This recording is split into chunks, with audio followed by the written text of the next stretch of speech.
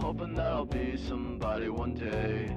Not just a lost cause halfway house. I want a big green lawn that goes on, and a family that loves me, yeah, that would be so sweet. Lemonade in the shade, and cold brew iced tea, yeah, I can picture it now. I'm gonna make it somehow, I'm gonna make it somehow.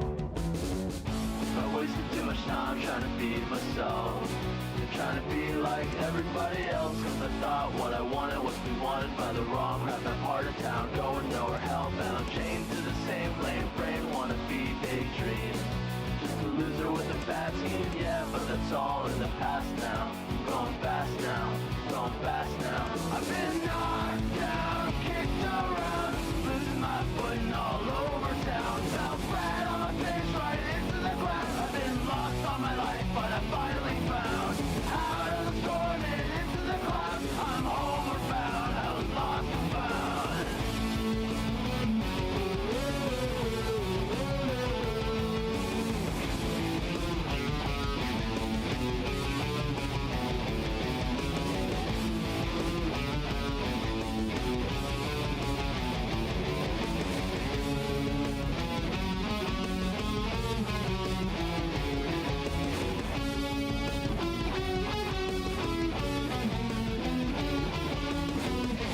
Hoping that I'll be somebody one day.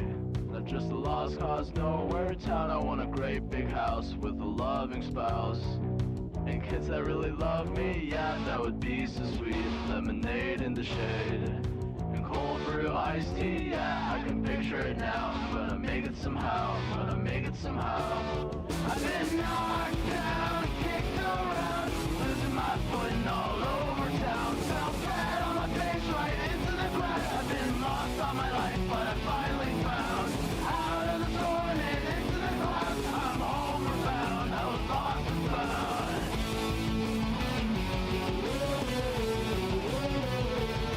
I've been knocked down, kicked around, losing my footing all over town. Fell flat on my face right into the ground. I've been lost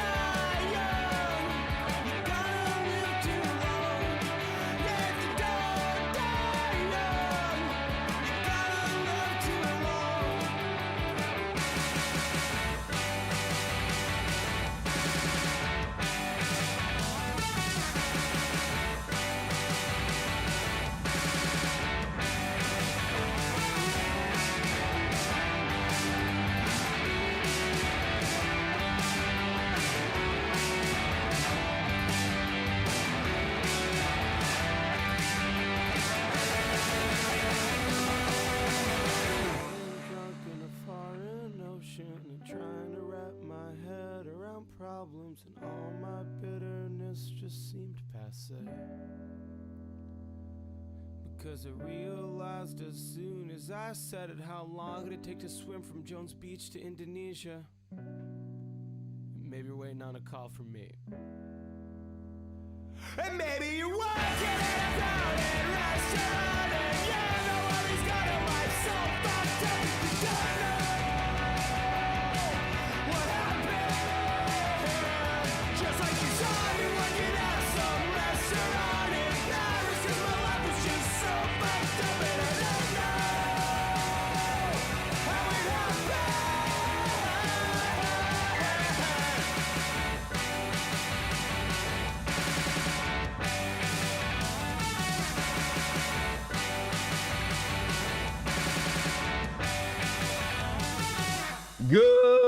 Good evening, good evening, good evening, good evening, good evening, good evening. How is everybody doing tonight? We good? We good? We ready?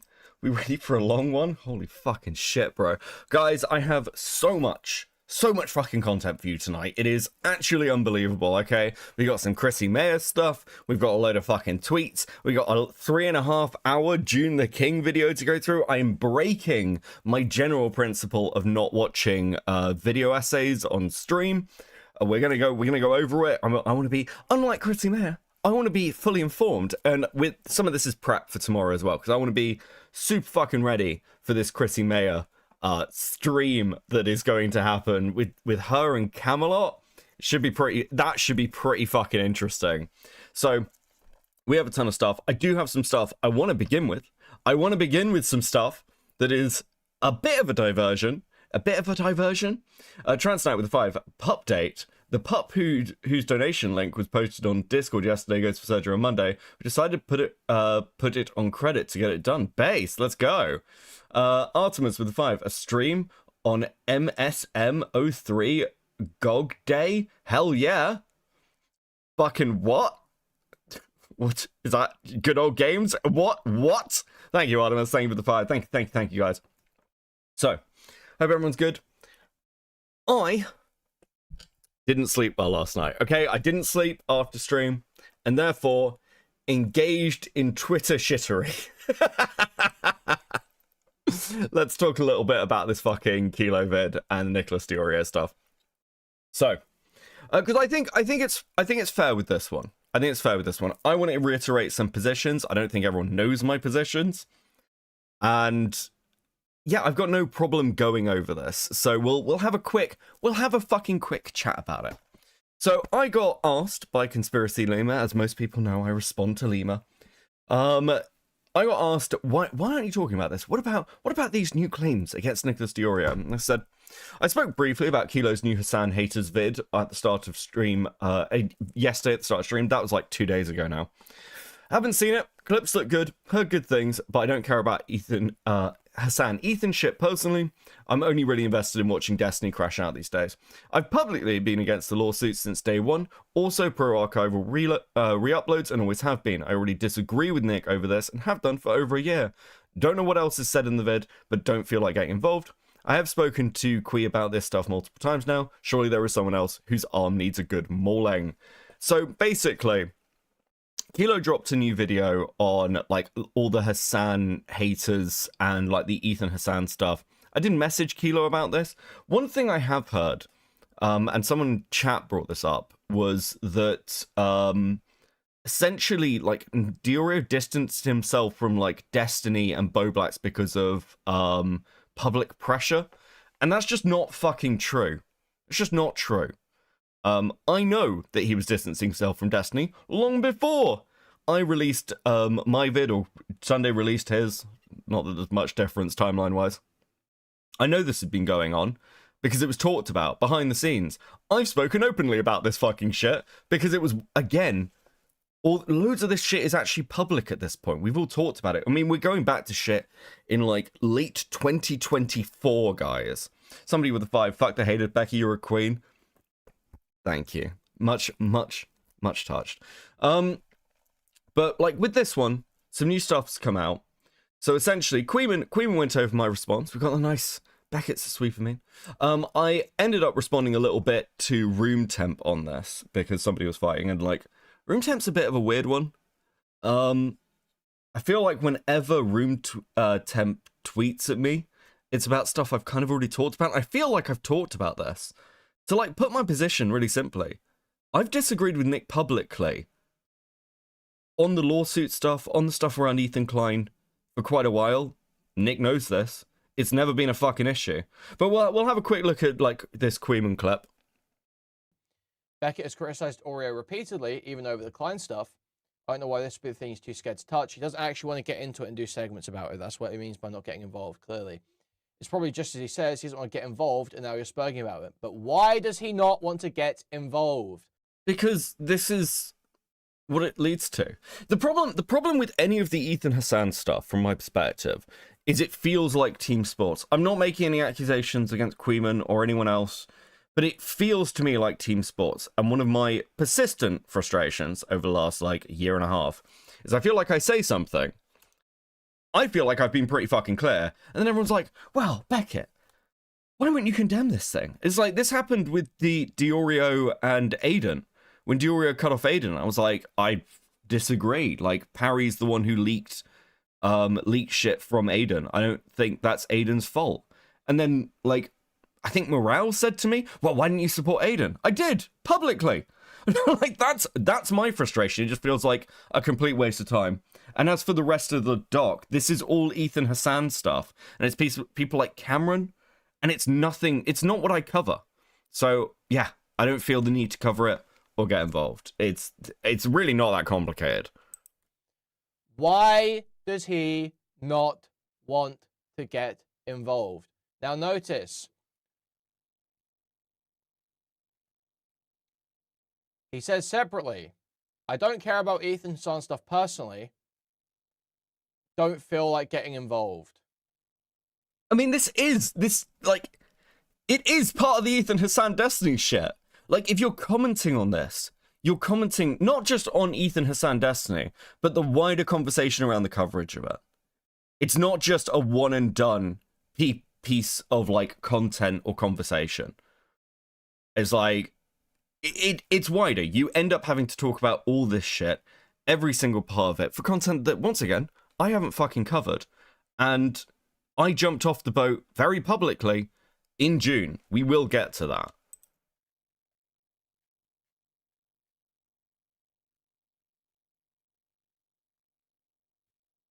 I'm critical of Nick's position on stuff and have been since June. Nick knows this. It's no big deal.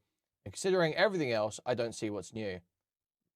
What do you mean? You're retarded. You're retarded. So Beckett, you're saying you knew that Nick lied to try and cover up Paige Christie's, the information brought to him by Paige Christie. That Nick, even after knowing the truth of the matter, being presented the information, the evidence to him straight, directly, acknowledging that it's been presented to him, Nick feigns ignorance. He gives conditionals about the DMCAs, which is a lie.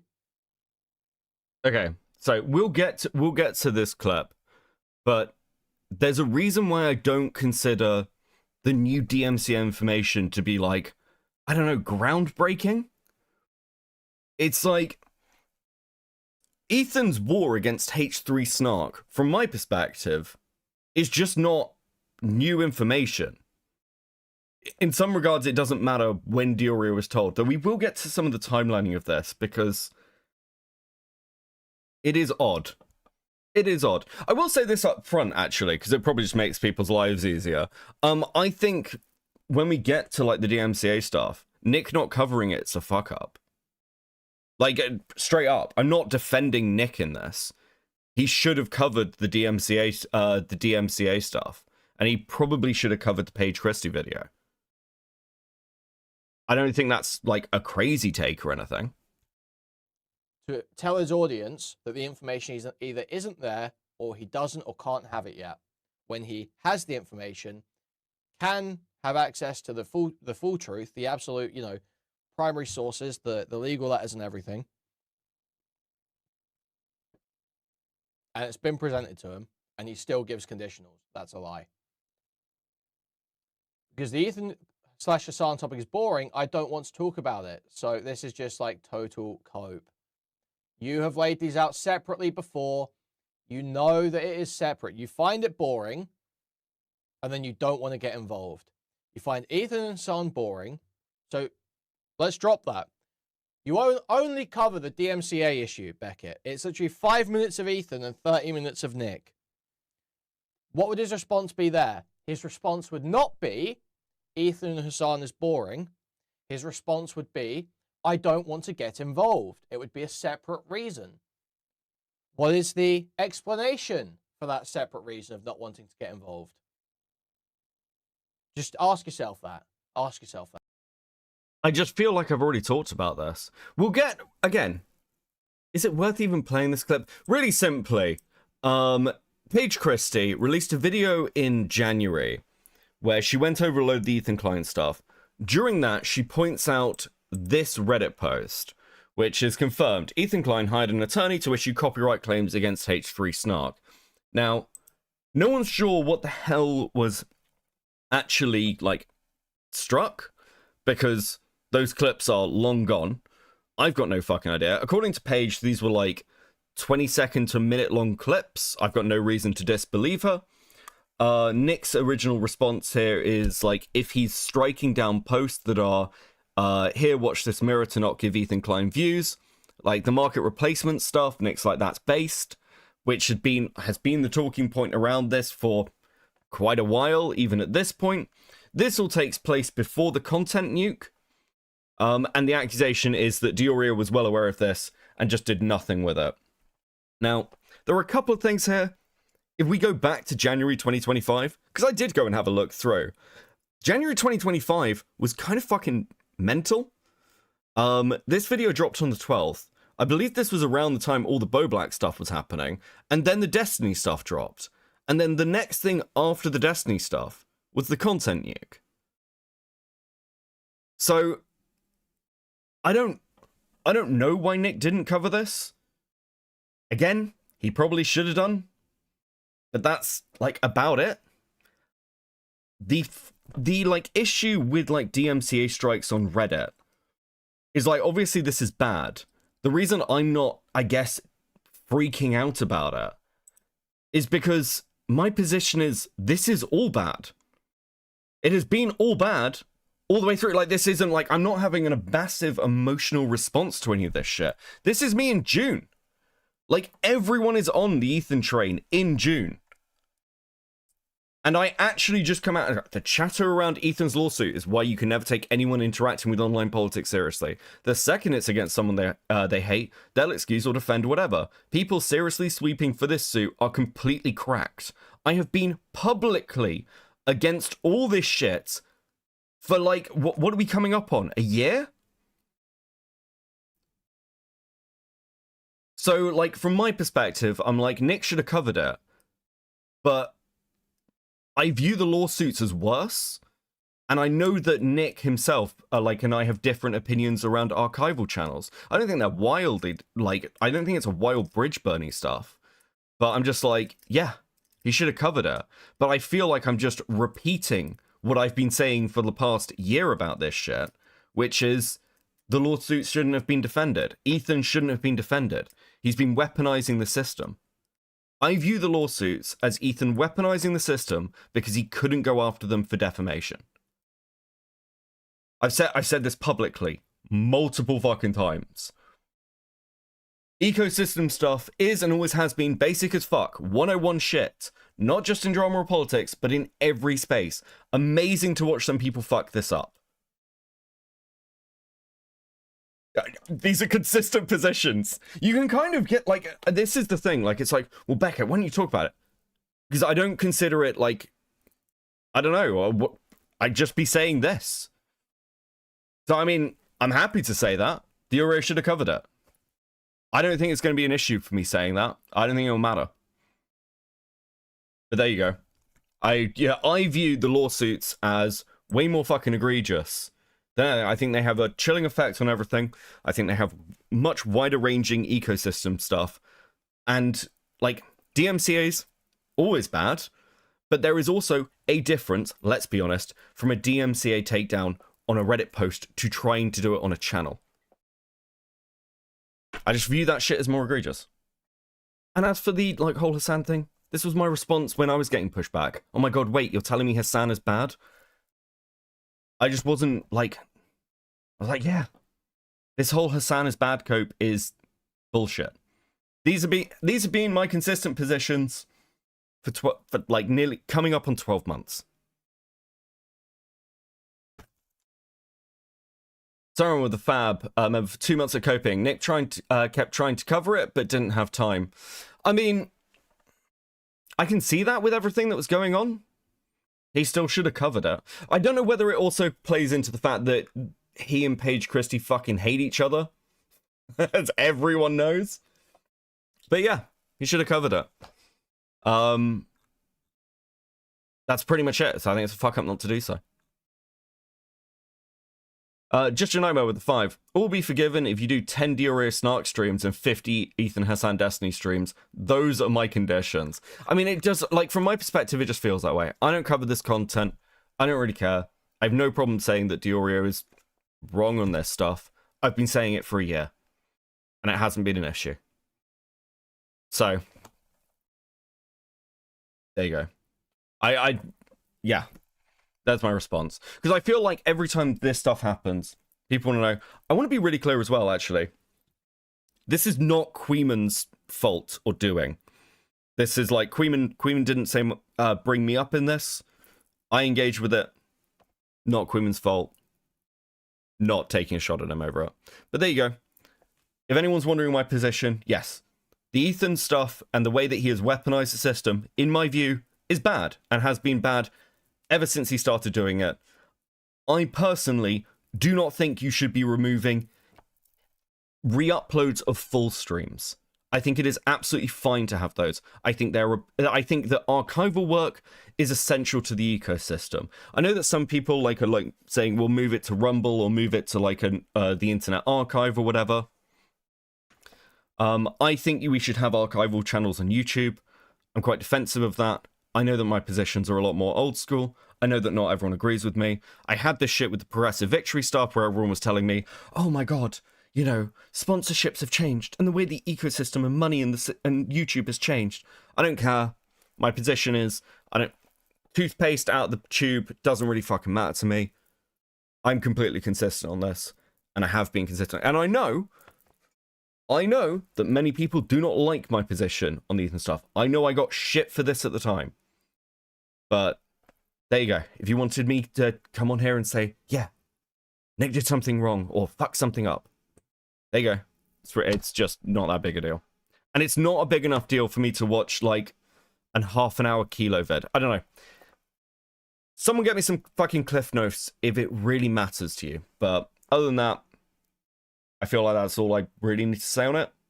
And people can go and ask Dickers or something. We'll treat Dickers as my market replacement.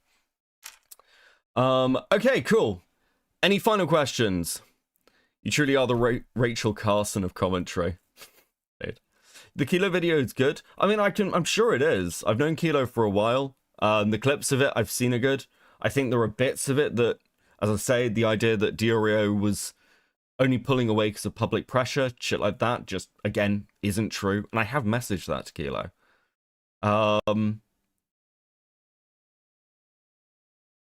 But, yeah, that's pretty much it. Hold on, let me have a scroll through chat. Yeah, I just really hate this, like, I don't know, Twitch poll carry on shit.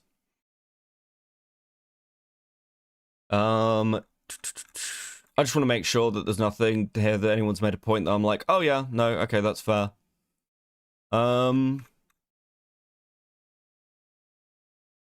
Yeah. I mean, the thing that comes up with archival stuff as well is I remember the Flamenco shit. Flamenco took down like a full archive of one of his streams and got fucking shat on for it. This was 2024. And he should have done. Like leave that shit up. I had to step in with my mods because they were going after somebody, not going after, that's the wrong way to put it. I'm sorry, guys. They criticized or were worried about somebody who was like, who re-uploaded one of my membership streams. And I was like, no, that's absolutely fine. Absolutely fine. I don't care. And even with the Clips channel, even with the clips channel, you can still re-upload my content if you want to. It's absolutely fine. I won't do anything about it. That's why I didn't, like, KP uploaded a load of my streams and videos to her little fucking archive channel. I didn't do shit about it. It's fair game in my opinion. I go to Diorio for Ethan Hassan Destiny. I go to you for Stupid Drama. Yeah, look, I've made a very conscious choice to, broadly speaking, move away from mainstream stuff. And I cover ACC and weird fucking community dramas. That's my content. It's not this high-minded stuff. The closest I really get to this shit is shitting on Destiny. And even then, I'm doing it through fucking food shops. You know? But yeah, I mean, yeah, there you go. If you wanted my response, if it really mattered to you, have at it. You're welcome. You're welcome. Okay. Anything else? I make no constructive chats ever. Yes, you do, MLS. That's a lie. I know Nick has covered 2 videos of Pages and that he did skip around on some of it. I'm not sure exactly what Nick didn't cover. I mean, the problem is that this is all back in fucking January, and it is before the drama massively kicks off. And it was like a month of Destiny. And I know that Nick's position is like on the Noah Sampson stuff is like he's not convinced on that lawsuit. I've seen the other thing is like at the height of this. Do you guys remember the Dan Saltman shit? Like Dan started to come out with all the crazy stuff and had a fight with Nick on Twitter. And like that nearly bled over into stream because like he wanted Nick and Willie to come and do a fucking podcast with him or some shit. And they were like, nah man, you're fucking crazy. Like, I feel like I've watched Nick push back on these things and take criticism. I know again that Queen's not going to view it that way, and that's absolutely fine.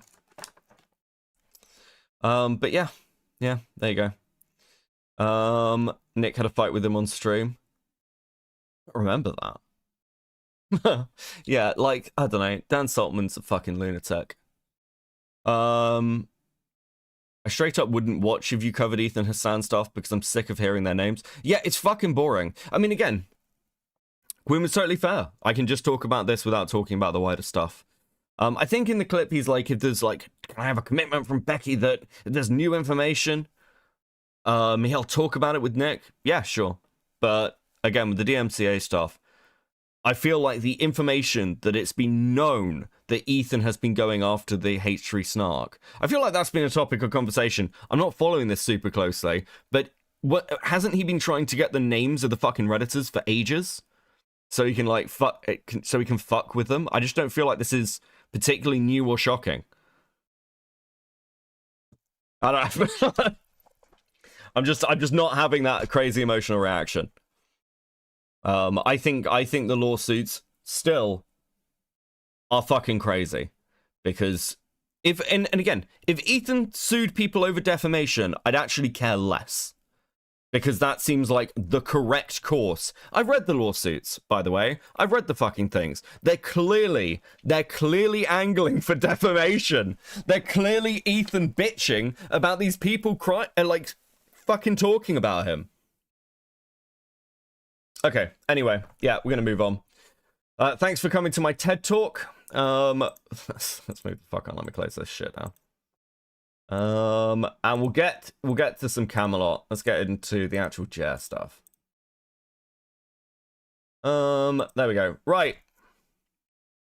So, Camelot put out a comment. Now, we're gonna talk a little bit about Christy Mayers first. Because Christy Mayers, dude. Chrissy Mayer is fucking weird. Bear with me, because I know that she's like sort of been injected into this fucking drama, but like, this woman is fucking bizarre, as far as I can see it. I don't know why. I've apparently there's a theory that she was trying to do to Melanie Mack what she did to Ethan Ralph, where she's like trying to farm the super chats off her. I need to watch both streams back to back, really, and I haven't had time to do that. Maybe I will before tomorrow. but she has royally fucked this up. It is bizarre that she is waiting till Sunday. I literally do not understand why. And Camelot, like, this is just a clip of Camelot talking about this shit.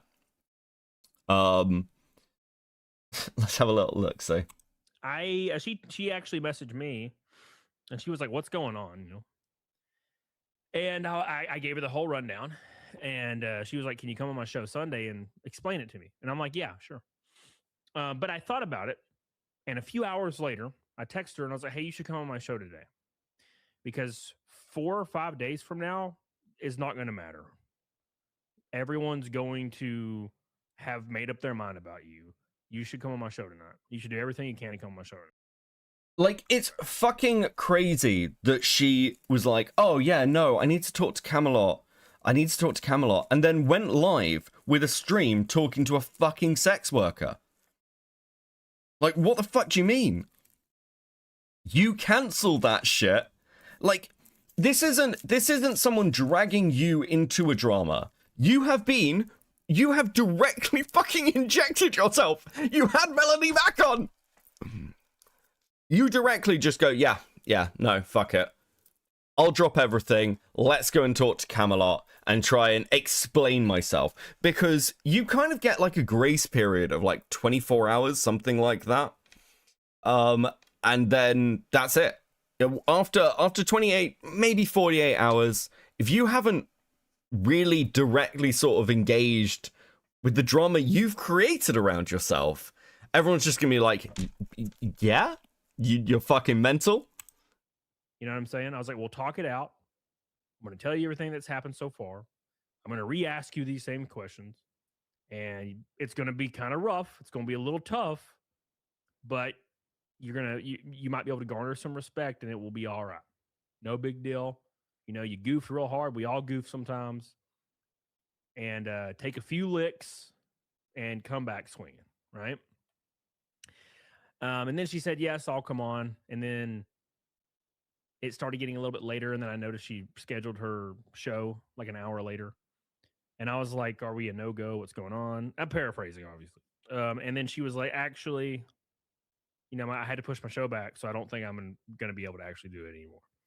And I was It's like, bro, what the fuck are you doing? Actually, what the fuck are you doing? Yeah, no, I need to push my show back. It's much more important to talk about the sex worker than, you know, the fact that I had Melanie Mack on and basically defended her for like an hour. 2 hours. That's like a nothing. Okay, it's taken me ages to work out this interview. Tell the person, like, listen, say to the person, "Hey, I need to deal with this tonight. I'll pay for a hotel or something with all the fucking super chat money I got from fucking farming Melanie Mack, and we can do it. We can do it Friday." like, "Okay, cool. I just want to make sure before I announce it." And then I tweeted out that, "Hey, Chrissy said she could come on, but then she said she couldn't come on. And I waited a little too late, so I'm gonna cancel my show." And it went crazy, and that's when Chrissy messaged me. She wasn't happy with me, and I'm sure that makes sense, right? So, at any rate, Sunday is just too far away. You know, this isn't like a silly, like, let's schedule a show and talk about a thing and get super chats and have it's way past that, right? And if you're a creator, you guys know where so basically that's where we're at. FNT made a statement today. If you don't know, Chrissy Mayer is one of the core members of the FNT crew, Friday Night Tights, which is one of the largest panel shows on YouTube, if not the largest, right? She was not on the show today, probably for a reason, and they talked about it. So I'm going to play it for you guys. There's a lot. Yeah, I mean, what did she think was going to happen? She was just going to wander onto like FNT and be like, "Hi guys, hi." Ignore the like huge fucking shit show that's happening around me. And this is one of the reasons why you don't wait, by the way. This got dug up by Undead something. I've forgotten his name. I'm really sorry. Hold on. Give me a second. Because I feel bad not crediting. What was this? Who found it? It was like the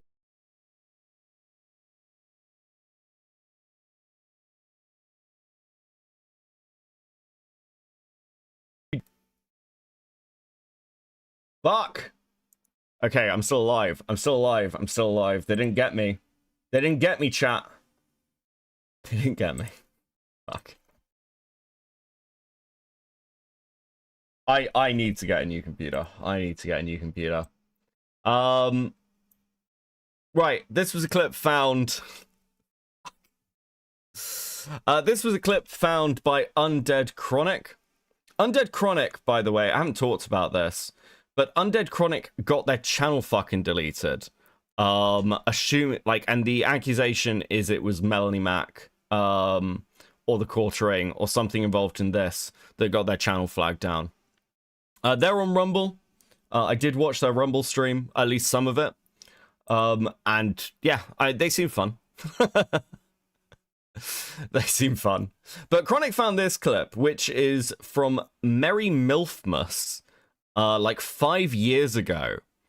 And it's interesting. This is Chrissy Mayer here. They're telling MILF stories, I think. And I'll be honest, Chrissy Mayer's MILF story is a little bit weird.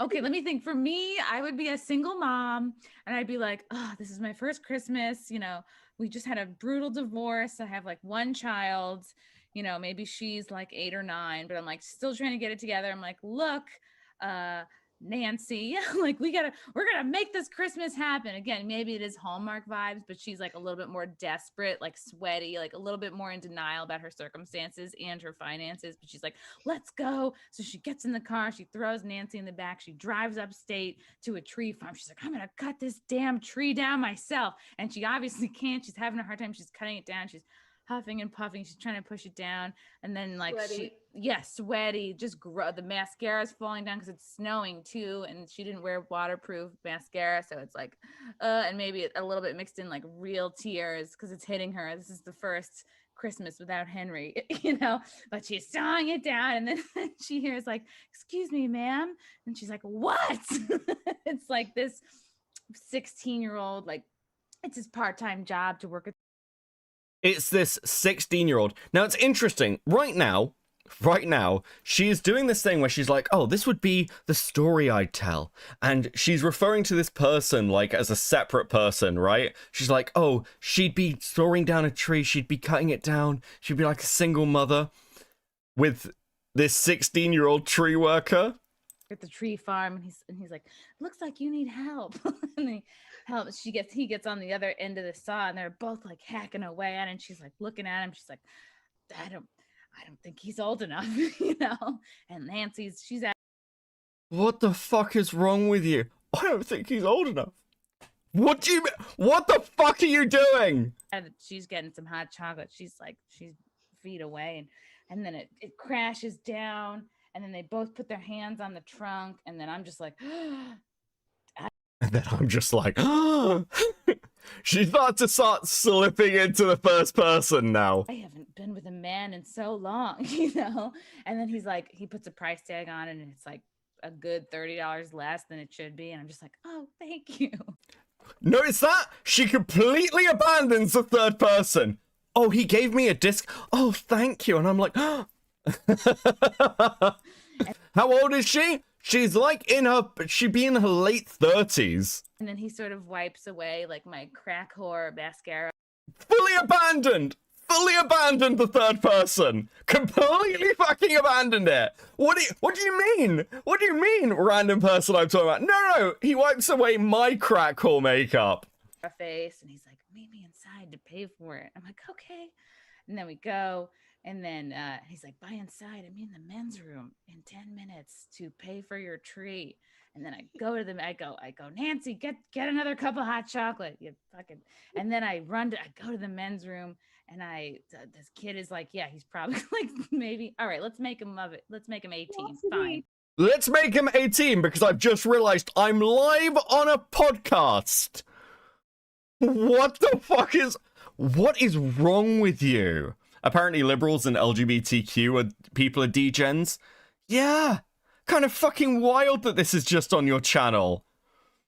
Kind of fucking insane, actually. He's 18.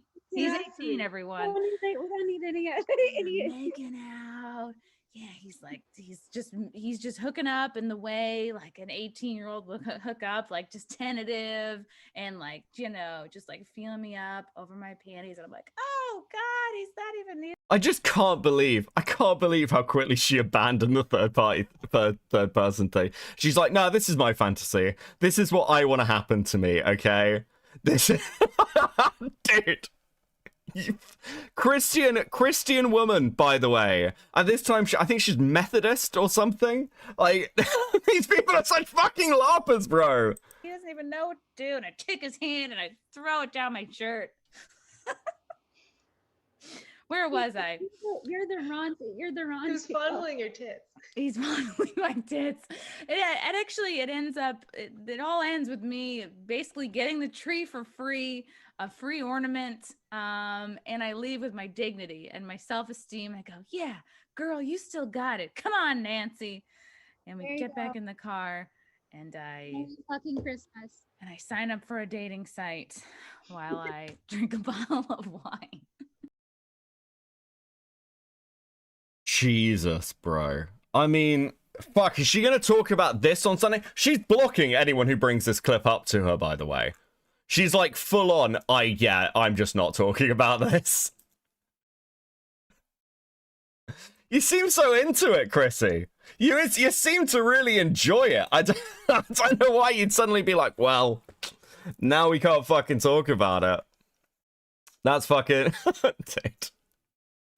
Interesting. Really looking forward to Sunday. Can't fucking wait to see how that goes. Now, I want to be clear. The only way I see this going well for Chrissy on Sunday is if she somehow manages to get Melanie Mack on to talk to Brittany Venti. Because she seemed really into it, and Mel seemed fine with it, right? Mel seemed more than happy to, like, get on a stream and, like, have Venti on.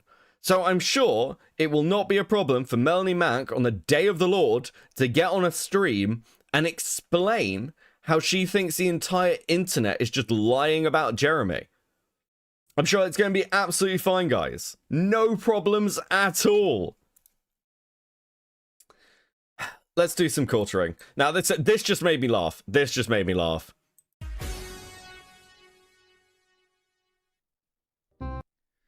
What is going on, everybody?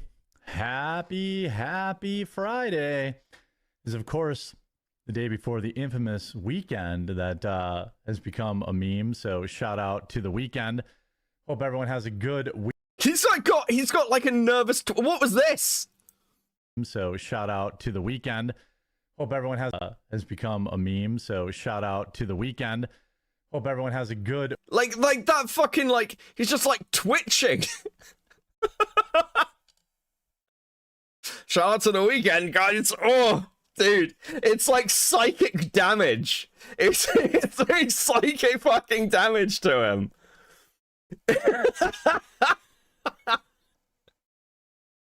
It's absolutely fucking devastating, this guy. Withdrawal? Probably. Twitch streamer, yeah. I mean, I love the cope of like, oh, the bag's under my eyes, guys. It's just because I'm wearing a cap inside. Bro, you look like you're fucking dying. Holy shit. Anyway, so, the Quartering has been tweeting. Wait until the Quartering finds out that he's banned from the Ren Fair. Oh yeah, he got banned from the Ren Fair. I couldn't find a tweet of this, but apparently the Ren Fair have banned Jeremy because he spends his time, like, I don't know, being incredibly fucking creepy. Once again, just a video that's apparently on his channel. Like, the fuck is wrong with you guys? What the fuck is wrong with you guys? So a show full of anti-woke culture warriors banned one of their co-hosts for daring to interview someone they didn't like. They literally used language like, she has to educate herself.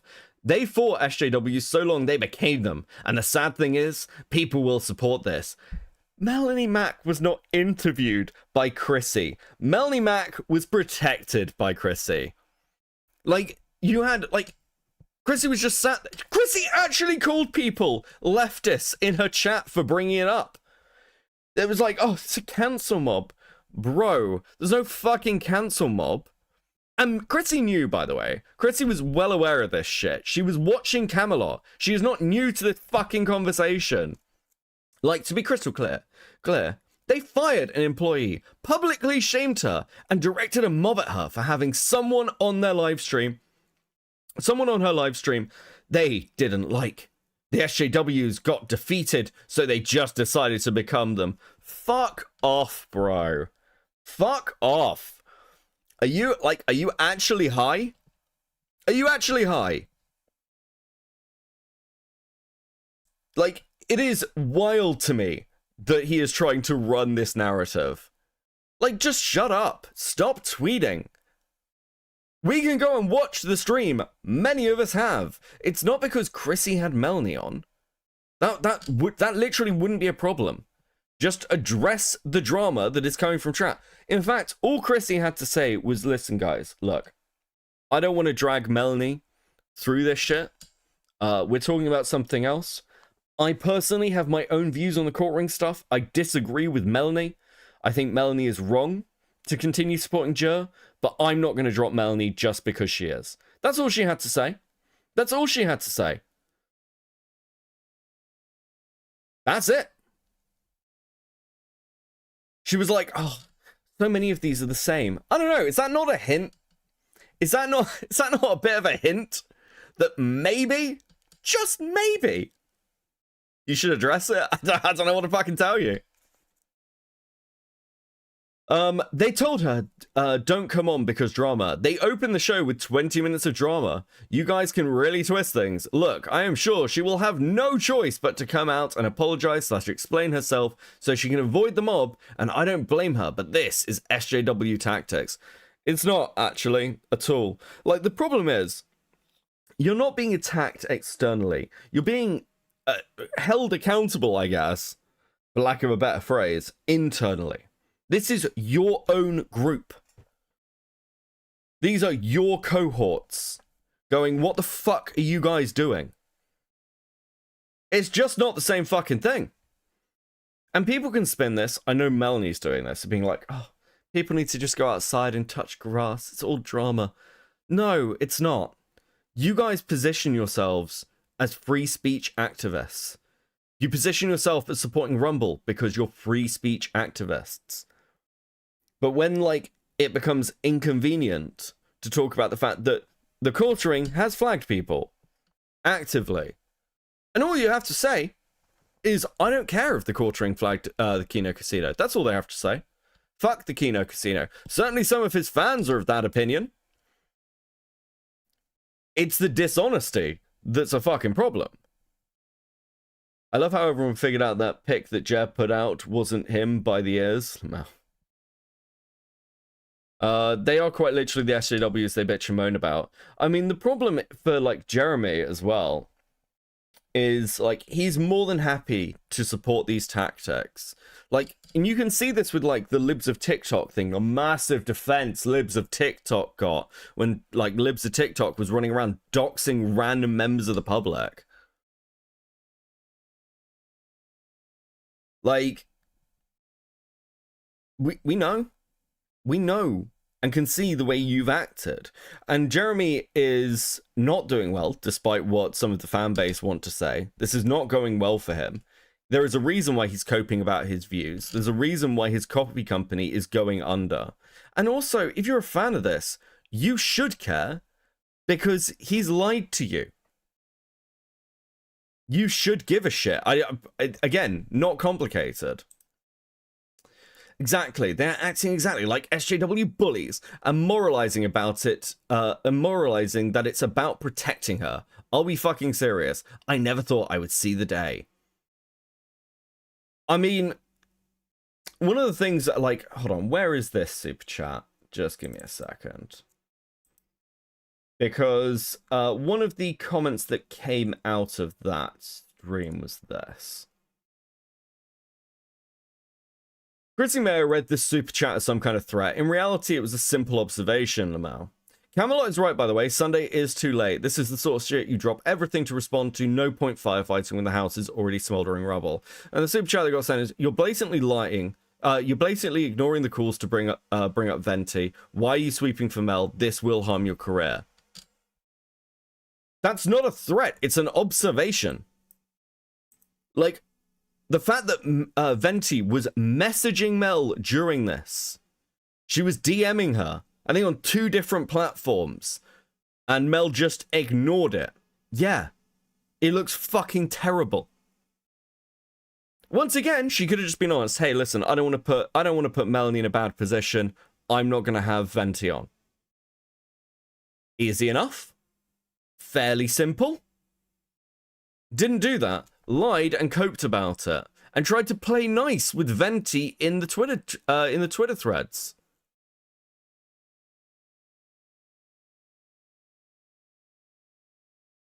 These grown men hanging on my every tweet, my every comment, my every video, in desperate hope to be outraged, are the fucking weirdest people on the planet. Most of these dudes are close to 40. Some of them have kids. Like, holy fuck, dudes, I own you. You get that, right?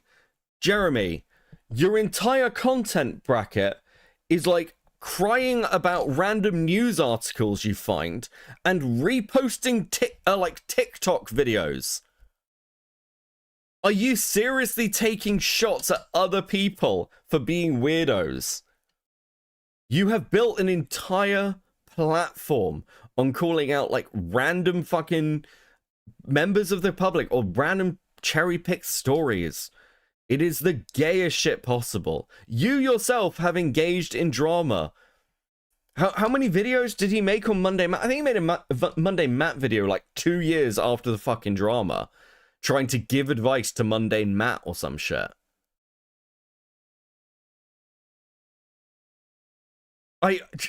Dude, you engaged in this stuff.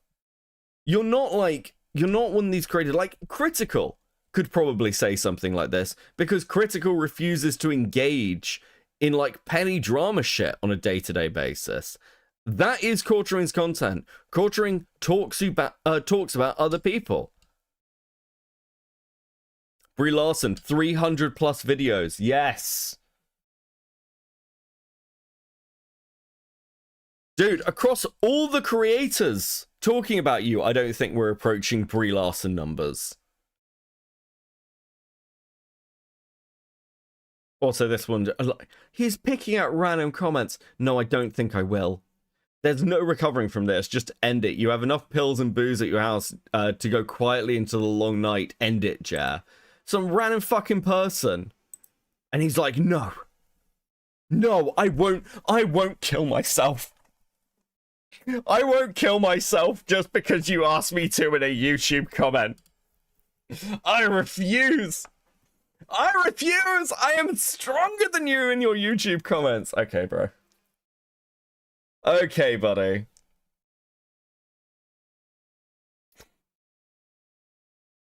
So, Kino Casino have finally had a bit of pickup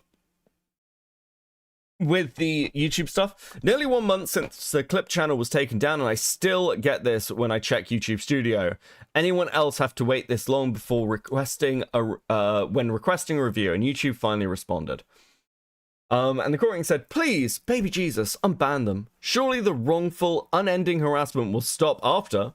They were not banned for harassment, it was ban evasion. So maybe YouTube was wrong. No, Joe, we are not ban evading. Courting decides to double down in threats. There is no ban evading involved at all. You got us taken down unjustly. He's such a fucking cry-bully. This is the sort of shit I'd expect to see out of Keffels. Chibi reviews. You're a grown man. Like, dude, if it's true, if you're like, oh, these guys are like in their 40s, why the fuck are you crying constantly about people being mean to you on the twatters? Why are you so sad, Jer? If it doesn't matter, if it's all internet drama and gossip, then get over it. Move on with your fucking life. But he can't. He can't. And why can't he, guys? Well, that's simple. Because there is a 3.5-hour Joon the King documentary on him. Holy fuck. I can't believe that we're about to do this. I literally can't believe it. Absolutely fucking unbelievable. Dude. So, guys and girls, I usually take a long time getting through things. I have no idea how long this is going to take, though I did just get an update from somebody about something. Hold on. We got a Hotep tweet to look at. Sorry, I just thought I'd check my Twitter notifications. Dude. Anything else here interesting? No. Okay. Brittany Venti gives an update on the Twitter DMs that she sent to Chrissy. Let's have a quick look. See. Like and subscribe. Fuck me. I sent this message to her showing the proof that I told Chrissy I want to go on, and I replied to Nina around 11:43 showing proof, right? And that's true. Now, the reason I cropped it was because I acknowledged to Nina that Chrissy saw the message. Now, as you guys know on Twitter. Oh shit. This is a feature. You have read messages. The check mark goes white when you see it. As you can see this follow-up message here, so this means at least by 11:50, Chrissy saw the message. I should not have to uphold this lie. I saw what happened with my own too far apart eyes, but I want to give the benefit of the doubt. I wanted to say, you know what? Maybe there might be an excuse for this. There might be an explanation. So I didn't tell Chrissy I knew that I saw that she read it, because she didn't realize that was a feature. So she saw it by 11:50 that I wanted to go on, or at least it showed the read receipt. And so Chrissy opens the fucking messages, actively like, dude, she read them. Because here's the thing with Twitter DMs, because I know some of you don't use Twitter. You should. Twitter's fucking great. Come follow me on Twitter, CopenSeethYT. Like, you can't just sort of glance at a Twitter message. You've got to go into your messages, open the message, and then it appears. It doesn't get marked as read otherwise. So Chrissy definitely fucking saw this during the stream. Also, it doesn't even matter what Venti wrote in it. Chrissy actively saw that Venti was DMing her during the stream. That is enough. Because what's she going to think? Oh, everyone's asking if I'll bring Venti on. And then she sees a DM from Venti, opens it. Doesn't even matter if she read it. She's seen the fucking message. What do you mean? She's seen it. She's seen it exists. Melanie Mack left around 12:20-ish. Somebody can go back and do the math. It was around the time PPP had tweeted that Chrissy lied. Now, during this as well, Nina's not the only witness. I was actively messaging Andy Worski, and this was on purpose to timestamp it in case this would come up later, to purposely timestamp showing, hey, this is the message I sent her at this time, and Melanie Mack is still on. Okay? With the white check mark seen. So Chrissy opened this message one way or another, her or Frank opened this message, accidentally, whatever happened. The message was opened by 11:50. Melanie Mack left the stream around 12:20. You can argue if that was too last minute, whatever, but to say she didn't see it is an unfair statement. Dude, you are fucking cooked. You are actually fucking cooked. I sent this message to... Holy shit. Yeah, she's fucked. Rare Venti win. I mean, Venti's just been collecting them through this entire drama. Hey, Mally, by the way. Okay, look. Is that everything? Is that everything that was remotely interesting?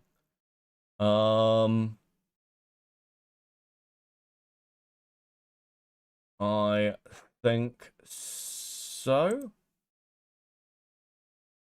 I think so. I think that's everything. Okay, let me roll a cigarette.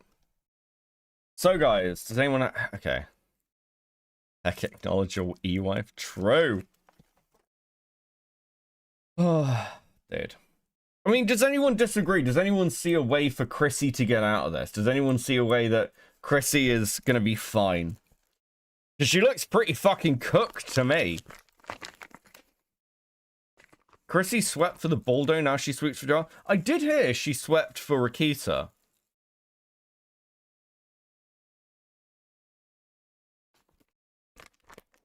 Hey, Jack, how you doing? I mean, dude. To be fair to Venti, it's not like a hard fight, is it? Hey, Venti, what side are you on the Jer stuff?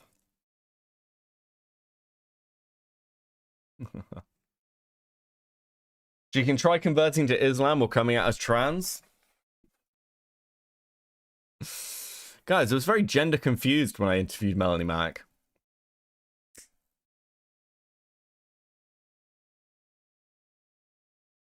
I really want to do a Rakita retrospective, actually. I only sweep for Rakita, MLS. I don't even think you sweep for Rakita, personally, mate. I think it's just like, you don't talk about Rakita's drama much. That said, you did the reason I know MLS is because MLS like live streamed Rakita's arraignment. So it's not like you won't cover shit. Can we please find someone to pluck Shapiro's eyebrows? I don't think it would help. I don't think that would help. Jer can't be trans, he's only a quarter past. I swear, listen, Jeremy's gay. Jeremy is gay. That's the truth. That's the reality, ladies and gentlemen. What did I get? Somebody fucking tweeted at me. And it annoyed me. So, hold on. What was it? Somebody tweeted at me, I know you want deep in your heart for this to be a huge issue, but the truth is that it only matters to your small group and Andy. Andy picked a fight. He lost in epic fashion, and now the council mob is going to cry. It's not a small group. It's like the whole fucking internet. I'm sorry. Like, at this point, it is way more fucking people than, like, Jeremy's audience. Like, this is, like, calling this a small group is absolutely fucking cracked. Honestly, deep down in my heart, I just want the quartering to admit that he got mad and started flagging people because Kino Casino showed a picture of his boyfriend of 10 years and that he's a flaming homo. This is a safe space, Jer. Just admit your feelings. I mean, yeah, it's it's really not very very complicated. Who the fuck is Andy? Andy Warski. Andy Warski. He's a cuckold that watches a guy plow his wife. I mean, you kind of got to be half attracted to men to be okay with that, so full-on gay into long shot. I mean, my belief is, and I will keep reiterating this, is that I don't think this guy is a bull. I don't think the Jewish bull is a bull. I don't, guys. Because the bull narrative has been around for ages, and Jeremy never did anything about it. He never freaked out. Jeremy only freaked out when Kino Casino showed a picture of him. That's what happened. Now, the question is, why would Jeremy freak out if they were just showing a picture of somebody everyone was calling a bull anyway? And they've done this with the Sky Bull. It's like been all this other stuff. This narrative of like people fuck Jeremy's wife for him has been around for years. I believe it is because that guy is not a cuck, like a bull for Jeremy's cucking fetish. I think Jeremy is a homosexual. He's known this guy for like 10 years. I think he's gay. I think he's fucking gay. I honestly do. He's talked on stream. He talked on stream. Kino showed the clips that he's like experimented with a guy before. I think Jeremy is fucking gay. That's it. That's it. That's the end of the mystery.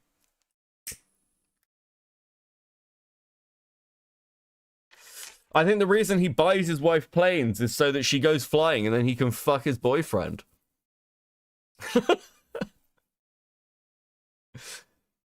Look at him. Look at the state of Jeremy. Do you not? Is this not like? Is it like the cum drinking video, like he did of like drinking Sargon's cum? He looks way too happy about that shit.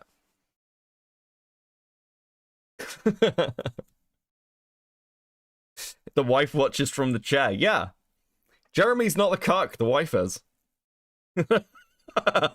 The origins were for his boyfriend. Yes, the origins were for his boyfriend. To keep that vitamin C up, to keep him healthy. Yes, that is my true belief, okay? I think this man is gay.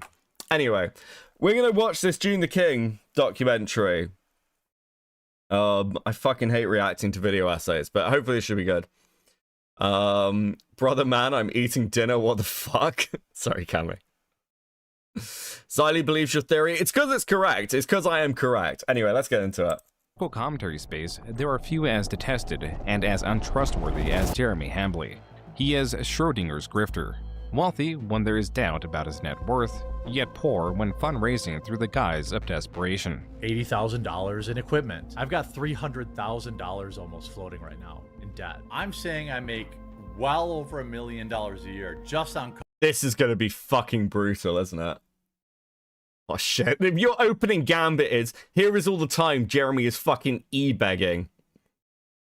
It's not gonna go well. Coffee. Jeremy has an extensive history of fundraising for every facet of his business, but also a history of videos displaying his over $10,000 RC track with custom baseball mixed dirt, his $10,000 in trading car packs, which he opens live, and his saltwater fish tank devoid of living fish, but not of aggressive monetization. Here is the fish funeral fund. Coverage of Jeremy's spending habits is often coupled with stories of his struggles with irritable bowel syndrome and his penchant for urinating around his home. When you have no mortgage on your beautiful home, you can pee in it wherever you want. And the fact that they think this is some kind of own is weird. It's never something I denied. The combined decline of viewership. How can you fucking deny it? You pissed in your basement live on stream. What do you mean? How would you deny that? Dude, I think this is one of the best things about Jeremy, honestly. He'll say the most embarrassing, painful shit about himself and then be like, huh, yeah, because I'm winning. It's like, okay, buddy. Sure, whatever works, bro. Viewership, revenue, and respect for him have induced more outbursts, furthering his decline, and increased interest in his history, which he desires to conceal. So who is Jeremy Hambly? What truly motivates him? And why does he have over 10 channels spread across his nearly 2 decades on YouTube?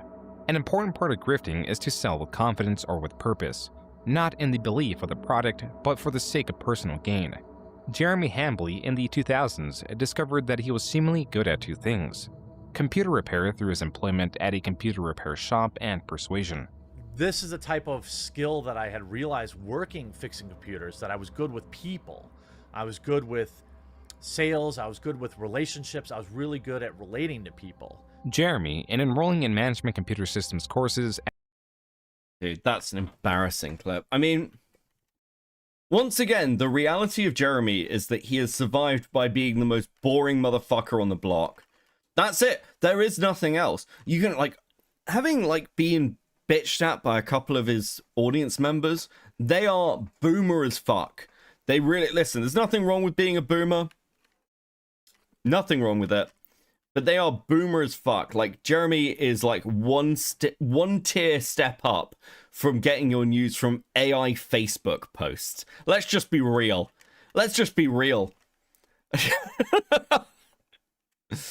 He's like, the reason he's got an audience full of fucking boomers is they relate to him. They're like, wow, this is a guy on the same mental level as me.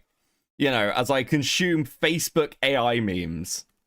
At the University of Wisconsin-Whitewater, discovered he was not good at 2 things. Oh my god, the university stuff is hilarious. He goes to basically a satellite school community college and literally still failed. Fucking hell. Just 1. It was really just hardcore coding, which I'm awful at. Jeremy struggled with his programming classes, often skipping classes to instead stay home and drink. In a single semester, he was placed under scholastic probation as his grade point average dipped below what the University of Wisconsin-Whitewater was willing to accept. Jeremy, through a tribunal, was given a chance to explain why he should be allowed to return to the college. I decided to go into my tribunal and say, like, look, I'm changing my major. I think I'd be really good in marketing, and here are the many reasons why. I also said, I'm having problems with my girlfriend and being away from home because I knew how to play on people's heartstrings, you know? Jeremy. What the things around that. Yeah, so I was failing at university, so I basically tried to manipulate the dean with a sob story, okay? I was very depressed. Isn't this what Monday Matt did? Isn't this why everyone, like, I was in a really bad headspace, guys? Jeremy's emotional plea worked. He returned to the school to study marketing. Jeremy was refining his craft, claiming that he excelled in his marketing courses, eventually graduating with a Bachelor in Arts in Marketing in 2005 and a Master's of Business Administration in Marketing in 2007. It was this same year that Jeremy created his first YouTube channel, combining his college degrees and his experience with computers. The first video in our series, From the Eyes of a Computer Tech. Be Your Own IT was a channel primarily made to convince viewers to visit Jeremy's website, beyourownit.com.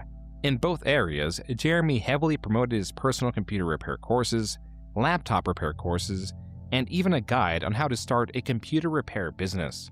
Eventually, he would sell the physical tools needed for computer repair. Among the hundreds of videos encompassing guides, general information on computer components, and advice, few would be archived. The videos that were would haunt Jeremy for decades. At the office this week, we had a situation where one of the techs came across some pictures on a customer's computer that were of the child pornography variety. I don't really know if there's any. I've never seen this fucking clip before. What? I've actually never seen this full clip. I didn't realize this clip even fucking actually still existed. I've heard about it. Why the fuck would you get on stream? Why would you get on a video and say this? Any tack way to put that. The point of this video is just to remind people that, you know, as techs, we read your emails, so to speak. I'm not saying it's right. I'm just saying it happens. So if you have things that you don't want computer techs to see, you know, hide your child porn before sending it in for a tech repair. Oh, what a fucking take. Maybe change the folder name when you take it in if you can. While some would see this video as informative in how computer techs have access to users' personal information, others would, eventually, view this as Jeremy, per his specific example, advising predators on how not to get caught. For the time being, wouldn't you just tell a better story? You'd be like, hey, so someone came in and they had some illicit pictures of their partner, for example. Wouldn't you phrase that in a better way and be like, hey, it occurred to me, you should probably hide your homemade porn. Would be a bet, like, why wouldn't you? Why? Corvus with the 5. Remember to clear your hard drives before you drop it off at the IT place, guys. I don't... Sorry. Fuck. I don't think that's the advice you should be giving, Jeremy. Yeah, like, it's like... If anything, you'd give the opposite advice. Wouldn't you be like, well, listen, I can understand the risk here, but also, we just caught a fucking child predator. Wouldn't that be like... Wouldn't that be a story you tell later on in your career where you're like, you know, guys, I've actually been in positions where somebody came in with child porn or whatever, and we had to go to the police and we got that person arrested because, like, that's the right and moral thing to do. 8th time I've seen this clip. Never gets better, only worse. True, Christopher. Thank you for the 5. Yeah, I didn't... Because I went and dug up his e-begging clip and threw it on Twitter. I managed to find that. But, yeah, no, that's fucking brutal. This video was buried under popular tutorial videos of questionable quality. Hide your furry YIF material would still be weird, but less criminal, yes. Jeremy soon moved on from this channel, not from disinterest, but rather the interest of who Jeremy claims was a venture capitalist, or VC. Some VC guy bought that channel from me, and I think I got $160,000. So I got a big check. This was when I was 22 years old, 23 years old. Side note, it is impossible for Jeremy to sell that YouTube channel at the age of 22 or 23. With his year of birth being 1983, it would place the transaction in 2005 or 2006, a year or two before his channel was even created. Regardless, Jeremy's claim... Oh wow, Jeremy lied. I'm so shocked. It's like not even a surprise now. Like, this is the thing, like the 3 planes claim from Josh Moon, we looked into this. They do own a plane. They own 1 plane. This because all like plane records and things are all publicly available. You can literally go and see his wife's flight path. And there is only 1 plane in that state that is registered to a Hambly. So we know what plane they have. This, again, public information. Offered publicly. This is not a mystery. But it gets, like, played up to how well Jeremy's doing. Now, has Jeremy made a lot of money doing random shit on the internet? Yeah, he has. I think his Rumble channels made, like, nearly 2 million or something. But he pisses money away. He really does. Like, you only have to look at the Sydney Watson stuff to see how much money he just gives to me. I think Rags came on and he was like, Rags did a couple of articles for that, like, gaming site and was paid quite well for it. Now, Rags, I'm not going to disclose how much Rags was paid, but Rags was paid, I would argue, extremely fucking well, because I know how much it was. It's like crazy amounts of money. And Jeremy, to his credit, this is probably one of his one redeeming feature, is he does pay people who work with him. Though I would argue that the reason he does this is because the only way he thinks he can keep friends is to give them money. Pisses money away into the basement drain. True. Does seem to hold some merit. As early as 2011, there were different hosts on the Be Your Own IT channel. With this potential transaction, the possible selling of the Be Your Own IT channel, something changed with Jeremy's outlook on YouTube. Suddenly, channel growth could translate directly to revenue. The grift, as it were, was not entirely in the selling of products through his personal websites. It could now also be to sell a channel and the website coupled to it. This could explain RC Nightmare, a channel established August 27, 2010. As Be Your Own IT drew from Jeremy's experience with computers, RC Nightmare drew from Jeremy and his best friend Brandon's enthusiasm for RC cars, specifically higher-end, customizable remote control vehicles, some with the ability to surpass 100 miles per hour. Jeremy and Brandon began by uploading videos focusing on unboxing cars and tutorial videos on how to optimize or install components. Brandon was adept in the verbal and physical breakdown of the vehicles. From the aerodynamics to even the thermodynamics, Brandon speedily named off components and even their composition. Jeremy, however, often spoke of personal anecdotes and the superficial qualities of the vehicles, sometimes even struggling to remove the vehicle from its cardboard platform. This time I'm actually a little bit better prepared to get this thing out of here. So I won't do my fat guy struggles bit. Albeit, I know that's a crowd pleaser. Oh, maybe you will see it. Maybe you'll get a little taste here. What the fuck are you doing? Brandon's videos of this sort, oh my fucking god, often outperformed Jeremy's.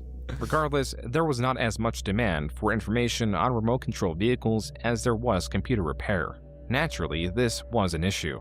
Without significant traffic, Jeremy could not grow his accompanying website rcnightmare.com, making it both difficult to sell and more difficult to bring advertisers on too. While Jeremy did utilize his tested strategy of nearly daily uploads, he also found a new way to boost both his channel's growth and his website's growth, even if it was artificial. Every 250 subscribers we get on YouTube, we're going to give away a truck, up to 10 trucks. If we get all the subscribers in the next week, we'll give them all away this week.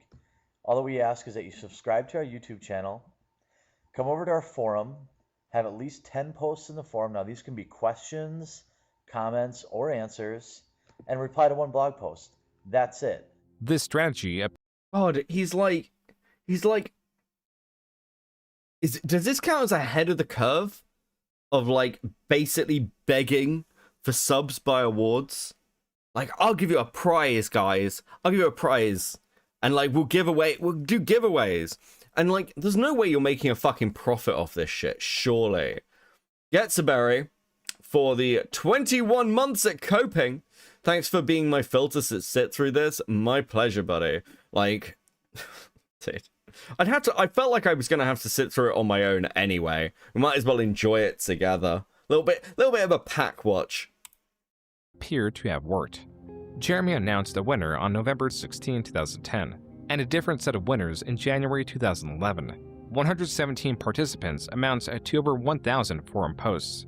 Just 1 month later, Jeremy made another RC-related channel, focusing on RC discussion with both Brandon and Jeremy present. And in June, Jeremy promised free t-shirts to any user that reaches 100 posts on the RC Nightmare forum. These are likely the same t-shirts that could be purchased on the website. Separately, and still in June, Jeremy was running yet another giveaway. Rather than focusing on forum posts, the condition to win was based on referrals, either to RC Nightmare or Friend of RC. Not included was the third channel in the expanding network, under RC Flight School, covering remote control planes. Following this pattern, the RC Skipper channel was created on July 1st, covering remote control boats.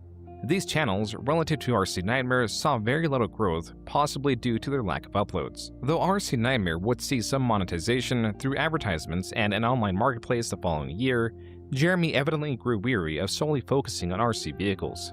This explains the existence of Score10bucks.com, a website run by Jeremy. It is also tied to this Twitter account under his name, Jeremy Hambley. As for the website, Jeremy appears to have been drop shipping select DVDs. Quote, "Here's what we're doing with our advertising budget.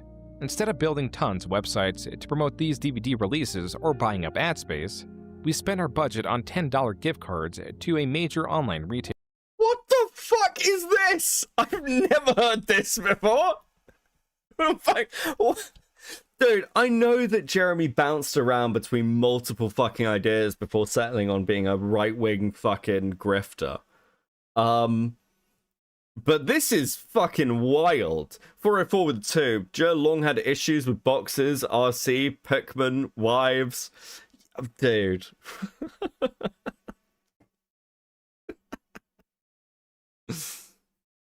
I'm surprised he hasn't do not redeem. Ironically, you say that, and I was just thinking, I'm surprised that he hasn't like tried to outsource all this shit to an Indian call center of some kind. Like, surely that would be cheaper, Jeremy. Like, get with the fucking times. Taylor, everyone likes free money, and getting $10 for buying a DVD is essentially getting a DVD for free. Unquote. This website, apparent from the lack of updates, was abandoned the same month it was erected. Jeremy, unrelenting, created yet another website known as Marketing Sheriff. As with Be Your Own AT and RC Nightmare, this website had a forum, accompanying tutorials through the Marketing Sheriff YouTube channel, and offered one-on-one consulting. Quote, Marketing Sheriff also hosts high-level online marketing video lessons, elite contract negotiations, and members-only forums of experts to get your questions answered right away. The Deputy Program is a group of the world's top-performing online marketing, design, contract negotiation, and all things business-oriented. Unquote. According to Jeremy, Marketing Sheriff, in focusing on servicing higher-end clients, would be his main revenue stream. Similarly successful was MTG Headquarters, a channel based on the popular trading card game Magic the Gathering. What's up, guys? Jeremy and Brandon here from MTG Headquarters. That's short for Magic the Gathering. How's it going? While Brandon would make appearances on MTG Headquarters, this channel was largely run by Jeremy. Rather than focusing on the strategic elements of the game, Jeremy centered his content on unboxing cards. No fucking... Hold on. No fucking shot. Where is this? The... Altering... Pokemon... Where is this? Cause he started a new unboxing thing, right? Like this was his thing. He started a new unboxing thing. So is he just... Bro, this guy never grew up. This guy actually never grew up. What's the name of the fucking channel? Just keep watching. There were still more channels to be made, such as Team RCN and RCS Spotlight. Both of these channels were soon abandoned, as was the fate for all of Jeremy's RC-related channels. As in early 2013, Brandon had moved, making frequent uploads unfeasible and decreasing Jeremy's passion. Okay. Yeah, I'm just like... Jeremy is somebody who's always seemed to me to have wanted to be in with nerd culture or in with alternate culture. He's just, unfortunately, an uninteresting fucking retard. Like, he's, my God, he's like the living embodiment of try and try again until something fucking works, until anything fucking works. Unsleeved Media, is that it? I'm actually curious for another reason. Is he still doing uploads? Oh, is he abandoned that? Is he abandoned that as well? Because didn't he have like a fucking ton of this shit? When was the last upload? So 2 weeks ago for that. When was this? Wait, no fucking... Dude, he just records them in bulk. It's like his main channel. We know magic cards can be worth thousands of dollars, and we know that mythic rarity is one of the most rare you can get. But these are the top 5 most expensive mythic cards that are not foil. Let's start some quick notes. Some rare cards in Magic the Gathering are worth as much as $2,000. There are a lot of cards that are secretly worth a ton of money, and these are the top 5 most expensive foil. There are lots of banned cards in Magic the Gathering. Some of them are worth a fortune. These are the top 5 banned. You might have thousands of dollars laying around in your Magic the Gathering bulk. These are... Hold on just a second. Inside of all of your bulk, you may have a literal gold mine waiting. I've been playing Magic since 1993, and I've explained the game to a lot of people, and this guy absolutely nails the... How many of these were like, you could have a gold mine? Look for these cards. Here are these rare cards. You know you have lots of Magic cards laying around. These are the top 5 most expensive... Oh my God! Didn't we do this already? The latest Magic the Gathering set is out, and it's Secrets of Strict... Here we go with a crazy Double Masters 2022 pack. The cost of this pack right now is $80. Here we go with a $50 pack of Mercadian Mass. What we're looking for is a... What? Okay. YouTube doesn't want to put... Okay. Open $700 in Magic cards. Oh my God. Back to back. Can you believe it? Wait, so he stopped opening cards now? Okay, fuck me. We'll go back. Metalman with the gifted 5 Copecast memberships. 07. Thank you very much. That is very much appreciated. As always, guys, any memberships, donos, super chats, any of that shit, like and subscribe, very much appreciated. Very, very, very helpful, especially because I desperately need to buy a new computer. Thank you very much for the channels. This will be the last time I explain it. Brandon didn't leave, he got a job, and his job took him to Kentucky, and I'm very happy for him. The RC videos soon paused across the board. Jeremy claims to have sold an RC channel, but is unspecific with which one. You know, and then I started a channel about RC cars, and I sold that. None of the aforementioned channels have seen any uploads outside of Brandon or Jeremy. Perhaps he means he sold a website. Only that too would be devoid of updates for years to come. Even the bottom of the website's homepage displays Brandon and Jeremy as the owners. Whatever the case... Sad his boyfriend got a job. True. Listen. All I want for Christmas in 6 months' time is Jeremy to divorce his wife and live as his true, authentic self as a man in love with a gay Jewish bull, okay? That's all I want. I don't ask for much. Case, the RC channels and website remain largely inactive. Jeremy's focus instead was placed on his Magic the Gathering channel and his vlog/self-improvement channel, Me vs. Me. The latter was established under 2 goals: to lose weight from a starting point of 346 pounds, and to drink less. Jeremy abandoned this channel and possibly his goals in just 3 months. It was here in 2013 with nearly... Wait, he was trying to drink less in 2013? Oh my fucking God, bro. All former projects abandoned, he finally found the success he desperately sought. In making videos opening booster packs to obtain high-value cards, by September 2013, MTG headquarters reached 25,000 subscribers, making it Jeremy's fastest-growing channel. Like his prior channels, he also created an accompanying website and focused on nearly daily uploads and giveaways. Gonna do a giveaway coming up. Stay tuned. So, I'm gonna do a little bit of giveaway. Let's get right to it. And that's why I'm doing a giveaway right now, too. In defense of Jeremy, wouldn't you drink? Like, just realistically speaking, if you were Jeremy, wouldn't you be like, alcohol is the solution?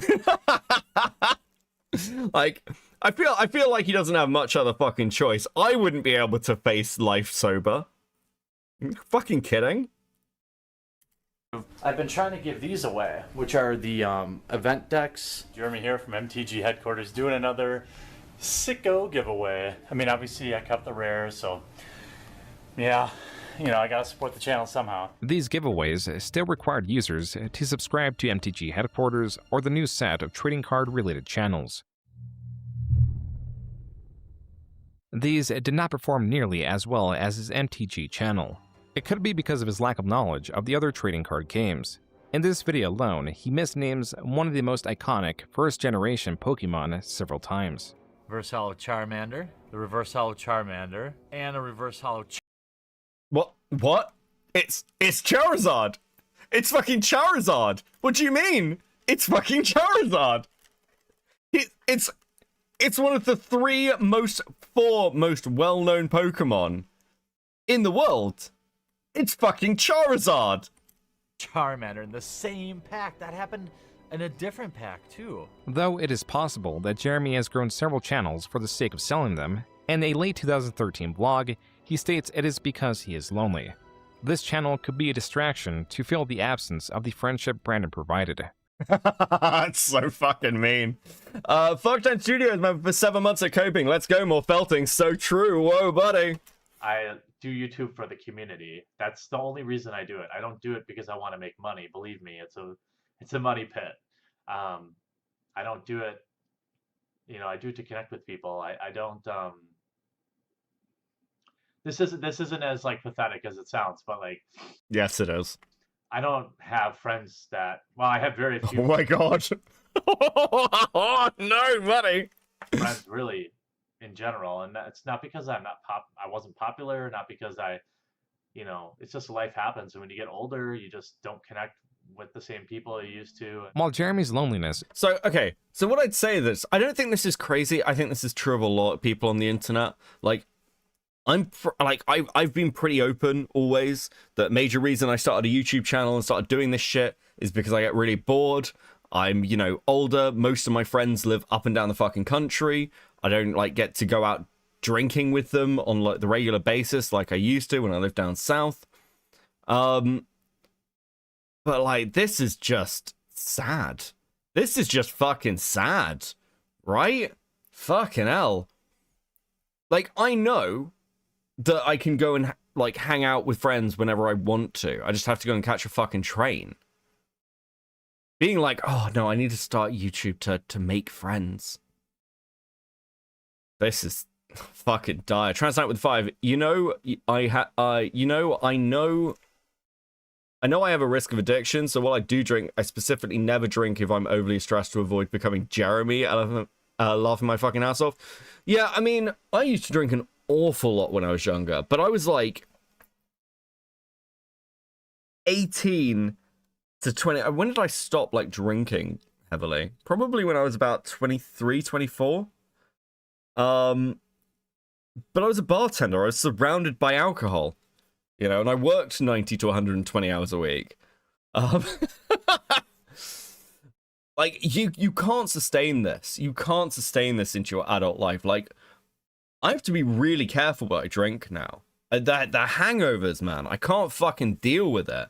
I have to go out, and, like, if I go out drinking, I have to pick a type of alcohol, and I have to stick to that alcohol. I'm like, okay, if I'm drinking beer, I'm drinking beer. If I'm drinking wine, I'm drinking wine. If I'm drinking spirits, I'm probably drinking Bloody Marys. And, like, that's like it. That's my life now. Because anything else, like mixing spirits, it'll knock me out for 2 fucking days. I don't know how you function as, like, an older person in your, like, after the age of 30 and you deal with the hangovers. I literally do not get how people do it. I physically cannot. You sure you're Irish? I can't really drink whiskey anymore. It's very sad. It's very sad. I don't know why. It doesn't agree with me. It makes me feel like utter shit, as much as I love it. It's not worth a hangover. As he will later describe it in detail, the motivation to grow his channel was also likely monetary. Whatever the case, no matter how large his channel would get, he would always desire more. Even with MTG headquarters at 54,000 subscribers, his largest channel ever, it was still not enough. How do we get to 100,000? How do we continue to fulfill the mission statement that is basically to grow the game and grow such an amazing community? And you guys have been truly awesome. So I've opened a store on the website, but what I've decided to do here is actually use a service that you've probably heard about called Patreon. I'm going to use it to do amazing things. I've got so many things planned for the website. I'm not going to keep any of it. 100% of it's going to go right back into the site. Jeremy claims he would use the Patreon money to incorporate applications into the MTG headquarters website, and to have 5 dedicated... How did he get that many subscribers? Okay, here's the truth about subscriber growth. It's actually not very difficult if you just like work out what the algo's pushing. And it's like little things. You know why YouTubers regularly say, hey, don't forget to like and subscribe? It's because it works. It also, like, if you're doing videos are easier to grow a subscriber base from than streaming is. Way fucking easier. So, like, this is why you judge streamers and video essayists off different metrics. Streamers, your metric is, like, your concurrence. Video essayists, your metric is going to be your subscriber count and views. But generally speaking, it's it's not just like how YouTubers look at it. That's how marketing people look at it as well, with sponsorships and things. How many people do you have in your chat regularly for prolonged periods of time, and therefore, like, how much do we reckon that's worth? So that's why it becomes a metric. Video essayists, very different metrics. And it also that also ties into like how attached your community is to you, right? So like a video essayist may have 300,000 subscribers, like Lewis McClung, but when it came to like drama and dealing with commentary and streamers who would talk, what we're talking, like 100 to maybe 1,000 subs, like concurrents, were able to absolutely fucking steamroll Lewis McClung. Because you've got like just a much more dedicated audience. But yeah, growth on YouTube is a game. You just need to know how to play it and be willing to play it. It's why you get drama slop channels. If you put out a lot of regular content on trending topics, you're going to build a subscriber base. And you can do that off like 15, 20-minute videos. That's how a lot of people grow their channels. Same is true in most metrics. If you're like, you just need to hit like what the audience demo for that is. If you want to grow a history channel, it is hour-long documentaries on a particular topic. You can see this very much in like, oh, we'll talk about this battle, or we'll talk about this ship sinking. It's all just understanding what your target audience is. It's not that hard. Transnight with a 5. To be fair, my favorite drink is just 3 different types of rum mixed together. I think if I drank regularly, I'd just nuke my liver in one night, probably. Yeah, I cannot do it at this age. Can't. Dedicated writers for it. I know, it's God, I hate e-begging. It's LOL. It's annoying, but I just think this is a great way for us to work together to just keep the MTG community getting better and better and better. Give me money so we can work together, guys. Come on. Fucking hell.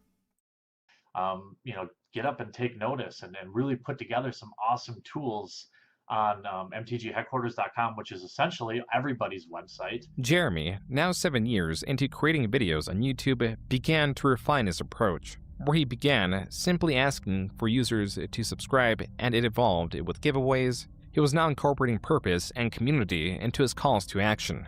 Yet there was still room for improvement. His Patreon, as per the Wayback Machine, would not even reach the 2nd milestone. And though Jeremy vowed to grow the MTG community, his efforts and finances were not entirely there. As in late 2014, he created another channel unrelated to Magic the Gathering, trading cards, remote control vehicles, or even tech support. Hey there, I'm Jeremy, and you've come to that part of YouTube where you might be wondering how the heck you got here. Together, with my beautiful wife and our best friend Brandon, we're about as obsessed with the arcade as anyone. Specifically...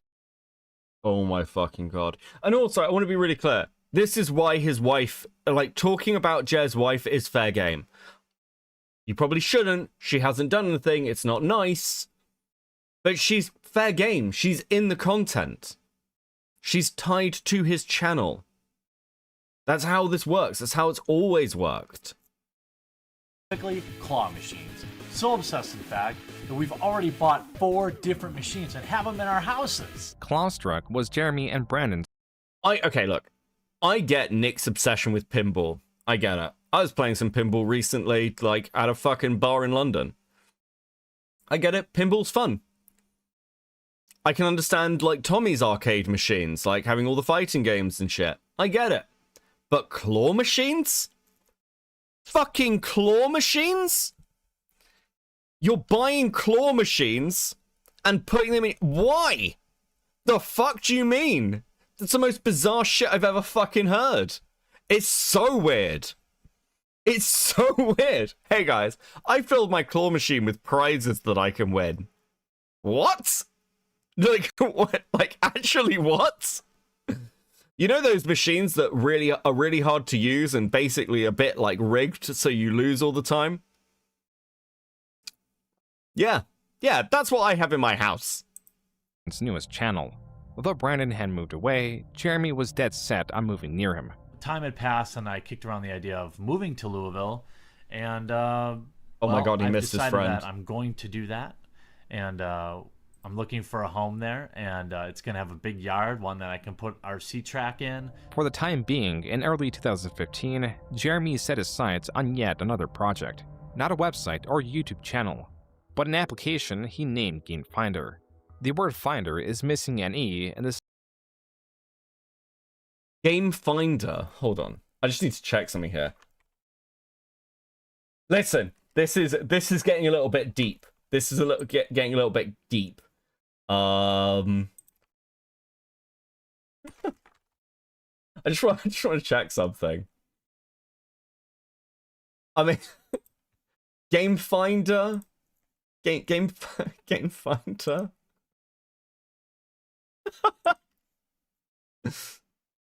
Game Finder, Grinder. I'm just. When was Grinder founded? Is that similar? They sound similar. I'm just. I've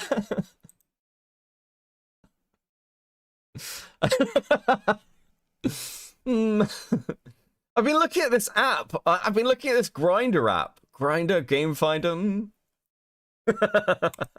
Same style of Grindr. The location-based LGBTQ. Are you fucking kidding me? Are you fucking kidding me? No fucking way. No fucking way. Bro, no way.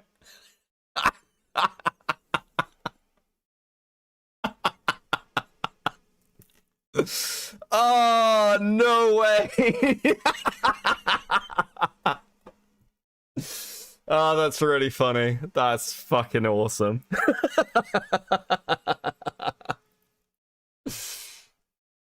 Anyway. I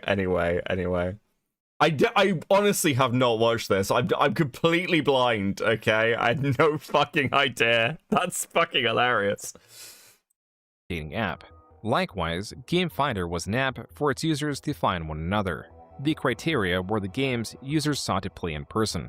Jeremy managed to raise $30,000 for the app's development on Kickstarter, and it released just 3 months later. This isn't a dead application whose owner is cashing in. In fact, the next pro is, in addition to being free, Game Finder currently is without any ads or even an upgrade cost. That was the professor from the channel Tolarian Community College.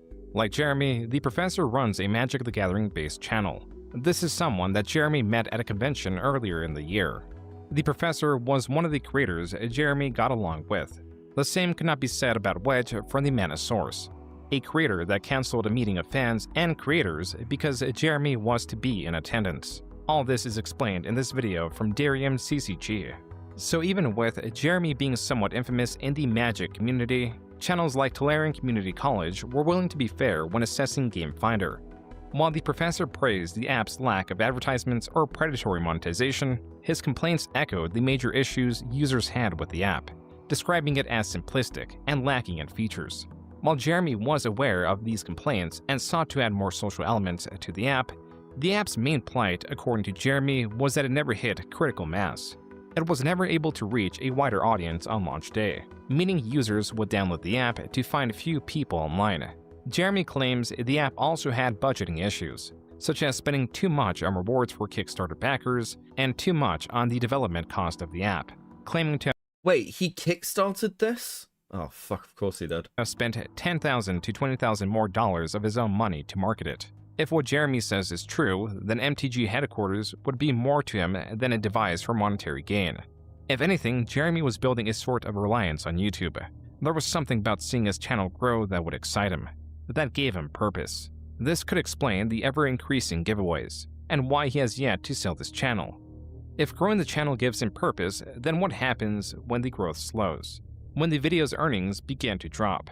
The answer is this sort of video. Earnings are lower now than they were a year and a half or even 2 years ago, I think, for at least for my channel. And I know if you watch guys like Brian or Wedge talk about it, it's the same thing. True for them and true for all YouTubers. Everything on this shelf is going to be given away to patrons.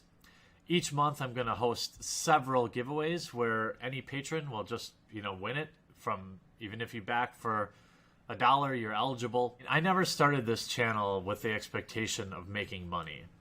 I think opening several $5,000 beta starter decks will tell you that. Whenever Jeremy's channel begins to lose traction, he does whatever it takes to keep it growing. He increases the amount of giveaways, pleads with his audience, all while claiming that this is not for him. It is for his viewers. This early 2016 vlog on MTG headquarters is key to understanding his potential true motivation. I never had any stress or anxiety, nothing, until I was like in my mid-20s, and bam, panic attacks every night. I know it's a combination of my brain chemistry and things I do. Not getting enough sleep, drinking too much caffeine. If I drink too much alcohol too many days in a row, I'm at like a higher risk for it. That was a video of Jeremy describing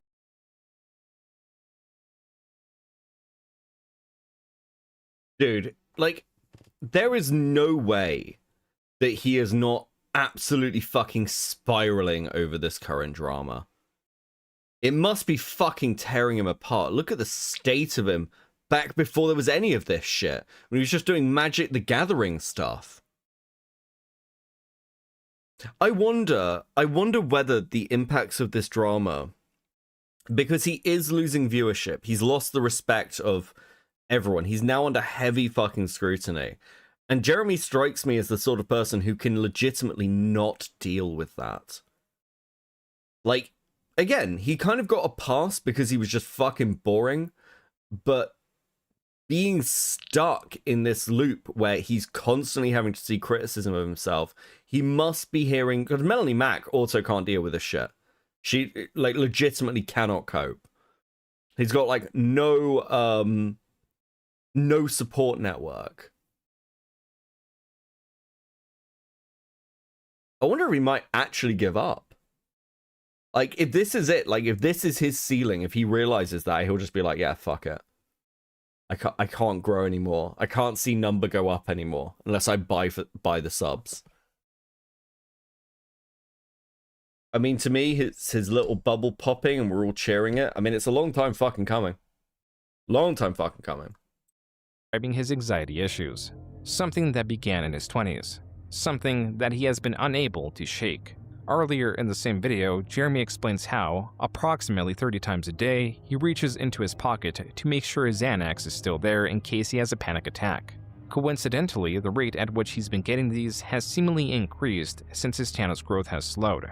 Jeremy specifically cites how he's already had 2 panic attacks within the week he made the video. What is being established is a vicious cycle that would bind Jeremy the more he fit into it. The more he would try to maintain endless growth, the more it would crush him. For the past year, I've been running myself ragged, trying to run a business as well as YouTube full-time. And while it's been worth every long night, it's unlikely I can continue this pace much longer. I'm just so tired all the time. Now, you may have heard... He looks like he's made a deal with the devil of some kind. Like he like summoned Satan and was like, listen, I want a successful YouTube channel. And Satan was like, oh, don't worry, Jeremy. I'll get you a successful YouTube channel. And it's just like ground him into the dirt over the years. I mean, this shit does stress people out. It does definitely hit people, and they're like, "Oh fuck, I can't keep doing this." Well, dude, that's not fucking good. Heard of me talk about my Patreon for several months now. Oh my god. The truth is, the support I'm receiving on my Patreon is literally the only reason I can spend the amount of time I do now on these YouTube videos. What I so desperately want now is the chance to take my channel to the next level.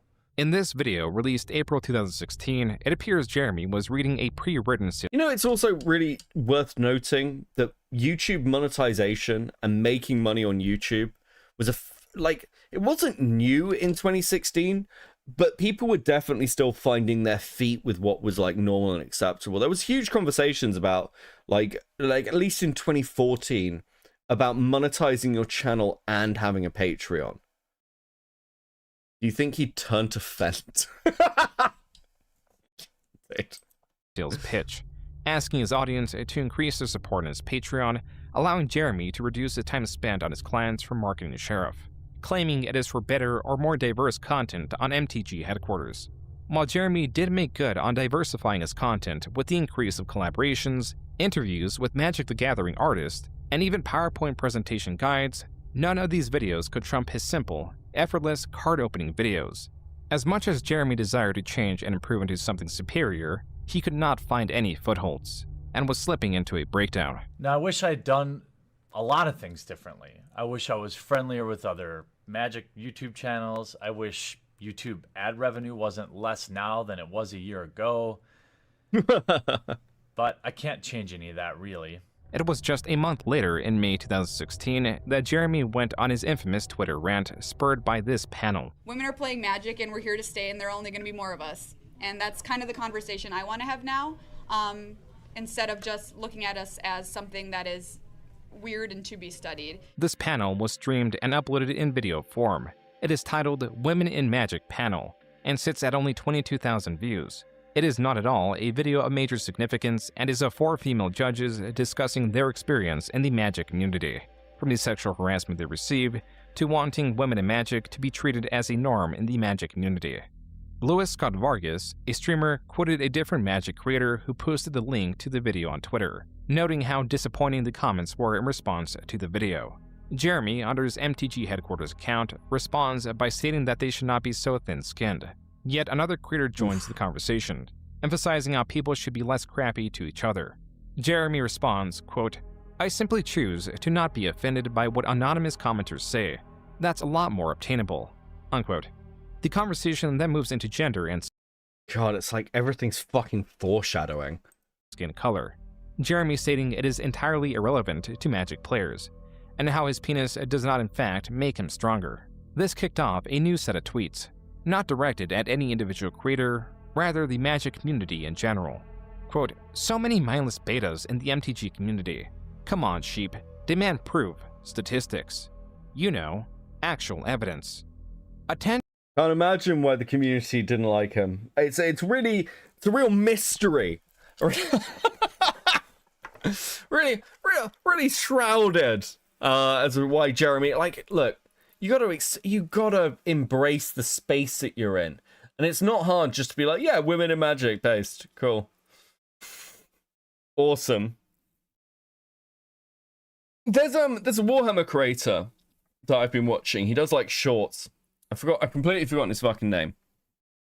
But he did a video on like gatekeeping in Warhammer, and I've tended to have pretty strong opinions around female space marines. And his view is like, listen, it's a hobby.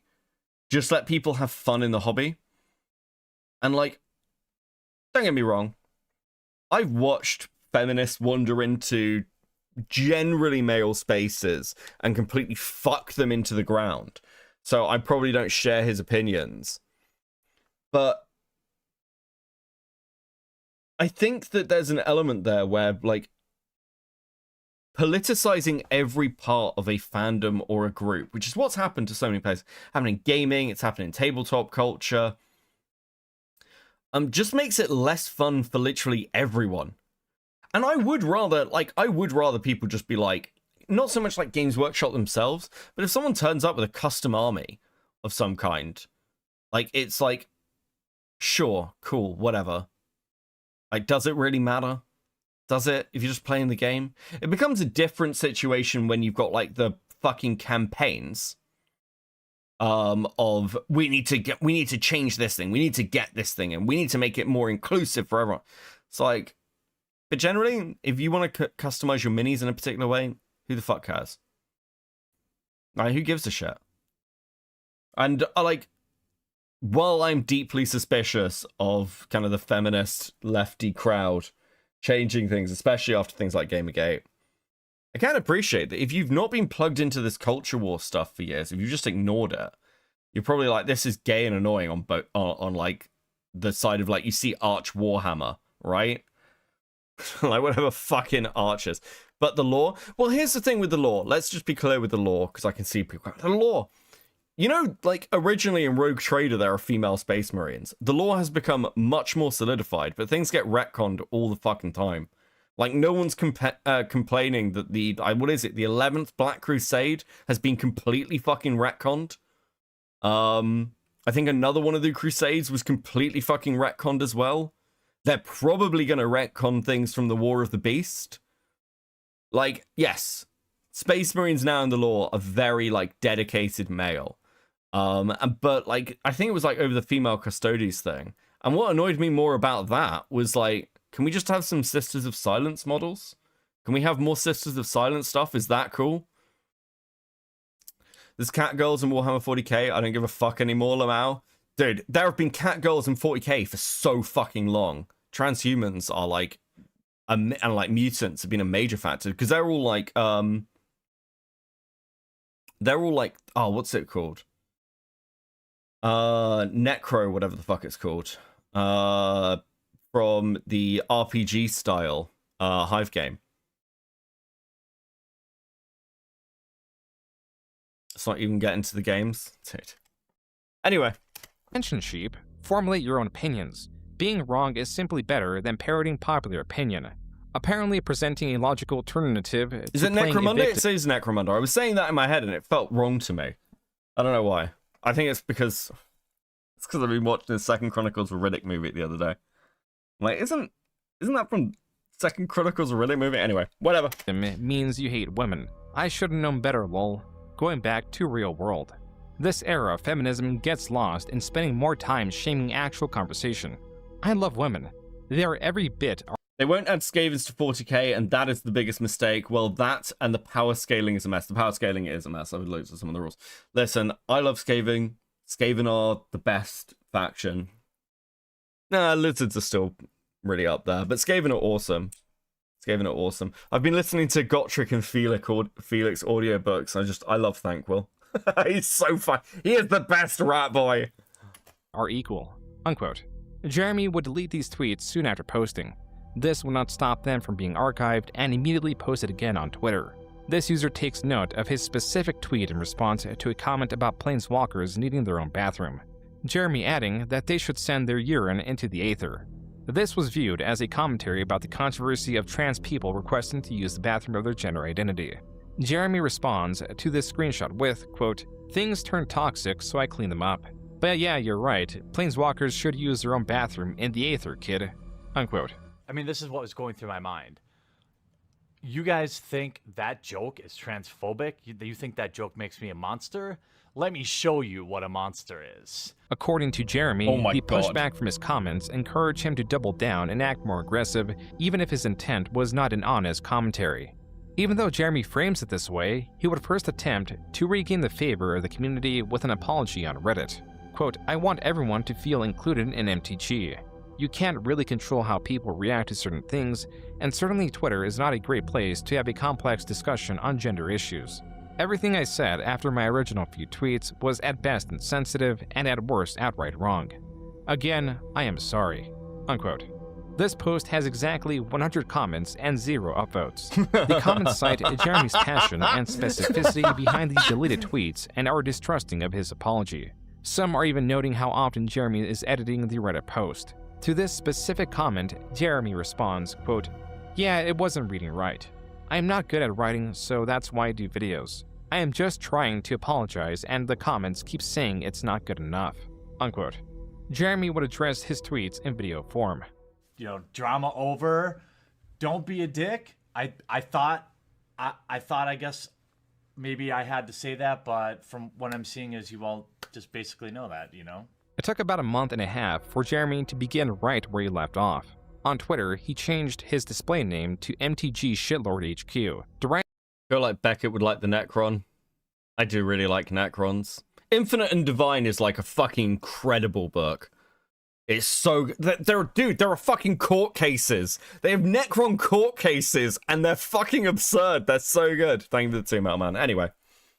Derisively called Wedge the Hamburglar. On his personal account, stated Wedge is a cancer, has zero original ideas, and steals others' content, and tweeted even more, stating, quote, "Alpha personalities are the ones making all the money in MTG." It's just Skeleton Yoy.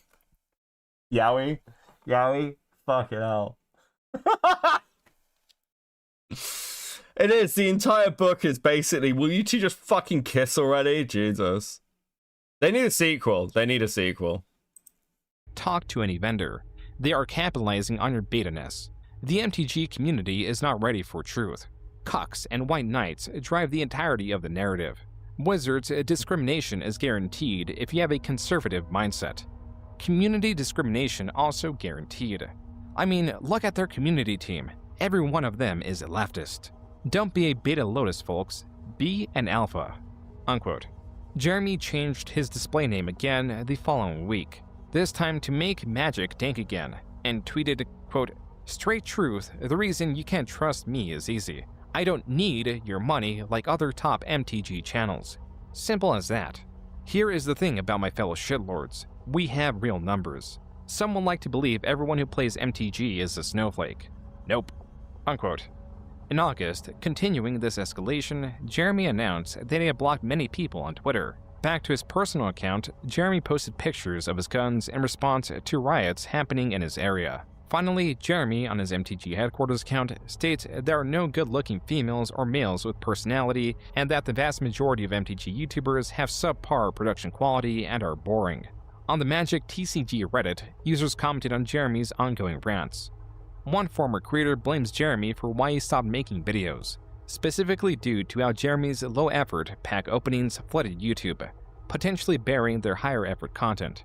Other commenters shared the sentiment and denounced Jeremy, deeming his content as low-effort garbage that is composed of opening packs of Magic cards. The following month, on September 8th, Jeremy... Hold on, bear with me a second, guys.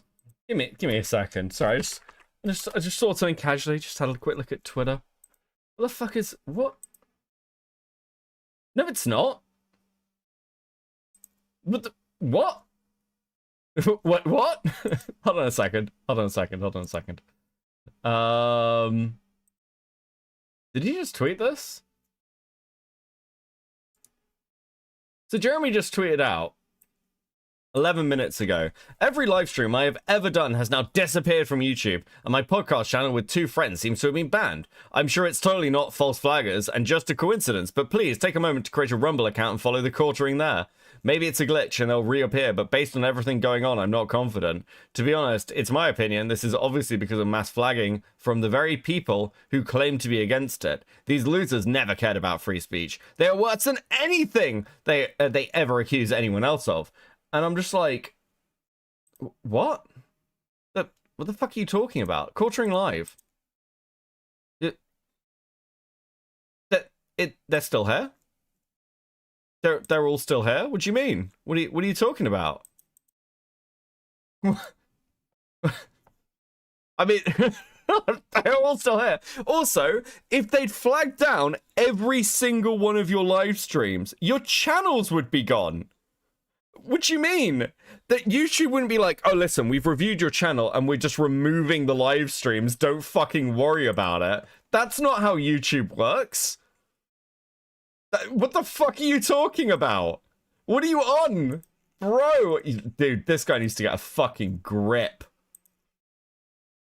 This is so weird. This is actually so weird, bro. The fuck?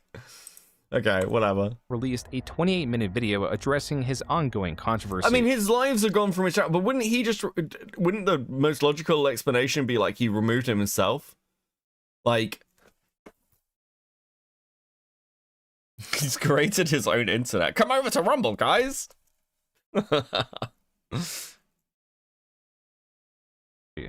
Saying that he needs to clear his name while claiming Reddit is a hate fest. Displeased in how Reddit mods are not policing comment sections enough, causing what he calls witch hunts directed at him. In this video, Jeremy states he takes no issue with trans or gay people, or any similar equality for that matter. Jeremy appears to be trying to de-escalate the tension between him and the Magic the Gathering community. And it worked, or so he thought. On September 9th, Jeremy posted 2 videos containing spoilers for an upcoming Magic the Gathering release. This is information from a PR firm working under Wizards of the Coast. The creators of Magic the Gathering often delivered to select content creators as a way to excite their audiences for upcoming cards. These videos performed terribly compared to Jeremy's pack opening videos. But the significance of this was not that it was meant to garner viewership. Rather, it appeared that Wizards of the Coast was extending an olive branch to Jeremy following his de-escalation. It was only when the spoilers were allegedly posted to Reddit that Jeremy, and to that extent the Magic community, was notified the spoilers sent to Jeremy was done so by mistake. While the original post does not appear to be archived, this Redditor quoted the Magic the Gathering employee on the matter. Quote, "We don't reward the behavior this channel exhibits. When we preview sets, we provide a handful of cards to our PR agency to use with outlets who aren't part of our core audience. When one of these outlets passed on using these cards, they reassign the cards to this outlet without doing research and also without checking with us first. We would not have greenlit his receiving of these cards had they asked." Unquote. Here I was.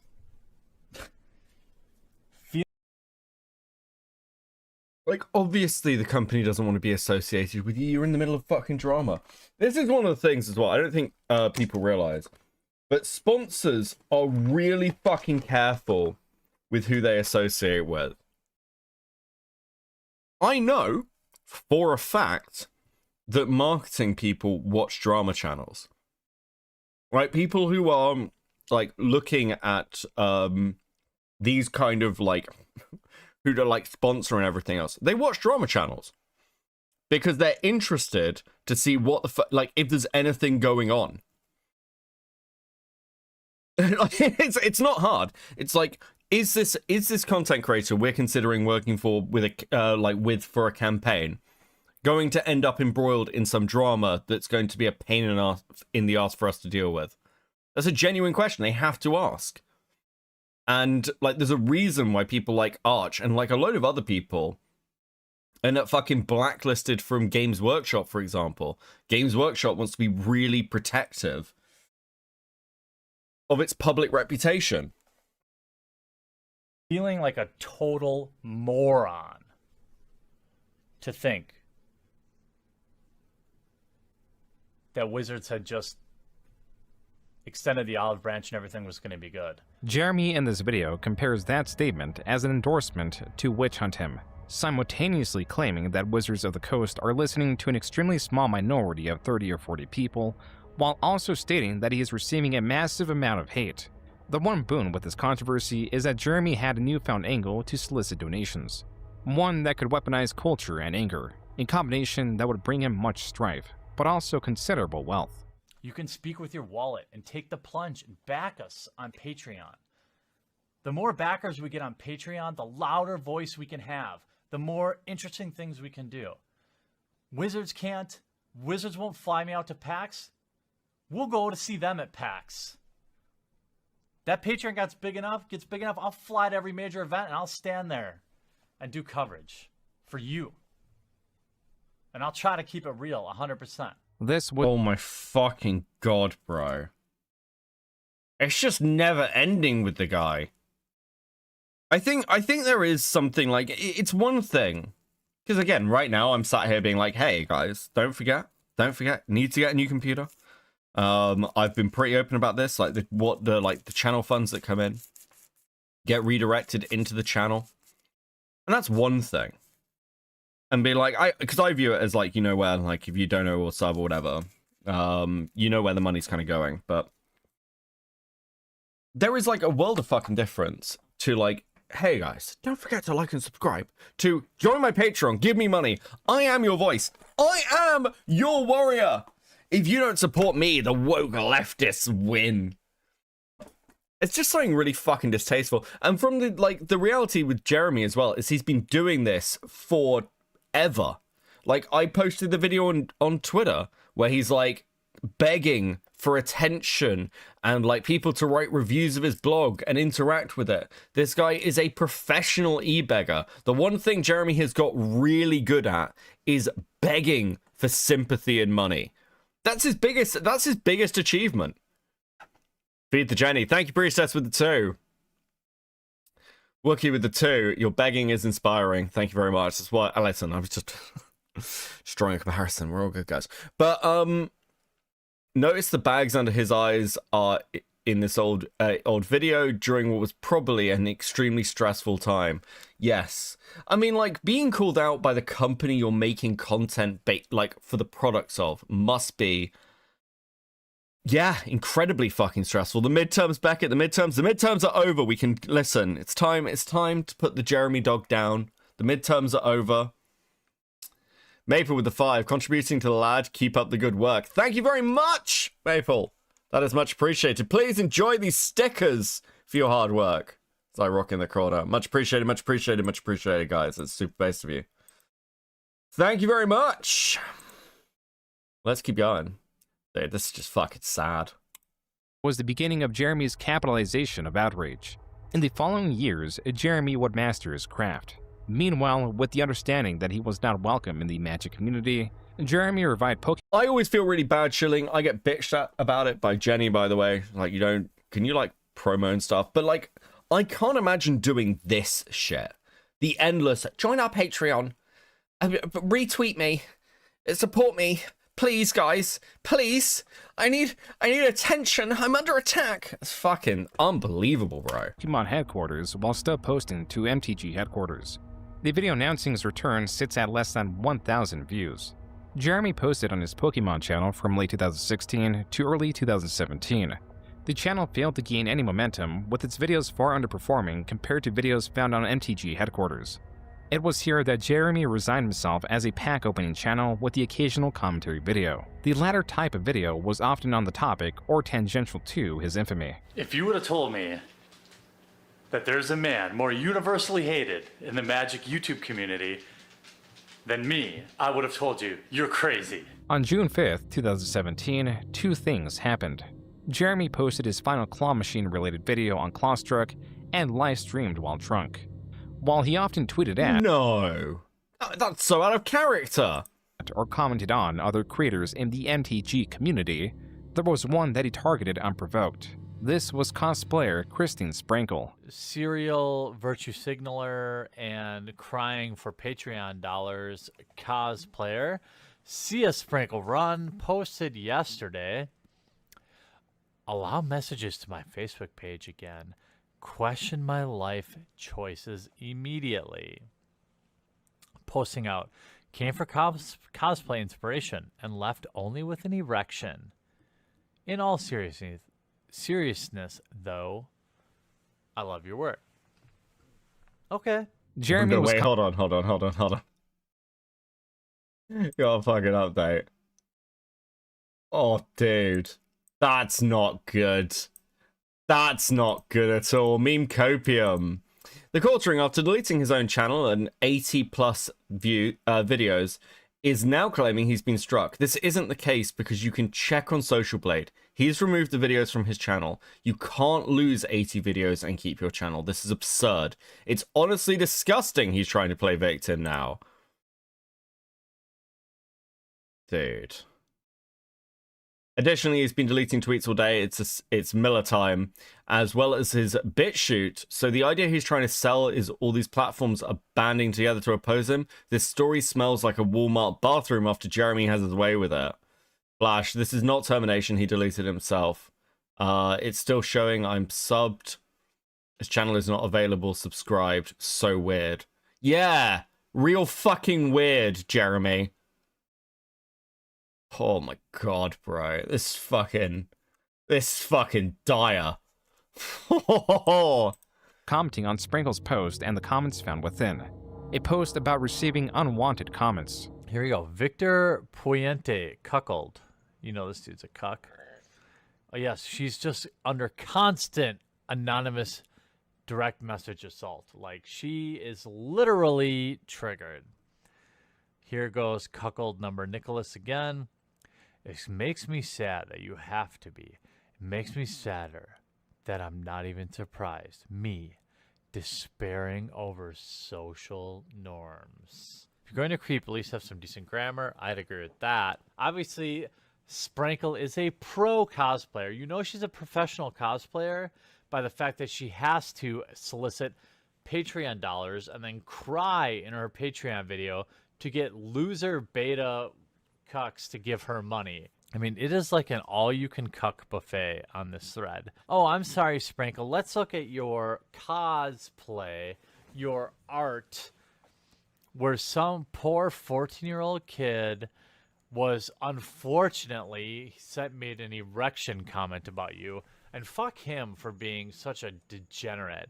I mean, what is sexual about this? Nothing, right? Oh, no. Totally nothing sexual about this. Oh, yeah, here you go, Sprinkle. Another totally non-sexual picture. Is a Misty cosplay sexual? Is this sexual? Are we calling this sexual now? I mean, it's a Misty cosplay. I know this might confuse Jeremy because he doesn't know who Charizard is. I don't know. It's one of those things where it's like this may say more about Jeremy than than the cosplayer. Where the Pokeball happens to be right on your fucking bush. Okay, let's see what we got here. Oh yeah, you're wearing a bodysuit. Yeah, nothing sexual about that. Oh, here you go, wearing basically a bra. Yep, nope, nothing hot about that. Here we go again, more basically 75% nude, nothing sexual there. Oh yeah, look at a bodysuit. Yeah, I'm not going to sexualize you. I mean, fuck me if I'm going to say that I wish there was a little slot down here, for me to, for us to pleasure each other, because that's not what your intent is. Jeremy ended up directing his audience towards Sprinkle's Twitter. If not his comments, then this is indisputable evidence of targeted harassment. Please, everyone on the internet, come and support CS Sprinkle Run on Twitter and let her know how totally unattractive and unsexual she looks and how few Patreon dollars you're going to give her, and maybe she will avoid these digital rapes. This was not the only time Jeremy commented on Sprinkle or her appearance. In this tweet, Jeremy refers to Sprinkle as a man. This Twitter user claims that Jeremy, in a deleted video directed at Sprinkle... Samus, are you retarded? I mean, yeah, he is. Like, it's almost at the point where he's kind of a fake nerd on some levels. Like, it's like bad at being a nerd. He doesn't get the most basic nerd things right. Stated, quote, "She's a dog, a 3 out of 10. Why did he zero in on someone who did nothing to him? Good fucking question. It's almost like he's just like vindictive and miserable, isn't it? Yeah, Misty is canonically 10, transed out from the for the 2. Yeah, sure. But people cosplay Misty all the time, and I don't think it's like an issue. We wouldn't say that about cosplaying Ash, right? You wouldn't be like, well, this character's canonically like 14 or whatever Ash is. 14? I think it's 14. I'd still do her. Unquote. These comments all came back when in November 2017, Sprinkle stated that Jeremy, through MTG headquarters, has made her life hell this whole year. She followed this tweet by announcing that she was ostensibly leaving the Magic community, also citing that she was going Oh! This is like the fucking... Okay, because I didn't know this story. So this is the cosplayer who he bullied off the internet, right? Like, bullied out the community for, like... Ash is 10? Is he? Oh, fucking hell. Dude, they really shouldn't let the kids just wander around the woods on their own. It's really weird. Anyway, yeah, like, he bullied this person out the fucking community. What? And it was for no fucking reason? Dude, okay. Through a horrible breakup. Jeremy was immediately blamed for Sprinkle's departure. One day later, Jeremy published 2 videos. The first could be found on his newest channel, The Quartering, a channel that hosted commentary videos mostly commenting on the Magic community or media similar to it. The second was MTG Headquarters. These videos bring attention to the ongoing campaign to get him banned from Magic the Gathering, a campaign whose supporters were galvanized with the departure of Sprinkle. Commenters and creators alike were calling on Wizards of the Coast to take action, pointing out Jeremy's comments. Yet there was one often missed, a video in where Jeremy does not target a specific creator, cosplayer, or commentator. Rather, Mark Rosewater, the head designer for Magic the Gathering. I ran a similar scientific poll, and I even asked everyone to tell the truth. I said, hey, quick poll. How many of you did Mark Rosewater touch inappropriately? Parentheses, tell the truth, internet. Since internet polls are scientific fact, consider this your trial, Mark Rosewater. Now, I know he has me muted. That's fine. Jeremy created a poll insinuating that Mark Rosewater was a predator even after Mark had blocked him. This was Jeremy's attempt to discredit Twitter polls and also his response to Mark Rosewater citing a Twitter poll as evidence. Suffice to say, Jeremy had time and time again made himself known to senior employees at Wizards of the Coast. On November 26, 2017, the professor uploaded a video attempting to speak to the MTG community and reach Jeremy. He calls for de-escalation, for community members to stop harassing Jeremy and for Jeremy to stop his own campaign, even though he knows how unlikely that is. This video was far more comprehensive than any other video commenting on the ongoing scandal. Most importantly, it contained a great deal of evidence that Jeremy was persistent in harassing his online targets. Jeremy, just being fair here, just being reasonable here, do you think that when someone such as myself, and this is just one example, makes a reply to someone that says, oh, you lost a follower over Nazi punching joke, but you gained a modern follower, seems like you traded up, to make an entire video saying I advocate political violence. Oof. I received so many comments about Nazis and the Holocaust and my being one and what I'm doing. And, you know, most of my family died in concentration camps. The professor's video saw mixed reception. While it was touted for the amount of evidence against Jeremy, some creators took issue with the professor's presentation and the alleged scope of 2 years that Sprinkle was harassed by Jeremy when there only existed months, not years, of evidence of harassment online. It seems to me like the way you're presenting yourself just now and the way that you've made this video, you've kind of tried to make it look as if you're coming from an area of good faith when it's kind of obvious that you're just trying your hardest to virtue signal for what you feel is the righteous side. That was creator Count Dinkula. See, okay, here's the fucking problem with all this culture war shit as well. Like, and it's, like, obviously, people on the fucking anti-woke side, what we call now the anti-woke side, or the anti-SJW side back in the day, put out some fucking crazy shit, and it got swept for. It just got defended. And, like, I think I said this when the quartering stuff started. A lot of people now are turning on the quartering, but this shit should have been evident right from fucking day one with Jeremy. It should have been fucking evident.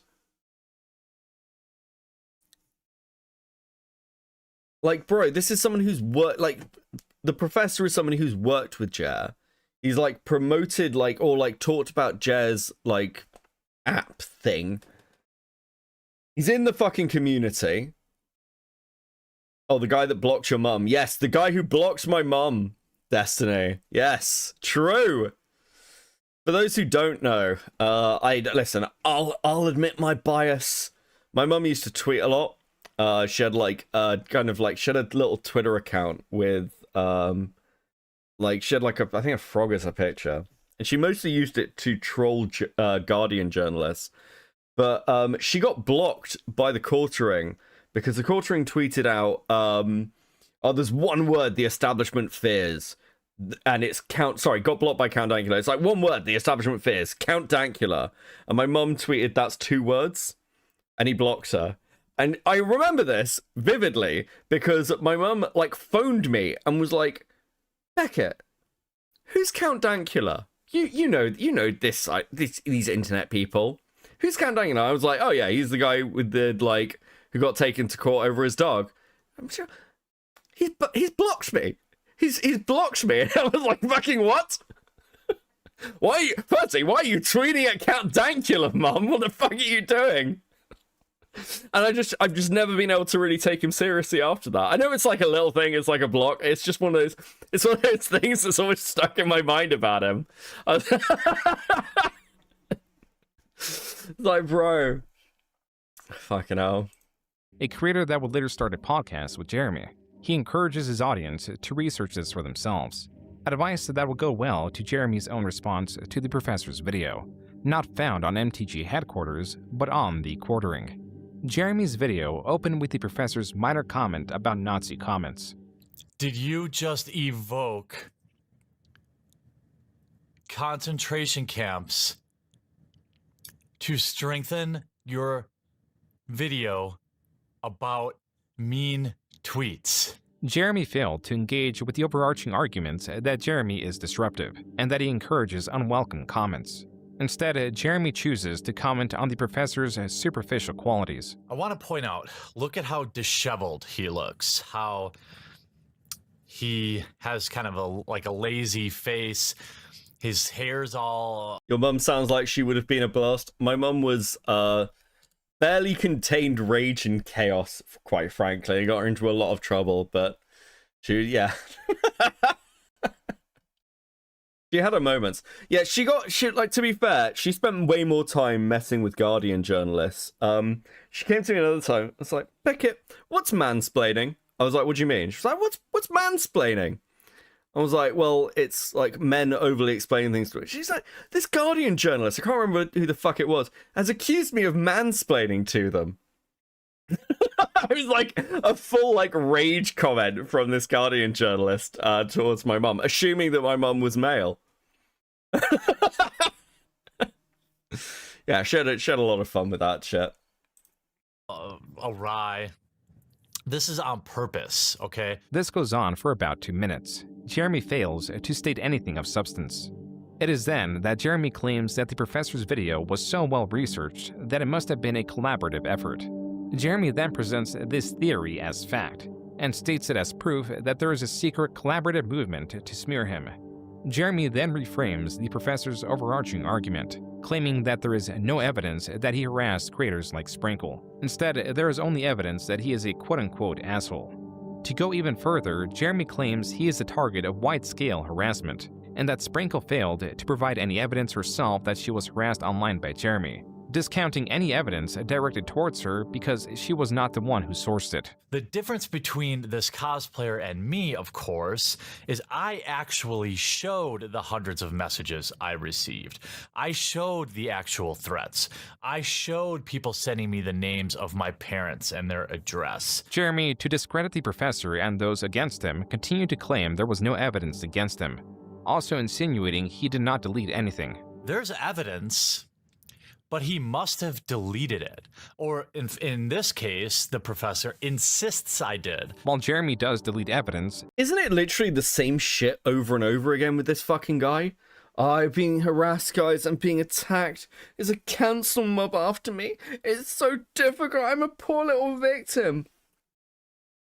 Bro, look, I'm sure somebody in chat has received death threats before, but like, it's just not that much of a big deal. I was dating a Muslim chick for a while. This is going back like over a decade, I think. But I received death threats from like the community she came from, of like, she cannot be dating a Catholic. She's basically an apostate. She comes home, she said, if you ever step foot in this, like, bro, you know what? It wasn't that fucking serious. It just wasn't. It's like, yeah, people send crazy shit to fucking internet. Grow the fuck up. Like, I've always got annoyed with people who do this over, like, death threats and shit. It's like, listen, if someone's gonna actually fucking kill you, they're not gonna give you forewarning, okay? They don't actually, like, they're just gonna fucking do it, right? People say mental shit. Get over it. As was made clear as far as a year ago during his first major scandal, allegedly, the livestream where Jeremy fantasized about a slot in Sprinkle's morph suit and directed his audience to her Twitter page was taken down by YouTube under a community guideline strike, making it difficult to source larger portions of it. It also did not help that many of his Twitter accounts were recently banned. And while Jeremy questioned the professor or Sprinkle receiving harassment or unwanted attention, he provides evidence of such a thing, but only against him, citing the negative effects the professor's video had on his channel. I have never blamed the professor for the barrage of hate that came my way after he made this video. 1,000 people unsubscribed from Unsleeved Media after he did this video. Jeremy goes as far as to insinuate that Sprinkle is responsible for the harassment he is now receiving. At Christine Sprinkle, who I think most humans would be infuriated at. She posted a dangerously false tweet. Let the hate mob ascend on me for going on 2 weeks now, and has done nothing to correct the situation. Though Jeremy claimed that the professor is a manipulator and failed to bring a shred of evidence forward, Jeremy, in his video response, skips all the evidence presented. Notice how in Jeremy's reaction, the video inexplicably jumps. This is because Jeremy skipped from 4 minutes 24 seconds to 6 minutes 55 seconds, over 2 minutes of voice clips, portions of his removed livestream, and more than 10 tweets directed at Sprinkle or cosplayers in general. Jeremy does not acknowledge this jump, and it was not the last time he would edit around evidence. This next jump is even more egregious. Jeremy pauses the professor's video at 7 minutes 25 seconds. 1 more second and he would have displayed the evidence against him that he claims does not exist. For the next 7 minutes, the professor shows countless tweets and video clips, all of which Jeremy skips, again not acknowledging that he did so, and picking up his reaction at 5 minutes and 1. See, here's one of the crazy things you can do. You can literally part react to shit. And you know that the majority of people will not go and check. Mama Max did this, by the way. Before the Mama Max main drama, Mama Max had a drama where he was accused of being abusive by some ex-partners. I think most people seem to have forgotten this whole thing. But Mama Max produced a video in which he includes a clip of a call with one of his exes to provide his defense. And then he says, hey, if you want to listen to the full call, I've linked it down below. Knowing full well that no one will go and listen to that call. Now, I have listened to that fucking call. And in that call, it is not the way Mama Max describes it at fucking all. It's actually radically fucking different. He just fucking lies. Because he knows his audience won't check. What people do, it's very simple. They'll go, hey, here's the clip. I've presented the evidence. You can trust me. And then people do. Because if you present somebody the evidence confidently enough, people will just go, yeah, sure, I trust them. Why would they lie? Why would they provide the evidence that they're lying? Because you know they won't check. It's a slight gamble, but not much of one. Teddy with a 5. Becca, I need some advice. If I wanted to start an anti-woke channel, what should my name be? But I was thinking Assassin of the Woke. If you want to start an anti-woke channel, Assassin of the Woke. They all have fucking weird names that are just like nothing to do with anything. Call it the Halfening. Call it the Halfening. Just to see what happens. Teddy, actually, jokes aside, Teddy, go and start an anti-woke channel called the Halfening. I literally don't care now. You've roped yourself into this. I want to see some anti-woke Teddy content from the Halfening. Fucking get on it. 1 second of a 20-minute video. Jeremy closes this video by insinuating the professor is similar to Adolf Hitler. Someone who is willing, as I said, to literally evoke the Holocaust on their petty crusade to silence and ban someone whose ideas they disagree with, someone whose ideas they don't have to interact with. Nobody's forcing him to watch my videos. Nobody's forcing him to read my tweets. You know, Professor, you actually sound a lot like somebody from history that your family might be familiar with. Jeremy pressed on that there was no strong evidence. That's an interesting choice. Okay. Yeah, Hitler well known for providing evidence and criticizing people on online forums. Well known. Proving that he had harassed anyone throughout this period. Even selling a shirt in that theme, which he allegedly donated the profits of. Show me the receipts. You know what? I printed a t-shirt today that I think I'm going to link in this video, and I'm going to donate all the proceeds to whatever the most reputable like men's shelter is in the area. So make sure you get your shirt with a fan-drawn face of me saying, show me the receipts. Jeremy did get the receipts. On December 7, 2017, he received an email from Wizards of the Coast notifying him that he received a lifetime ban. What does this mean? Well, I can't play in any pre-releases. I can't play in any sanctioned events. I can't play online. In fact, they actually confiscated my entire Magic Online collection. Jeremy claimed he recouped the cost of his digital collection via PayPal chargebacks. As for the video announcing his ban, there is something seemingly sinister at play. What? Oh, bro, okay. At 10 minutes and 20 seconds, Jeremy begins going through the evidence Wizards of the Coast sent him that informed their choice to ban him. Notice, at the bottom left side of the screen, it is clearly stated that there are 12 attachments.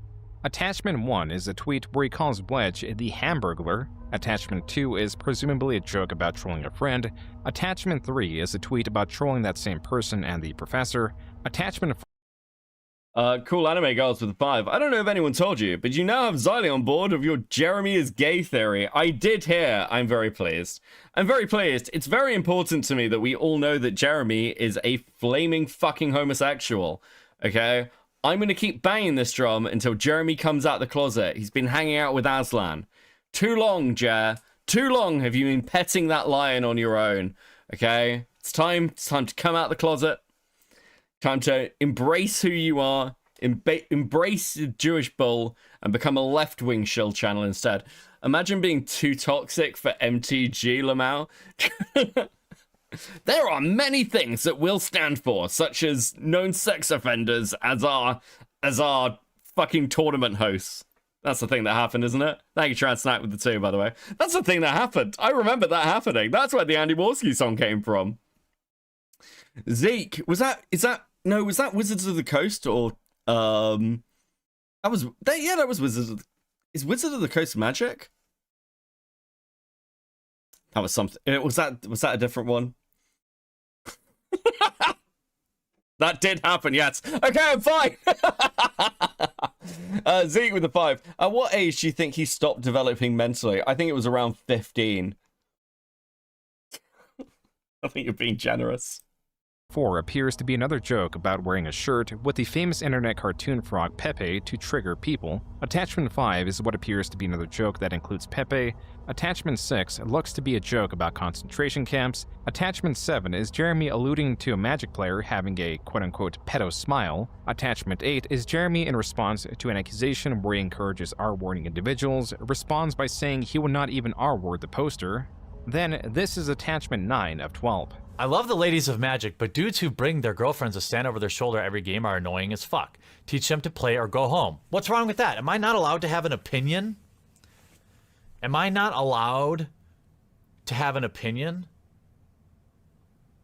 I mean, this is the evidence, okay? Jeremy plainly rants about this being the only evidence Wizards of the Coast presented against him. The screen then fades into his face cam. He failed to show whatever those last 3 attachments were. On the topic of deception is this screenshot of Jeremy defending himself in the third person, presumably failing to log into an alternate account to defend himself. It appears Jeremy is not being entirely honest to his community, and Jeremy has a possible motivation to be dishonest. You should subscribe to it so that I can send it to Polygon and tell them thanks for the press and all the new subscribers. Then you can just quietly unsubscribe if you don't like the content. So many of you are like, sharing these videos, people are I'm seeing them on Facebook. People are signing up on Patreon. Like, this is crazy. How can I help? Well, I would love to be able to cover more of these games. Oh I my have God. a Patreon. Oh my God. Where if you want to, say, throw a few bucks, that would go a long way. I have a one-time donation link to the war chest.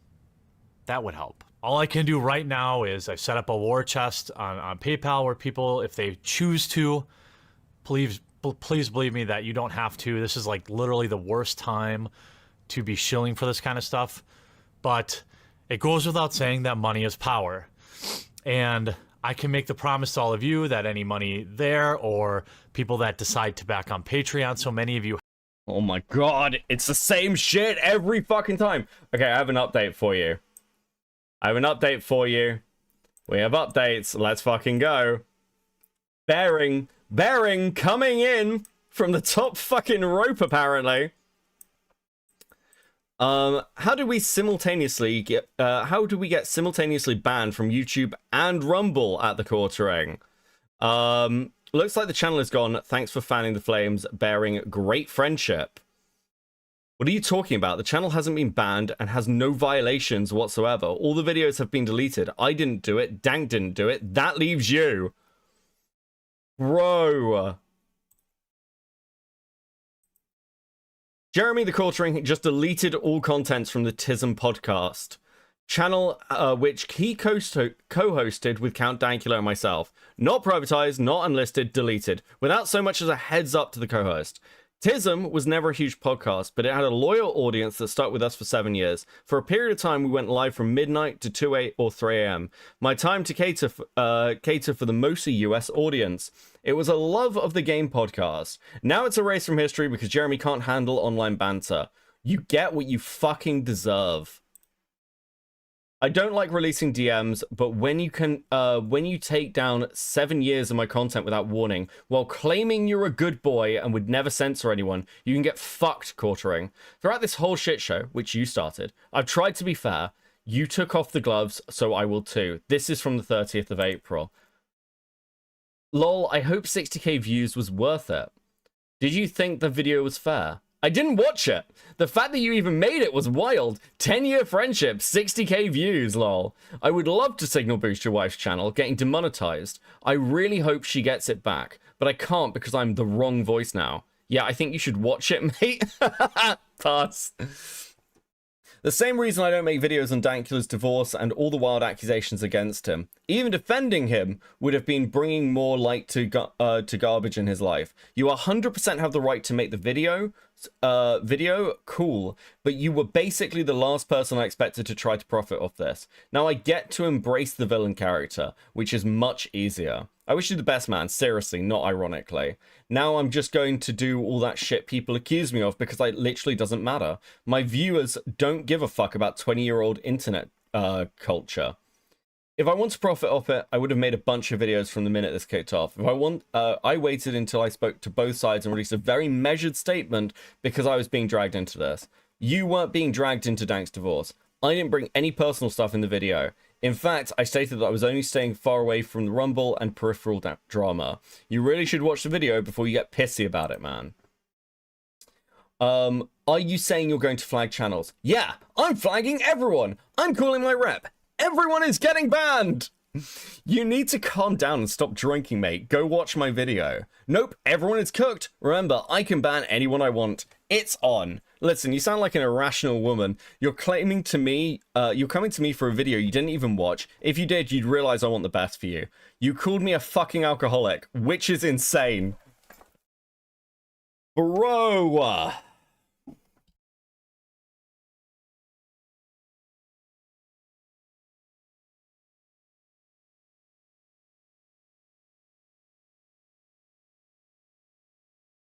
Fucking hell.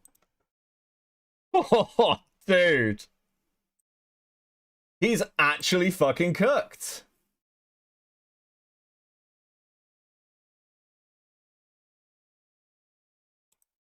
You have the halfening with the 5. Thank you, Woke.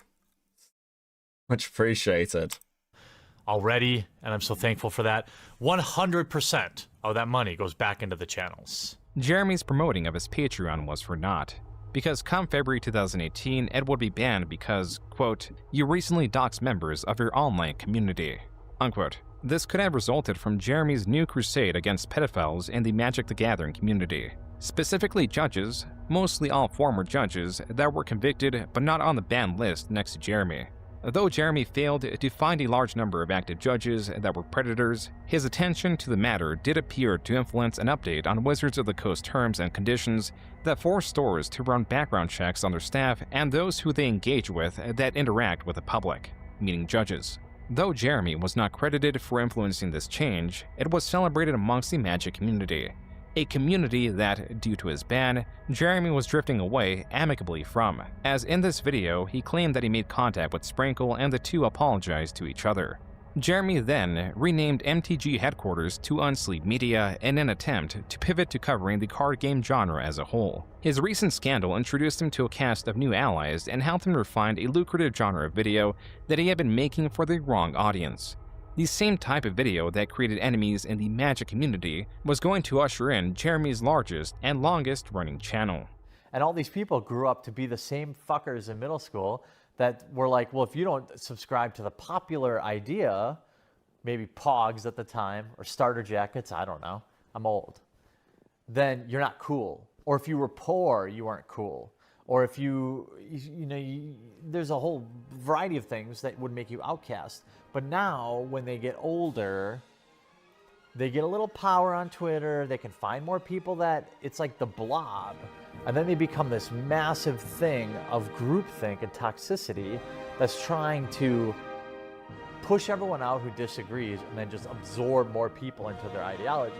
What I want to do, hopefully, with this channel is to push these conversations forward. Obviously, I don't want any bullshit SJW book. As always, SJW's always lies. SJW lesbian space gem. Garrett, SJW red-haired, blue-haired mohawk guy. General SJW buzzwords.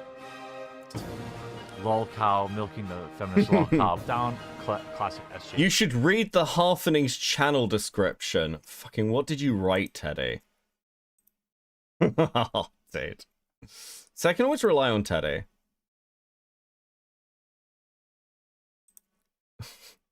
Fuck, bro. The channel I cover topics include movie, video games, and music. I talk about how the woke ideology has taken over art and culture. Most of the time I like to joke around, but to be honest, I'm passionate about these. My kids have been brainwashed by these people since the age of 3. Now my son Keith is trans, and my daughter is a fat feminist who refuses to get married and have babies, even though she's pushing 26. So when I say I hate the woke, it's not just an aesthetic for me. I want to destroy this toxic ideology. Actually fucking based. Please make some fucking videos. Please, it'd be so fucking funny. W stuff. BuzzFeed hates men. Feminist agenda persons. Feminist propaganda. Everyone needs to stop getting triggered. I'm not a fan of Brie Larson. Brie Larson. Maybe it's because Brie Larson. Brie. Your favorite. Brie Larson. Brie Larson is going to help you. And that Brie Larson. Just you and me. All female, mega diverse MCU film directed by Brie Larson. Do it. Just posting, my 5th Brie Larson video in 30 days. Oh. Things like that. I'm already known as the guy who made 1,000 videos about Brie Larson. The action, it's got to be live. It's got to be in the moment. I also have to admit that I really dislike Brie Larson. Though Jeremy may be capable of having a nuanced discussion, for the vast majority of his videos, he certainly does not display it. In his past, his incuriousness and inability to formulate a cohesive argument has forced him, time after time, to make videos reliant on emotion or sensationalism to draw an audience. This is why Brandon's technical breakdowns in their RC channel often outperform Jeremy's. It is also why Jeremy was relegated to opening packs of cards in a game known for its complexity and strategy, areas explored and dominated by his contemporaries. When forced to create meaningless content, the only variable Jeremy can control is content frequency. Card opening videos were easily replicable. It created competition that Jeremy admitted he could not compete with. Guys like Open Boosters came along and kind of slayed the beast in terms of, ultra rare vintage product openings. This is not the only time Jeremy was outperformed by other channels. And also there were a bunch of claw machine channels. Here's some deep lore. They were faking their wins. It's hard to compete winning a plush, a Bart Simpson plush, when these 15-year-old kids are faking winning Xboxes and this and that. So everyone lost faith. Jeremy is limited to producing sensational videos. He is deceitful and or manipulates footage to favor him, and he uploads frequently and typically on the same day the video was recorded. Jeremy is a perfect fit for a political commentary channel, but political commentary narrowed to only culture, and again narrowed only to pop culture. For Jeremy, the era of selling channels had passed. Now it was the era of selling outrage. If this was all that Jeremy did, he could be very successful. Only he has two major flaws. There is a part of him that demands respect online. This same part of him also seeks fellowship online. These two elements drive the opposite of the desired result. Thank you for your purchase. Sargon of Akkad would like to personally thank you for your purchase of 1 vial of his semen. Oh my fucking god, this clip. Do you think I don't know if you use it to season or what, but here goes nothing. Can't say I've ever tasted anything like that before. It's almost like when you have Cinnamon Toast Crunch and you have just the cinnamon and milk at the bottom of the bowl. That was a video titled Sargon of Akkad's Semen Taste Test. Sargon of Akkad is a creator that makes similar videos to Jeremy. He is someone that Jeremy greatly admired. Admired enough to make this strange, sarcastic video because Coach Redpill, a creator in the same space as Jeremy, commented about such a thing. Coach Redpill asked me, actually stated, really, keep sucking on Sargon's dick, boy. V says that Sargon's cum tastes awfully good. So does it? Jeremy is not one to save face or cut his losses. Oh my fucking god. How do you exist online with this shit? Like, what possessed... Like, he's sober. He's sober making this fucking video. This exchange was the first domino. It would bring more confrontation, and that confrontation would have Jeremy reveal otherwise private information. On May 21st, 2018, Jeremy and Coach Redpill confronted each other on a live stream. I'll go education to education. I'll go house to house with you. I'll go wife to wife with you. I'll go bank account to bank account with you. I don't think you want to go there. Okay, sure. I will. How many children? I will. How many children? 0. Okay, I've got 4 by 3 different women. Okay, so you're a shitty dad. Congratulations. Jeremy and Coach Redpill also compared their subscriber count. Most importantly, the two compared their estimated net worth. How many figures? Net, probably low 7s. Okay. At 35. At 35. Okay, good. Jeremy claimed to be a millionaire. This would not be the last time he would flaunt his wealth, but it was the first time and perhaps the only time that Jeremy provided information on his net worth. This otherwise worthless information is dangerous when put alongside any would-be desperate plea for financial assistance. For the moment, it would drown under a sea of noise. For the present, it was mid-2018 that Jeremy was hitting a stride in spotlighting social justice warriors, or SJWs, a derisive umbrella term used to describe indignant, unruly adults. Jeremy was able to recenter the frustration pop culture enthusiasts felt in their hobbies, such as comic books, towards these SJWs. While Jeremy failed to move the conversation, if anything made tensions worse, he was successful in growing the quartering, going from 1.5 million views a month to 7 million by August, then to over 10 million views a month nearing the end of 2018. During this time, Jeremy started the podcast channel The Incredible Salt Mine with 2 other creators. Stories told in these episodes would haunt him far into the future. This specific story only made possible due to a chat member donating $500. Somebody just fucking donated $500. I have to tell the story about how I shit my pants now. Oh, you do? Once upon a time, I believe I was probably 32, 33, maybe 34. So hang on, what was that a couple of years ago? How old are you? Yeah. I'm 36. Okay. All right. So This yeah, is it was recent. vivid. Go on. The memory is vivid. We're at Walmart. We had just eaten, my wife and I. We had just eaten at Qdoba, and Does he actually put this whole fucking thing in?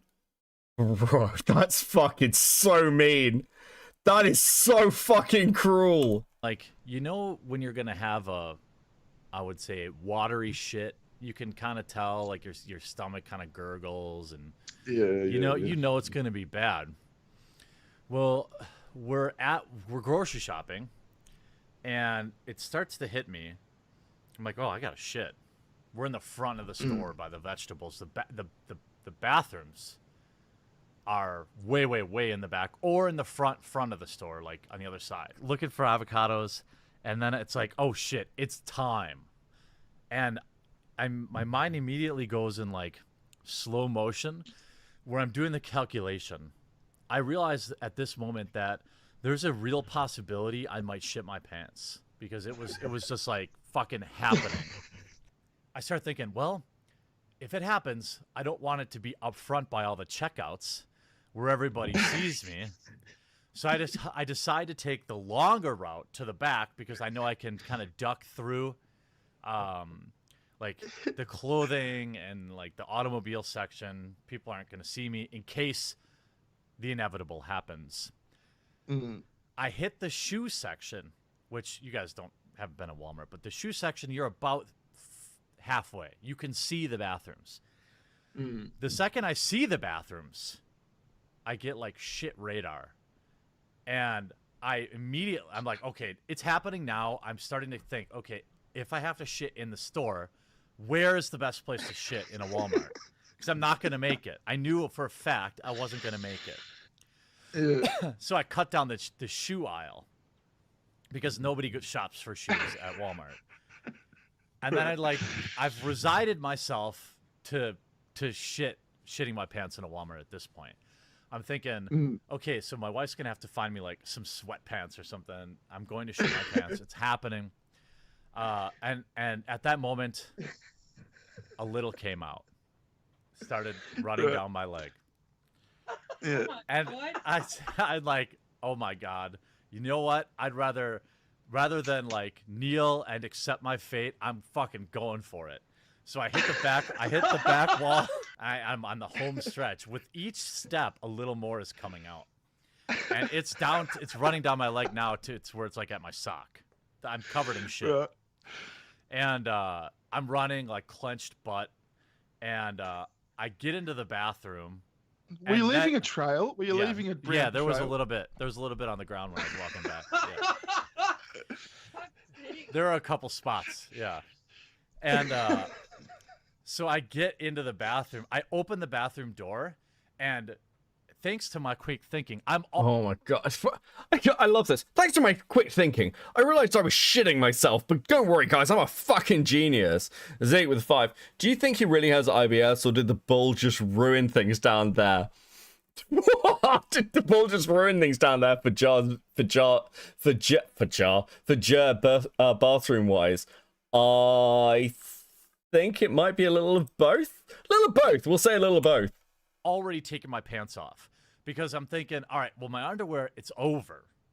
The underwear, those aren't coming home with me.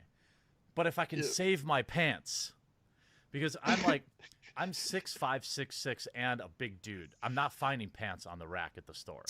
So I'm like, I gotta save my pants. So I burst into the bathroom. My pants are already half off. Shit's coming out down my leg. There's a fucking dude at the urinal, and he whips his head around and said, "Dude, I'm shitting myself. Sorry."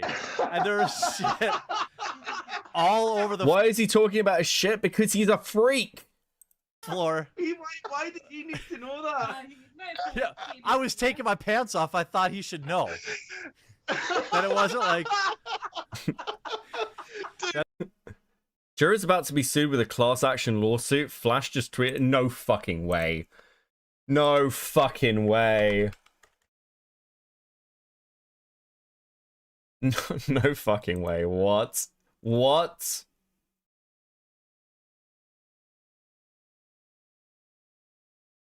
Where's this?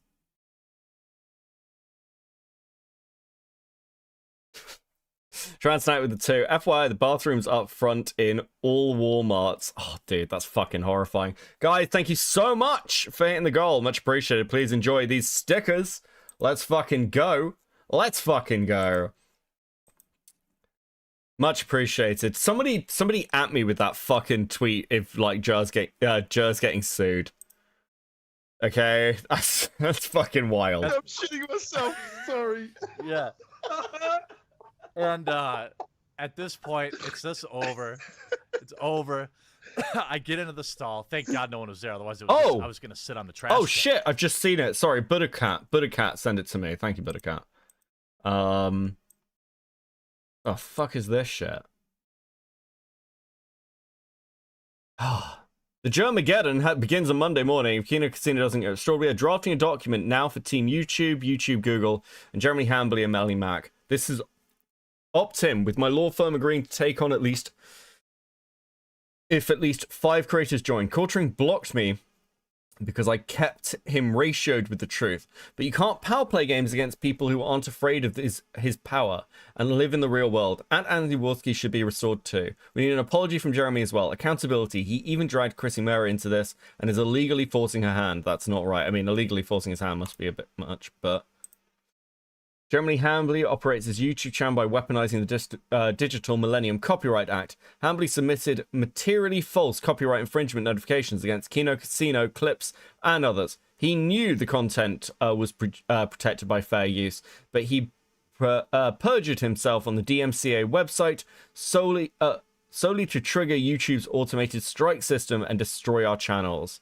Probably proud of the situation. The situation? Yes. Dude, okay. Fucking hell. Oh, fuck. Okay.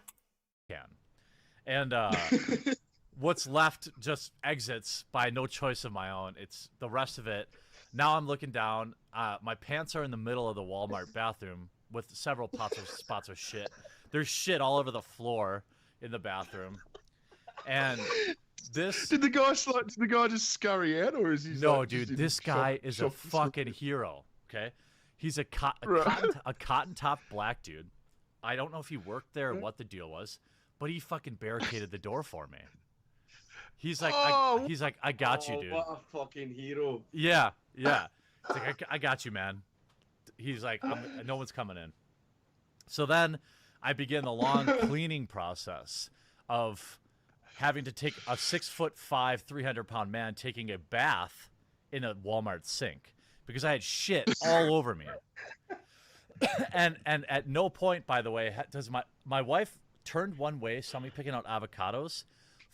30 minutes later, she gets a text from me. I shit myself. She had no idea. She had fucking no idea where I went. She thought I was like mad and I left. It was like... because, you know, obviously I'm like, look, I gotta handle this. When you're covered in your own handle this? What the fuck, bro? Shit like fucking Hansel and Gretel. She had no idea where I even went. By the time I get cleaned up, I'm like, oh, I should probably tell my wife, you know, what's going on. And I had like 20, 30 missed calls from her. She had no fucking idea. By the time I get back to my wife, she probably hoped you died in the Walmart bathroom. She was like, I'm finally fucking free. I'm free. Dude. Fucking pissed because she had to do all the grocery shopping by herself. I'm like, but I shit myself. And she's like, well, you're not driving in my car. So she like, because I still had, there was obviously still poop spots on my pants. They were like fine, but there was some splatter. Though the streamed podcast where Jeremy told his story only got now Jer deletes his podcast. Yeah, I wonder why. 1,000 I wonder why that podcast is the one he decided to remove. Real mystery. Retellings of the story would get considerably more viewership. On the topic of viewership, Jeremy began uploading 2 videos a day and began his crusade against celebrity Brie Larson, the actress who played Captain Marvel in Captain Marvel, a movie based on the Marvel comics. Jeremy covered the release of Captain Marvel while commenting on Brie Larson's own controversial comments. In his career, he's made 270 videos on the topic of or mentioning Brie Larson. Jeremy made so much money covering her that he dedicated a new shed to her. Every night before I go to bed, too. Just a little ritual. Appreciate you. This one right here, too. Appreciate you. Jeremy covered other evolving stories, such as the exploitation of Stan Lee and the fall of Anita Sarkeesian, yet neither of these were as lucrative as his coverage of Brie Larson. As with any of his other videos, Jeremy often poorly summarized articles, sometimes missing key information that made the point of his video moot. For example, there is this video uploaded in 2021. The headline partly reads, "On-screen killer Michael Myers is branded homophobic for murdering a gay couple in new film," but horror fans argue it is a sign of equality. This is an article about several tweets. I would think that this is like ironic satire, but it's not. Quote, the Twitter user later added, "If it wasn't already clear enough, this tweet was a joke, so please stop attacking me," unquote. Not only is this in the article Jeremy is reading, it is on screen while he is contradicting it. It does not end there. I got so many people like outright stating very obviously fake. Oh my fucking god, guys. Sorry, it's because like if I'm quiet for a second, it's because this shit's just exploding. Now it looks like this is 100% my fault. I was not clear on videos I wanted my editor to delete. I'm working to restore what I can, and I will give the boys all the episodes of TISM to re-upload 100%. I had just been testing a theory that live streams drag channels down.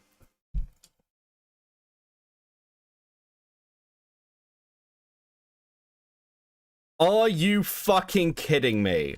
Are you actually fucking kidding me? Look, I know I'm trying to be getting through the fucking Joon the King video here, but like, I'm just watching this shit roll in on my second monitor and just being like, Jesus fucking wept. What do you mean? What do you mean? What do you mean? Like, this stuff just gets removed without talking to anybody? Also, what do you mean? What videos you wanted your editor to remove? Why is that coming off the fucking podcast channel? I should not send signal messages while driving to a baseball game. I just wanted to clear live streams from my main channel, not all channels. And what? But it's not all channels, because your quartering live channel still has all its live streams up. The thing that really matters is TISM really, and I'm pretty sure I have them archived somewhere. I was working off this theory that live streams dragged VODs down. I just wanted the main channel's old lives removed. Apparently they removed all lives in history. I wasn't clear. Old lives don't really matter, but the TISM episodes I hope can be saved. But why would that delete the fucking channel? This makes no sense.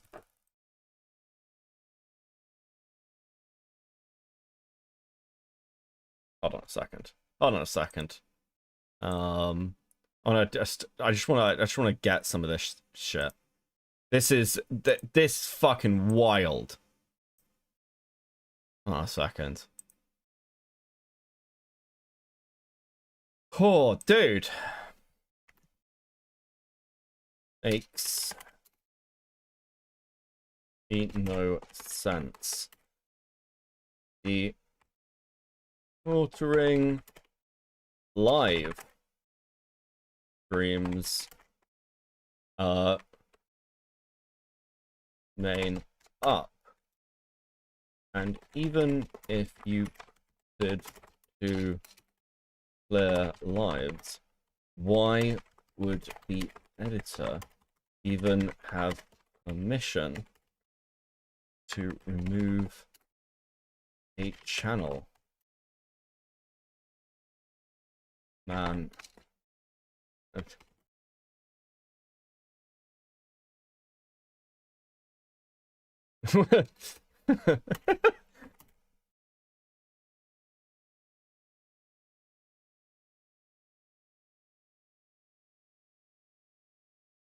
Like, what the fuck is going on? That's not how you spell permission, is it? I'm fucking retarded. The fuck do I spell permission? There we go. I'm actually retarded. I'm having to use Google to fucking spell check myself.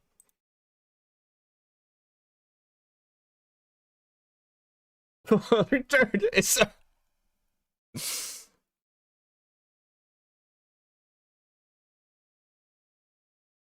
what the fuck are you talking about?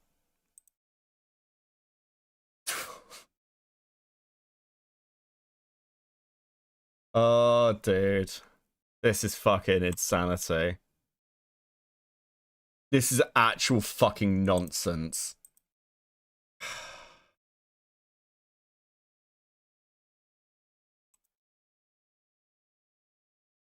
Right, okay.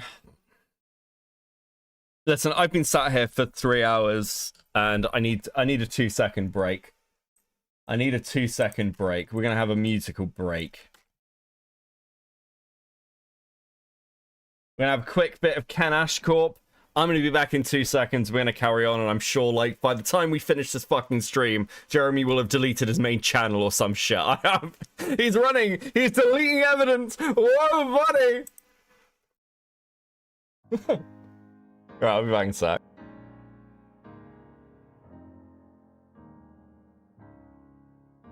There's a legend that's sung in Rhode Island, told to children with faces aglee, about a hero, an absolute madman, who bombed the shit out of that company.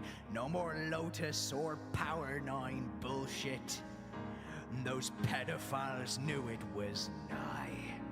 That man got on a plane in Toronto, got an AK-4 and prepared to say hi. Adam Worski, axe-wielding maniac, Hasbro, you fuckers, we pray for your soul. Adam Worski, getting away with it. Touch that boy's hole and you'll pay Adam's toll.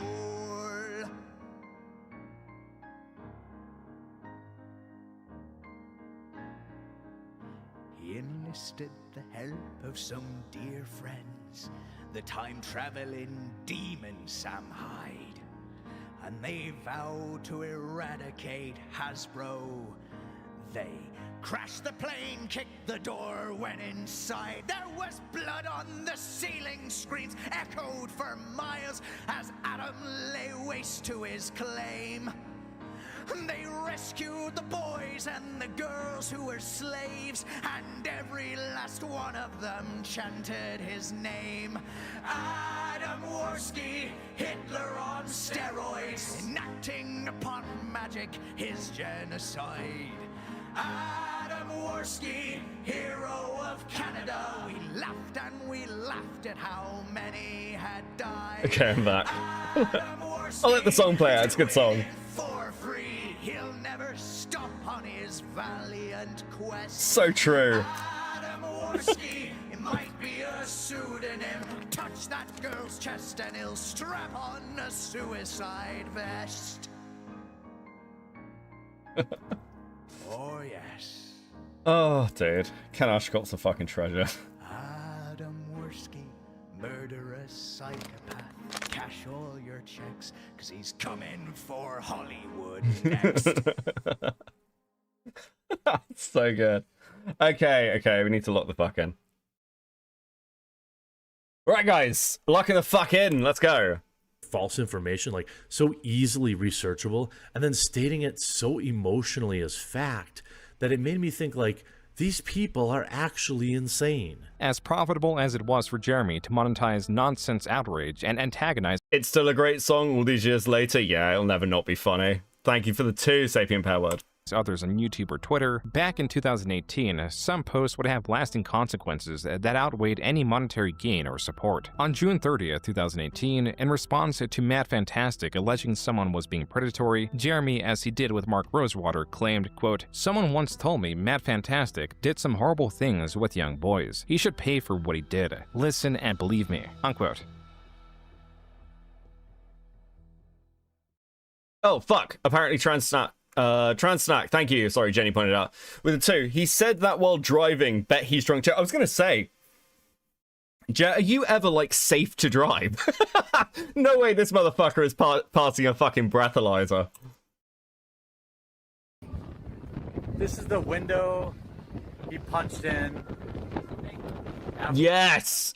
So this is around the time I first became aware of the quartering in my life.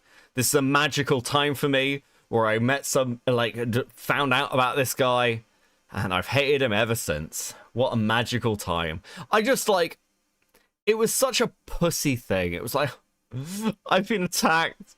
I've been attacked by a person in a man in a dress. Man in a dress. Dude, come on.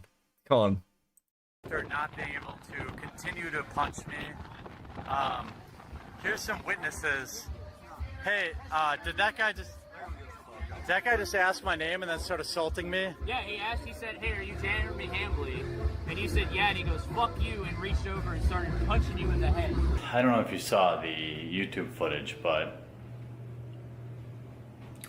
just got here to Gen Con 2018. I still can't believe Jer tried a diet channel where he quit drinking and he chose the darkest timeline. Dieting will do that to you.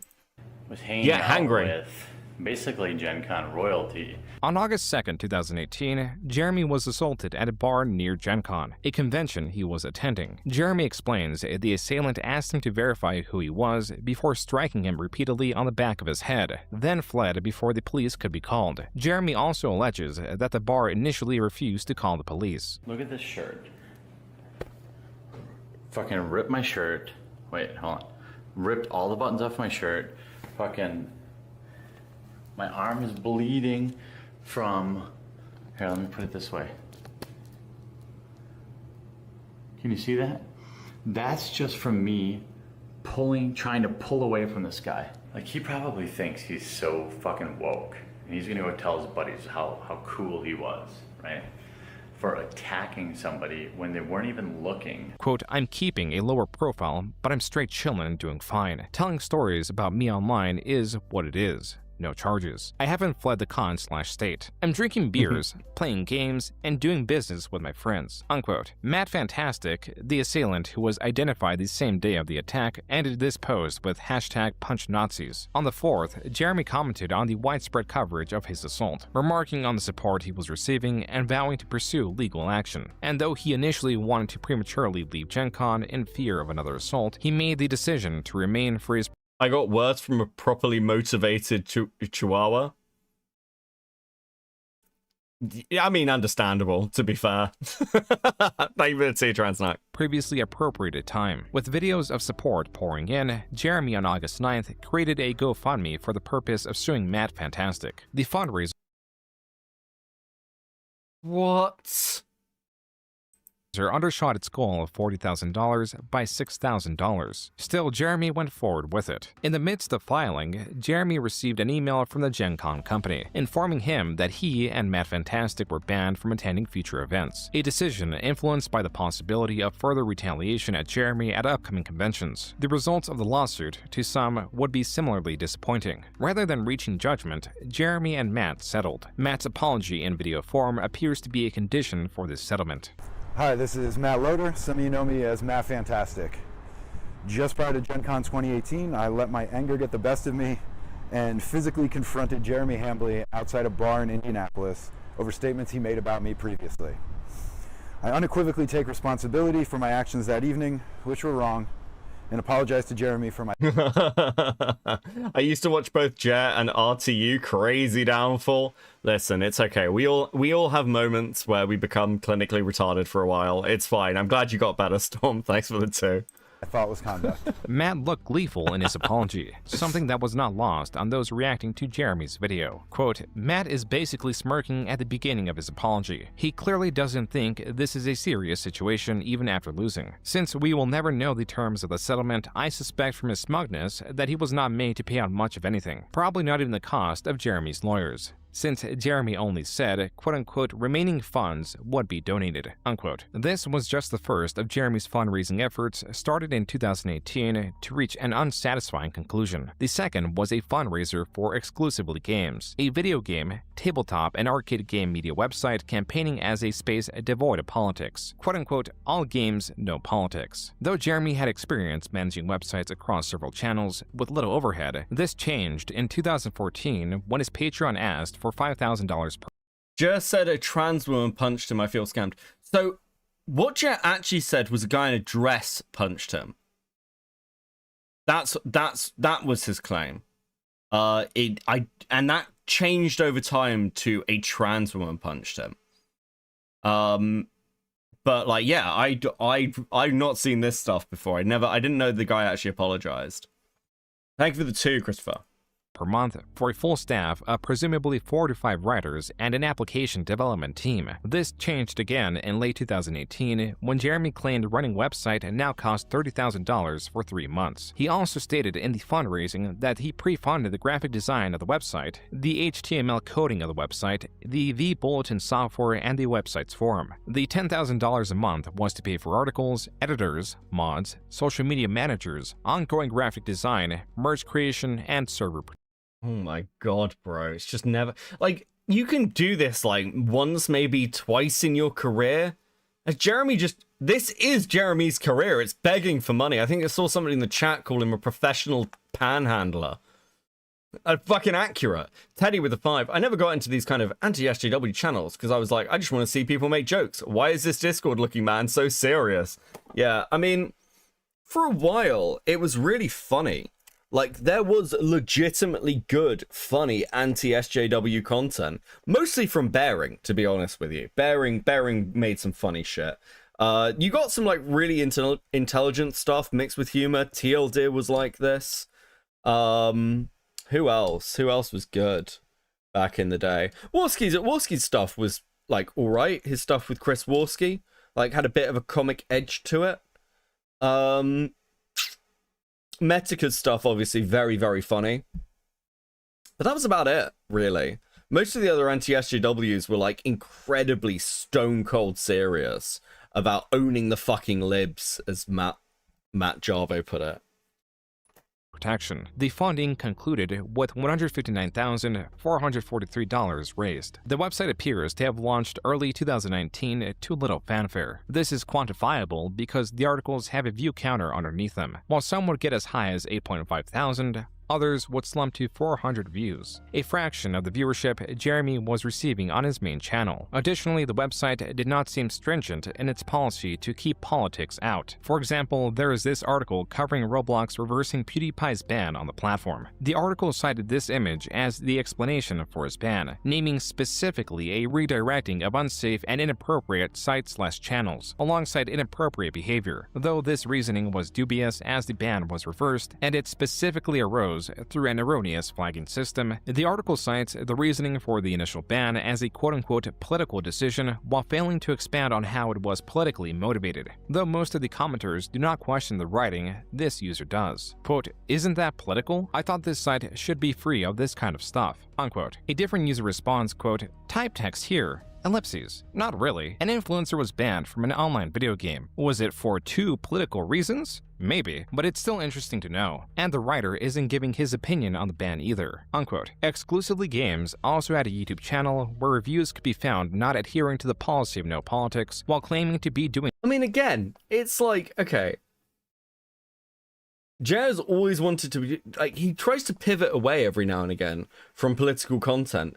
And it's never a true fucking pivot. Teddy with the 5. I like Bearing for a bit. I thought Chris Raygun was alright, and Metica obviously has actual talent. Yeah. Boomer Man with the 5. I know you don't care, but I'm outside of my house with a Dr. Pepper trying to calm down from work. Also, Jer is most definitely gay. Jer is most definitely gay. Well, I hope that you are chilling. I hope that you are chilling. I hope you enjoy the stream. Such a thing. The reason it's called Exclusively Games is that its writers do not inject political agendas into their articles, which has become, sadly, as many of you know, all too common in the gaming industry today, especially in games media. So that's what it means. It means no political agendas. It does not mean no opinions about anything. For the most part, fairly inoffensively done. The game doesn't get political, there's no girl power or anti-male kind of attitude to the game, which originally worried me. By June 2019, the website was failing. The top articles were only getting hundreds of views. The same could not be said for the quartering. Jeremy could be seen celebrating the growth on his channel in this video posted July 1st. My sponsors don't care at all about the fact that, you know, about how many subscribers I have. They care. The only reason they reach out to me is because of my average daily views. That is why, you know, even though many of my videos get 100 to 200,000 views, which is awesome, I'm still getting bombarded with offers. I could probably do ads every few days. Hey, dude, I don't have much money, but I'm almost like, oh my God, I just wish I could refund that. I don't want people to stretch themselves to tip me. That's why I work my day job. That's why I'll never quit my day job. It keeps me grounded, and it keeps me in a situation where I don't have to worry about somebody who's just got a few bucks in their bank account tipping me. That just makes me feel gross. 6 months ago, the community rose up and worked together to bring to fruition. 6 months ago, the community got together and brought to life exclusivelygames.com. Why Rags? Listen, Rags already said that he's produced content for this channel. I mean, again, it was Rags' content bracket. Teddy with the 5. But even Metica these days is so serious about this shit, and I'm just like, I'm kind of over it. Lol. Okay, back to chat I go. Yeah, I mean, I love Jim's content. I have for a long time. I'm a big Metica fan. But like, yeah, Jim has become more serious. It is a lot less jokey. And I know people point to his Charlie Kirk stream. Well, he is kind of dying. Yeah. Look, we'll always have Medica in the mornings. And I still like Jim. But I watch it less now, I will admit. You know, I've not watched a lot of his new stuff, because I'm like, I know it's going to be like way more fucking serious. Exclusively Games July fundraiser. The website's monthly operating cost for an editor, news desk, and to pay the writers is approximately $10,000. I am seeking to cover 6 months of content. 100% of funding goes into the content. I, Jeremy, have not taken a dime and will continue to draw no revenue for myself." Unquote. This received $53,000, raising the total fund raised for the website to over $200,000. A fundraiser that came during Jeremy's best performing month so far, maintaining 20 million views a month, helped by his upload rate of 2 videos a day. This likely influenced Jeremy's decision to officially leave Unsleep Media, formerly known as MTG headquarters. Jeremy applied himself to the quartering, not only embracing its growth, but also its trouble with demonetization. You know, it's not like 2/3 of my videos end up getting hit with the yellow check mark only after reviewing. By the way, I have over 1,000 videos. To give you an idea about machine learning, I have over 1,000 videos, and maybe 2 of them were confirmed after manual review that they weren't appropriate for advertisers. Jeremy's frequent uploads were making it difficult to appeal the videos that were flagged as unsuitable for advertising. There was worse to come. YouTube, in taking more control of its algorithm, was reducing the effectiveness of subscriptions. Previously, being subscribed to a channel meant a notification was sent to the subscriber. This was changed and now required users to select a secondary option, the subscriber bell, to now be notified. Hey, did you cover this? Did you cover how Riot Games had this lawsuit settlement the other night? Yeah, I did a video 3 freaking days ago, but YouTube doesn't care. YouTube is not... Dude, you could transplant this into current Jeremy. Oh, my views are down. Something's happening, guys. YouTube's deprioritizing us. It's happening to everyone. Fucking hell, man. How were people watching this for years? Hold on. Where's Storm? Storm was like, I used to be a jet. How, buddy? How are you watching this? Storm, are you good? Are you okay? What was happening in your life that you were sat down and watching this shit and being like, oh my god, yeah, no. This is my daily consumed content. Fucking hell. Not only not notifying you, but they're actively hiding the garbage. I don't care. There's some smaller channels out there who think it's funny when people out there are struggling and frustrated, and I get it. I've been there. It's okay. Make your content. But the fact of the matter is, this is exactly why I will never commit to making content full time, because the YouTube system is completely, unequivocally, undeniably broken. Jeremy was also having problems with YouTube's claim system, a system often abused. YouTube is still allowing them to leave claims on YouTubers' videos. This has been going on for years. And they don't do anything about it. I'm sick of this shit. I'm sick of this shit. It's so bad. I mean, Shadowban up there. Come on. How do you take yourself seriously? Fuck me.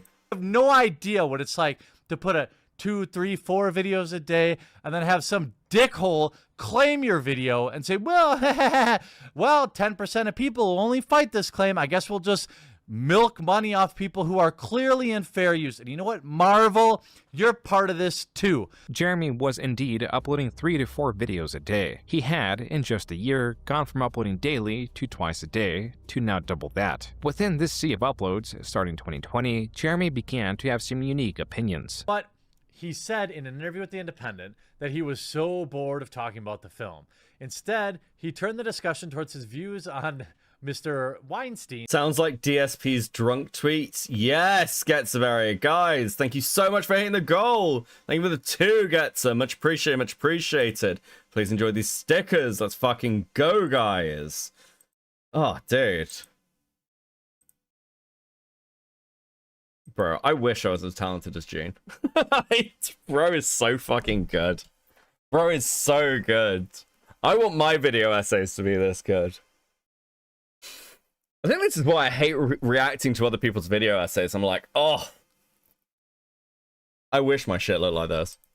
Alleged victims, and that adults who made choices, and why he's tired as a white man for being blamed for everything that's wrong with the world. Perhaps just the ramblings of a man who is too old to care anymore, but nonetheless, there's a lot of truth in what he says. Now, there are how many victims in Harvey's life, and I feel sympathy for them, but Hollywood is full of very ambitious people who are adults, and they make choices. If you read between the lines here, what he's saying is people knew what they were getting into when they serviced the man, and they either, for better or worse, got what they had hoped or didn't. But nonetheless, as adults, they made their own decision, and now they're looking to blame everybody else for that. Harvey Weinstein is a former film producer, one convicted of R-word and sexual assault. Though Jeremy appears to be sympathetic towards Weinstein, he did not extend his sympathy to composer Michael Giacchino, who on February 18, 2020, tweeted about King Kong coming back to theaters. In a reply, a user mentioned King Kong was Hitler's favorite film, to which Giacchino responded, "Fuck Hitler." Jeremy then quote-tweeted this, responding with, "And there we have it. Yikes." While it appears that Fucking what?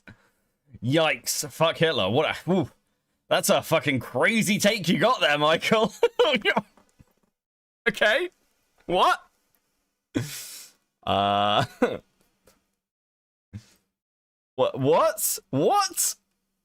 I literally don't know why you'd... I literally don't know why you tweet that. That seems so fucking bizarre. Hating Hitler is bad now, apparently. Apparently, Jeremy S.S. Campbell really likes Hitler. His favorite dictator is being attacked. Crazy. What?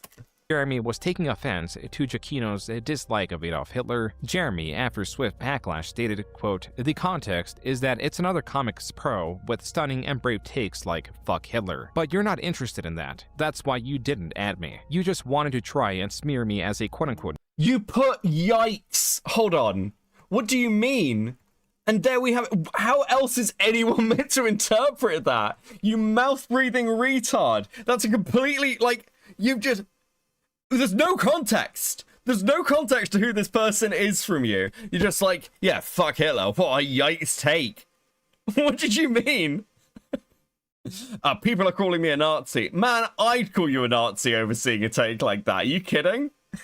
It looks like you're defending Hitler. Obviously. Not interested in that. That's why you didn't add me. You just wanted to try and smear me as a quote-unquote Nazi. Fucking clowns every time. Unquote. Jeremy continued to attempt to correct his messaging. Quote, "The context is obvious in the thread that it's another comics pro arguing with fans and making stunning and brave statements like quote-unquote fuck bad things. You don't care about truth though, just perpetuating lunacy." Unquote. Revisiting the original tweet shows that Giacchino was not at all arguing on the topic of comics. Actually, there is no mention of comics anywhere within within the tweet exchange. Jeremy's strategy, whatever it may have been, to change how others viewed his intent did not work. Just 2 days after the Hitler tweet was posted, Jeremy on Twitter stated, quote, "Amazing how this fuck Hitler tweet has taken hold with people completely incapable of understanding my point, which was obvious to everyone that follows me. Hollywood types saying fuck Hitler for retweets is fucking stupid and cringe. It's about virtue signaling. If this was not what dude was doing, okay. My point still stands. In what world is this known? Now I got morons posting my address to Twitter replies. Wonder where they came from. You had to be a complete fucking idiot or liar to say I was quote-unquote defending Hitler." I mean, it looks like you're defending Hitler. It looks exactly like you're defending Hitler. That's a completely reasonable read. Like, why double down? Just be like, yeah, guys, sorry, I didn't provide enough context for this tweet. It looked like I was giving a take that I wouldn't normally give. That's a yikes for me. You know, play it off like a normal fucking human being. Dude.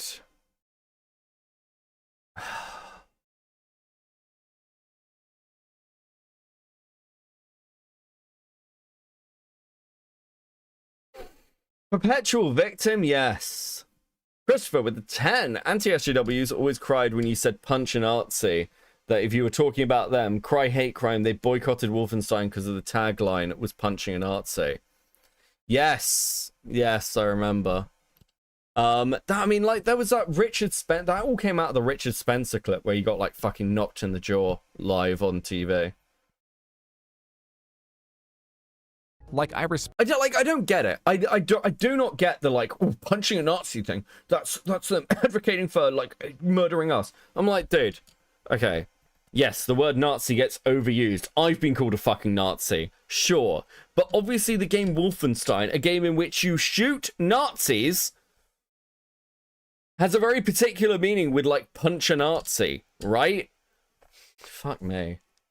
Back the hustle, but you'd have to be a fucking idiot to think anyone was unironically defending Hitler. I just can't imagine people are this stupid. They have to just be willfully misrepresenting the point, right? Unquote. Below, Jeremy linked to a video by D'Angelo Wallace that covers Jeremy's tweet. At the time Jeremy posted it, the video had 82,000 views. Present day, the video sits at nearly 2 million views. With Twitter further examining Jeremy, his views came into question. Specifically, these 4 recent images. The first one is Jeremy stating that though he considers himself to be pretty progressive, he believes transgender people have an advantage in sports. The second is in support of someone who is labeled a homophobe, going as far as to call them a hero. The third shows that he believes that some transgender people transition as a trend, and the fourth is an image of 2 men kissing that is captioned with Jeremy stating, quote, "If you want to raise awareness, you have to make people want to throw up in their mouths." Unquote. On March 12, 2020, Jeremy announced he deleted all of his tweets. This same day, Jeremy uploaded a video titled, "YouTube is destroying my channel and I have proof." Just to be honest with you all, dude. I've been very stressed over the past week or two, and I've tried to not let on to it, but I can't figure it out, and I need your help. Something is really weird with my YouTube channel. The videos that were supposed to send notifications, YouTube sends 3 notifications in one 24-hour period. The Review Tech USA video got well viewed. That's about my normal. My normal videos get between 100 and 150,000 views. The second video, which should have done really well, 50,000. The third video, which should have done really well, 59,000. I'm done antagonizing people on Twitter. I'm done with it because I just lose. I'm never doing it again, guys. It's never going to happen. It's the last time you're ever going to see me do it, okay? I'm done. I'm done. Christopher with a 10. Fun fact, there's an interview, and the interviewer was trying to get the lead dev of Wolfenstein to apologize for the tagline. He laughed and said there's nothing political or wrong with punching a Nazi. Based. 404 with the 2. Becket of crabs. Crabs are rad. Crabs are red. Nazis use red. Rip. Dude, we're having shoelace convo about shoelace conversations about fucking crabs now. No, I mean, like, listen, you can have lots of colors of crab, okay? You can get blue crabs, black crabs, gray crabs. What are the colors? Kind of pink crabs. What are the colors? I think that's most of the colors of crabs, to be fair. Matt Man with a 2. Why do people like this guy? I literally don't know. Like, literally don't know. even though most of these idiots were just coming at me with flat out lies, I got embroiled in it, and I gave them what they wanted, and I lost course. I'm not going to do that anymore on Twitter, okay? I'm making very real changes. According to Jeremy's Social Blade, this is the dip he was speaking of. A viewership decrease of 2 million, going from 14 million in February to 12 million in March. My channel seems to be quarantined in some way that I haven't been able to detect yet, but is supported by all sorts of anecdotal evidence that I'm going to share with you to help share not just my videos, but other people's videos in this space. And I need you to give me feedback, because YouTube is slowly killing us. They're slowly pushing out independent creators, which is why I have a BitChute, which is why I have a library account. I'm a founding member on Library, okay? I'm a financial supporter of Library and BitChute, because I know this is what's happening, but we still have to fight back. And I'm sorry I don't have the energy, but I'm just frustrated and tired. Please help not just me, but other independent creators continue to exist here on YouTube and continue to push back against what is an obvious bias for mainstream media by YouTube. Despite Jeremy's evidence that largely consisted of users not getting notifications for his uploads and petitioning for support on third-party platforms, his channel, per the Social Blade graph, jumped to 20 million views the following month, his best performing month ever. This same month, Jeremy announced on Unsleeved Media that he was returning to Magic, apologizing to Wizards of the Coast. Oh my god, why? God, listening to this guy's life is like a fucking schizophrenic, like, acid-induced nightmare. Like, pick a fucking lane! While also faking their He's tired, yeah. Dude. Apology to him. In this video in April, Jeremy claimed his return was not a ploy for financial gain. Instead, it was for when he needed to boost his mood.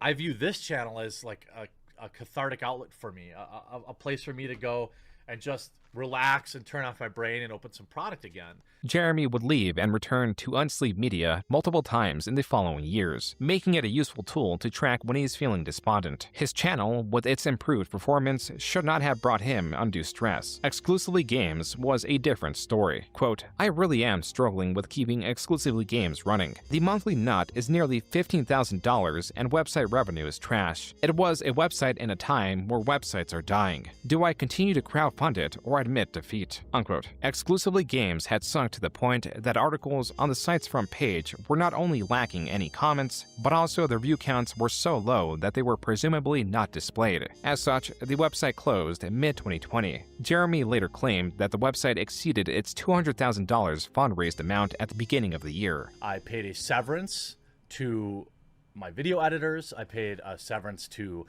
all the major writers, which I of course proved since then, a 1-month severance for some of the bigger salaried people. Why did I have to finally pull the plug? Well, I had been paying for everything out of pocket since basically January, which was almost $10,000 to $12,000 a month, depending. I know Camelot's been talking on Twitter about the fact that Jeremy is just bringing in no money and is probably going to go bankrupt. But, like, look, I don't know this guy's financial situation. Obviously, it's very difficult to gauge that stuff just from, like, what you're bringing in seemingly on like, a couple of platforms. But it is worth noting that he's so bad with money that he probably, like, pisses it up the wall to an insane degree. And if you're also bad with money, depending on which months, you know, how many articles we publish in a month. The figure of $10,000 to $12,000 a month was different than the $15,000 Jeremy tweeted about. With 12 months of operation cost should have amounted to $120,000 to $144,000. On the website QB Farms, verified poster and alleged friend of Jeremy claims that Jeremy was not being too dishonest, that he did pay out severance and Jeremy was mostly hands-off when it came to the website, and it was mismanaged to hell by infamous commentators editor Ian Miles Chung. Quote, after I left, Ian was eventually fired for failing in his duties and scamming Jeremy. To my knowledge, the site never fully recovered. Things behind the scenes often seem to be messy or disorganized. As for how a site with 200 grand failed, well, Jeremy wasted a lot of funds. On the site, mind you. I won't share figures, but the design team got paid exceptionally well, as did IMC, among others. I think Jeremy just got in over his head and trusted the wrong people. I don't have access to all that. All I know is that Ian was paid, I believe, $2,500 to $5,000 or so per month, unquote. Jeremy, at a later date, revealed that Ian Miles Chung lied to his face in claiming the website needed more support. Jeremy complied, and Ren, an additional quote-unquote employee, was hired. From what Jeremy gathers, Ren was an e-girl who Chung bought an iPhone 4 and was sending money to. When I confronted him over it, he had a mental breakdown, a bawling breakdown on Skype for stealing not my money, but your money. The people had backed the project. It was $645. He would have gone right on stealing my money, stealing your money, had I not figured it out. Okay. Wait, what? Again, I've never heard this before. This is... What? Nameless editor is the fall guy? I mean, yeah, again, it seems like whenever Jer gets into these trials, we've just watched him do this. Oh, my editor deleted the channel. My editor deleted the channel. He misinterpreted a message and just went and deleted the podcast channel that's been, you know, had barely anything happen to it in years. Yeah, that's what happened. Sure. What? Okay. To add to Jeremy's financial strain, he was dropped by sponsor Dollar Shave Club in June. When he did not receive a reply from the company, he assumed it was because of his content. This is something he made a video on, titled, "Sponsor Dropped Me for Not Being Woke. Goodbye, Dollar Shave Club." The following day, Jeremy tweeted, quote, "After over a week, Dollar Shave Club replied on why they terminated my partnership after I uploaded a video about it. They claim that it is performance related and shared the data with me. The data supports their claim," unquote. Jeremy was not having a pleasant time on Twitter, to the point that on July 27, 2020, he announced he was leaving altogether. I'm not a small channel anymore that really needs that video to go viral on Twitter to live. Right now, I'm concerned about being a better husband, better work-life balance, and removing the toxic elements that are causing my hair to fall out at an increasingly rapid rate. On Twitter, there was much celebration. 3 days later... Yeah, Crab Rave, love to see it. Dude, fucking what? Jeremy made a video doing two things. He showcased these tweets of celebration and was adamant about having multiple gay dads. 2,300 likes. A lot of people hated me on Twitter. Also, I have two dads. I'll have you know I have two dads. One of my dads is black and gay. Also has this dad. I don't know. Maybe he has three dads. Someone makes sense to me. Now, this is one of my dads. All right? It took 5 days for the quartering to return to Twitter. Apparently not under Jeremy, but...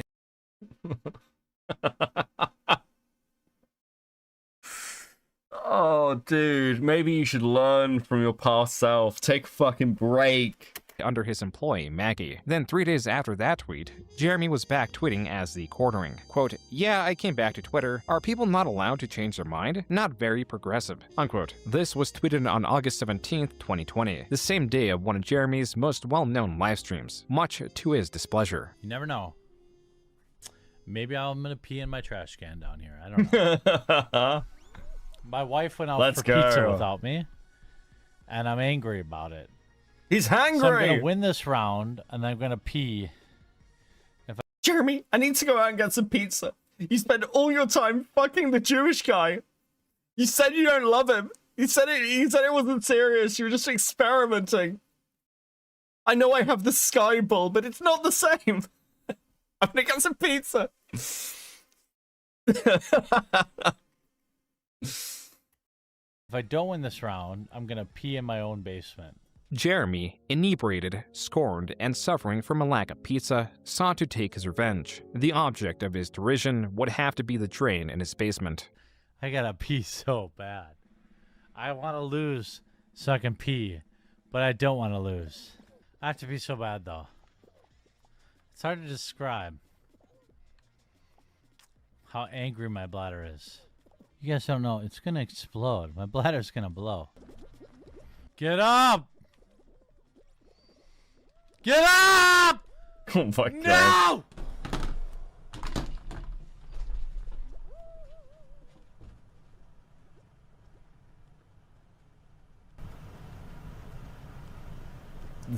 What sounds to be like distant pissing based.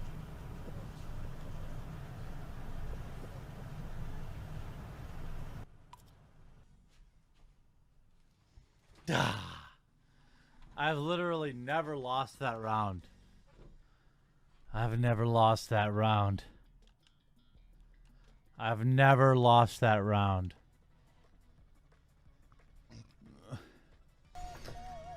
Oh my god. I just peed in my basement. No, not in the kitty litter. Just in the drain. In the drain. Though Jeremy deleted the livestream, channel Virus Sanity uploaded a 5-minute supercut of the event. Jeremy commented on this video with, "Imagine thinking this is unknown." In the hundreds of comments responding to the quartering, there is only a single comment of support. Between the basement urination and the Twitter debacle, there could be an explanation for why the quartering was acting out in August. It could be this graph, showing his views. I love the way it's described as acting out, like he's literally a fucking toddler. Like, there might be an explanation for Jeremy's petulant, childish behavior. He's obviously not 5 years old, but we can treat him as such.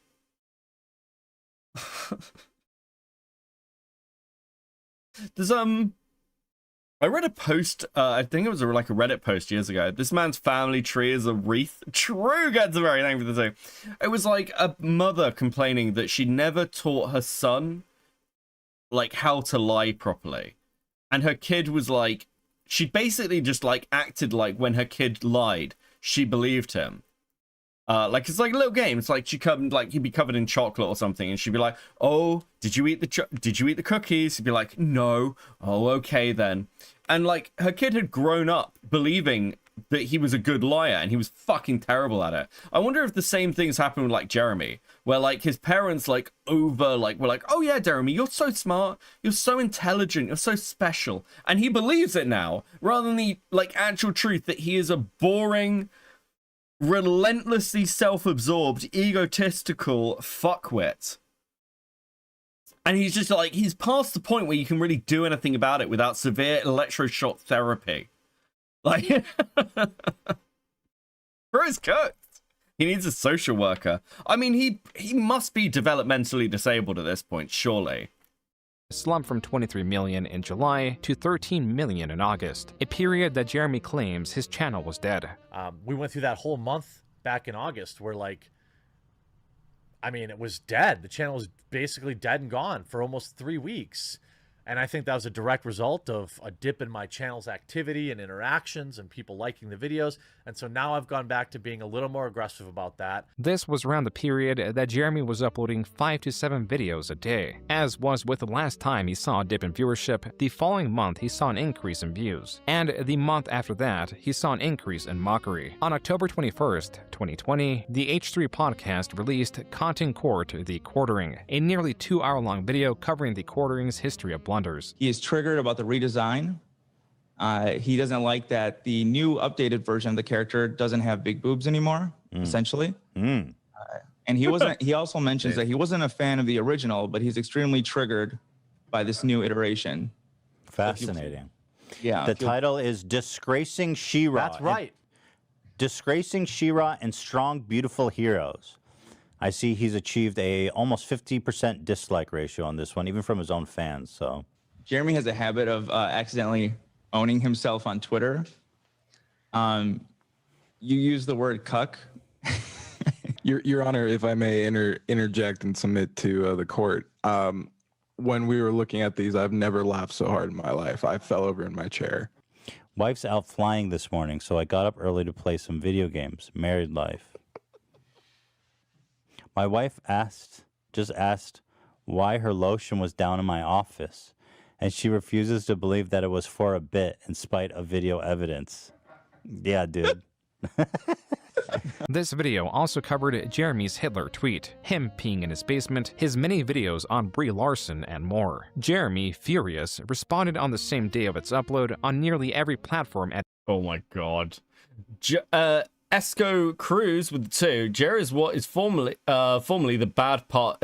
Jer is what is formerly the bad part of Asperger's. Do you think he's on the spectrum? I mean, look at those eyes. Look at those eyes. I've never noticed this before. That's like a weird squint. He looks. If you saw this person like sitting on the street in a bin bag, you'd be like, yeah, this person's sort of like understandably homeless, right? You wouldn't expect like, yeah, like look, if Jess sat down on the street with like a coffee, people would put money into the coffee cup, right? He'd be like, "What are you doing? I'm just sitting down. I'm just drunk and like feeling like I need a little sit down." Bro. He looks like a trucker who got like abused by a prostitute. like in another life, Jeremy is blatantly a trucker that gets robbed by prostitutes. I'm just saying. Random web abuser with a 6. I once subscribed to the quartering, then I unsubscribed the next day because he uploaded like 10 videos and it was all badly read articles. What are you talking about? That's his content, bro. It's premium. Premium content. Fucking hell. At his disposal. He takes basically the same boring old, like, little 10 greatest hits from the far left, you know, the whole yikes. I'm gonna be honest. I think getting caught with the channel deleting tonight may actually be the end. I think that's the tipping point. I think up until that point, I think he could have maybe ridden the wave. Let things die down. Carry on with his content grind. Nah, he deleted the podcast with 2 of his actual friends. I think I think this is the genuine tipping point, the point of no return. I've often described like being like in drama as running towards the edge of a cliff. And there's like loads of barriers in the way and you've got to keep running towards it. And eventually you hit the cliff edge. And once you jump over, there's no saving that person. They're fucked. I think that was the cliff edge. Joe's saying, just saying he's doing a bit feels like cultural appropriation to me. True, Teddy. Me too. Thank you for the 5. Yeah, Tiller, what's the like? Quartering deleted his podcast channel with Bearing and Dankula tonight and claimed it had been flagged down by his haters, but he just deleted it himself. And he's been caught red-handed with this shit. Bearings released his DMs where Jer is once again threatening to flag everybody. It's actually wild shit. Yeah, he's fucked. We're gonna take every joke extremely out of context. We're gonna look at really old videos. Though Jeremy was displeased at Ethan Klein of H3H3 not providing extensive context, Jeremy himself would not even watch the content court before making this video, and proceeded to be deceptive about its contents. Really, really low-brow, low-energy stuff. I really wasn't going to respond to it, but, you know, once he starts talking about my wife, like, repeatedly, then I kind of have a problem. I barely even watched, I probably watched a grand total of 15 minutes of this, and it seemed like every little spot I picked, he was talking about my wife. My wife is somebody that remains offline, does not... Excuse me? Also, weren't you talking about Jarbo's kid? The double standards are unbelievable. Oh, my wife's like offline. She's like a separate person. No, you do content with her. When's Jarbo brought his kid on camera?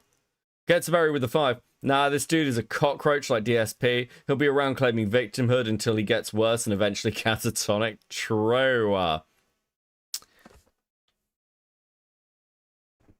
Interact with anybody, and no, I don't believe she's fair game, you know, because he can't stop talking about my wife. I think he's probably jealous. I mean, my wife is a beautiful woman. She's, you know, funny and kind, and she hasn't lets me fuck Jewish men. And with Keemstar, it's sad how far Ethan Klein has fallen and how he's just basically, he used to produce great content and now he just lazily regurgitates content he read, about other content creators. Jeremy would make it seem as if Ethan Klein was making disparaging remarks about his wife. The top comment reflects this and celebrates Jeremy's own comment, insinuating that Ethan Klein's wife slept with another creator. In the content court video that Jeremy did not watch, Jeremy's wife is only brought up when Jeremy brings up his wife. From when he urinated in his basement, to his comments about her disbelief that he was not using her lotion to masturbate. On Twitter, Ethan asked Jeremy for a timestamp for where in the content court he insulted his wife. Jeremy instead responded with, quote, "Ethan, I appreciate the free promotion and your concern about my dick size, my sex life, and the lineage of my family. This video is defamatory and desperate. You and I both know if you were anyone else, this would be creator-on-creator harassment and a strike. You fall." What the fuck, bro? Fallen so far, unquote. Jeremy on the Incredible Salt Mine channel would admit to not watching this video once more. I didn't watch it. I didn't watch it. Who the fuck? 2 hours. It was in this stream that Jeremy clarified that, despite campaigning on Ethan and talking about his wife, he acknowledges that it was not any way disparaging. My wife, at many times, not like in a disparaging way, it just brings her into the conversation, which I find kind of shitty. He brings her in like in a negative way, in a negative way. As Ethan also brought up Jeremy's Hitler tweet, he now reframes it as being a joke, though the joke is not entirely clear. How the fuck are they so stuck on this? It was obviously a fucking joke. And like, they... this is the thing on Twitter. They said, what did you say again? I said, it was really obvious. Yeah, of course it was. It was like another Hollywood person said Hitler bad. And I was like, ooh, stunning and brave. And like, and then everyone's like, oh, yeah, he's pro-Hitler.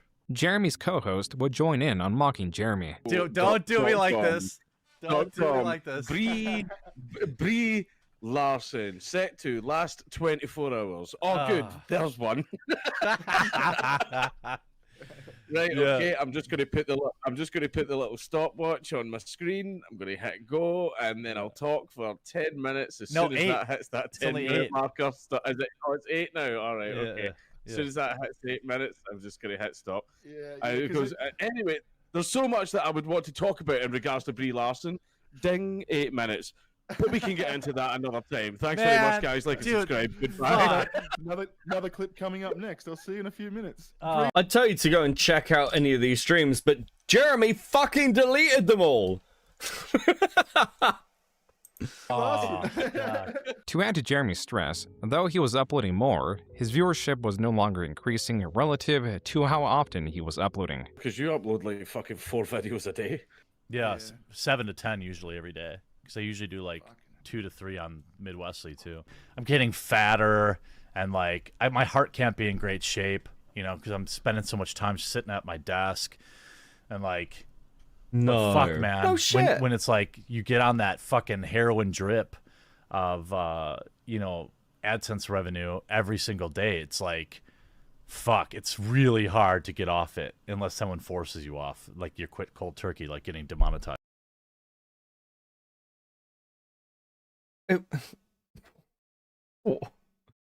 Dude, it's not even about the ad revenue. It's not even about the ad revenue. You guys know that, right? It's not even about the money. He doesn't give a fuck about the money. It's about the views. It's about wanting, like, this motherfucker wants friends. How sad is that? Jeremy's whole career, and you can see it early on in this, he wants friends. He wants people to acknowledge him. He's desperate. It's just fucking pathetic. And now he's probably burned the bridge finally with like Dankula and Bearing tonight. 2 of the few people who may have actually tried to take him back in, because Bearing's chilled as fuck these days. And Dankula's like well out of this shit. or something, you know. Though Jeremy sought endless growth, the more traction his videos got, the more opposition he received. Just a day after the content court was uploaded, the Quartering is a Nazi subreddit was created, a small but growing group of Redditors who greatly disliked Jeremy. Conversely, by the end of 2020, the Quartering surpassed 1 million subscribers. Rather than focus entirely on covering articles, Jeremy continued to make videos giving attention to his critics. I got hammered on a Twitch stream once, and hold on, Getsaberry with the 2. Notice me? I am noticing you. Did I miss a super chat? Fuck, did I miss a super chat? I did! No, I didn't. I did notice you! Getsaberry! Why you don't? Oh, no, it's fucking Quartering notice me. Fuck. I'm retarded. You guys make me really paranoid. Also, please enjoy these stickers. Please enjoy these stickers, guys. Thank you so much. It is much, much, much appreciated. Thank you, thank you, thank you. Guys. So, still got like 2 hours of this video. It's gonna be here for a while. We're gonna be here for a while. We're gonna be here for a while. Fuck. Thank you guys so much.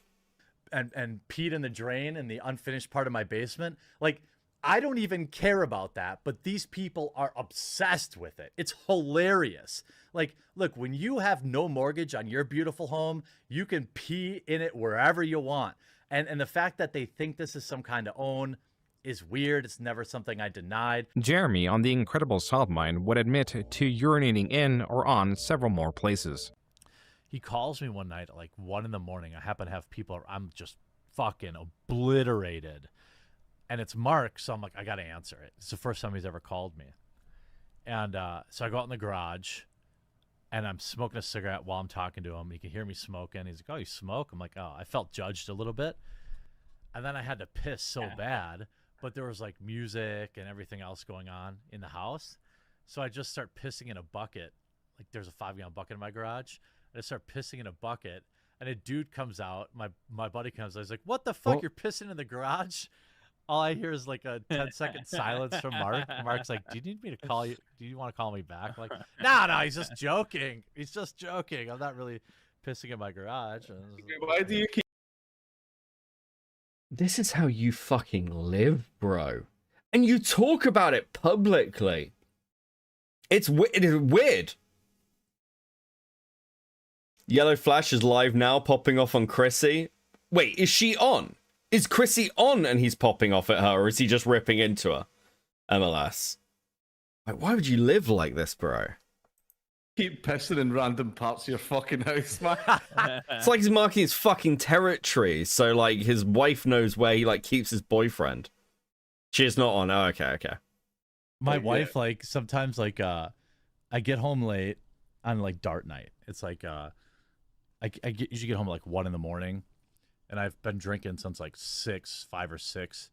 And then I take the dogs out when I get home so then I could sleep in a little bit longer. And then like oftentimes I'll be standing out there with the dog who's peeing, and then I'm also peeing. And then she like got up one night and saw me out there taking a leak next to the dog who was also taking a leak. She's like, gross, why don't you just come inside? I was like, what do you mean? I'm right next to the dog who's pissing in the lawn. What's the difference? Sometimes I'll take my dog out. He's still got to be on a leash, and like I gotta piss too. So I'm like, I'm just I'm gonna piss, and then he's like, he's pissing, I'm pissing, and like if he gets done first, he's like, what's going on over here? I'm like trying to hold him off while I'm pissing so I don't piss on him. I'm like, God damn it. Yeah. Anyway, yes, I have pissed on my dog too. Jeremy, facing undue stress, released a video in February because his channel performed poorly the day before. Every year, seems to be 2 to 3 times a year, there is this algorithmic reset or a shadow banning. It goes by very different names. Someone needs to take a supercut of Jeremy saying this shit. And just like every time he's done this. And like it feels, because I feel like you could do this. In fact, fuck it. I think someone should do a supercut of Jeremy saying this, people like John saying this, other people on the right, Melanie Max saying this. Just over and over and over again. It's like there's a fucking script for please support me. YouTube doesn't like my fucking channel. Do you know what it looks like when you're actually kind of fucking shut about? When the views have dropped off and YouTube truly stops fucking recommending you? like, your channel will not appear on the lives. Like, you can tell. The fact that people are still able to, like, engage with your content organically. And it does happen. Like, you can, like, the algorithm can really fall out of love with you. But, yeah, the 2016 mindset, yeah. Like, there's a certain point where you've just got to go, listen, I've got a 2 million sub channel. Clearly it's not that bad. But the thing is, as you grow a channel, some people are going to stop watching over time. They're going to move on from the content type. They're going to get bored of you as a person. That's fine. That's absolutely fine. But it's not just YouTube hates me. It's that the culture war's kind of fucking over. I'm sorry, the culture war's kind of over. The right won the culture war, by the way.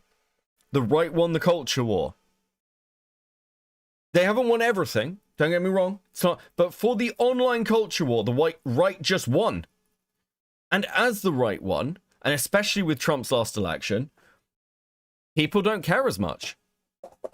He's posting this in 2016, 2017, or whatever the fuck it is, under Trump. Right-wing political content is going to do worse under Trump in the same way that Xanderhall was crying, as many left-wingers were, because when Biden was in power, left-wing political content did worse. This is not fucking rocket science, bro. I don't think anyone won, really. And, well, everyone lost. But, like, the overall prevailing narratives are far stronger for the right. He should have known his channel would take a hit. That would require him to be intelligent, MLF. What a wild, wild consideration. Games, but if you've been around, you know that this channel has talked about it several times.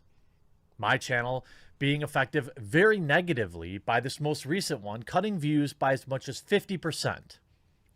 Now, a lot of people might say, "Oh, people just are getting sick of your stuff," or I didn't really like it." No. I have a big enough subscriber base that to lose 50% of your video or views in a day is way bigger than just a few boring topics. And I put out a tweet about it this morning, and more than a dozen other creators reached out to me confirming the exact same problems. It is super stressful. When this stuff happens, I pace around my house wondering about how to change my financial decisions, etc. And my employees wonder, and they see this type of thing. Mental stress that YouTubing, and look, yes, I know being a coal miner is more difficult. Being over-the-road truck driver is difficult too. I understand, okay? I'm not complaining about, I'm not saying YouTube is the most difficult job ever. But what I am saying is the mental toll that YouTube places on content creators like myself and others with lack of communication and transparency is unlike almost any other job. As with the many other times Jeremy released a video on his channel's viewership, Social Blade shows no viewership variation for the month of February 2021. And despite it being the shortest month of the year, February outperformed the previous 6 individual months. Though it is also possible that Jeremy's videos were getting demonetized at a higher rate, or his earnings were simply just not satisfactory. Come March, Jeremy used a tried and tested method of inducing financial support. It begins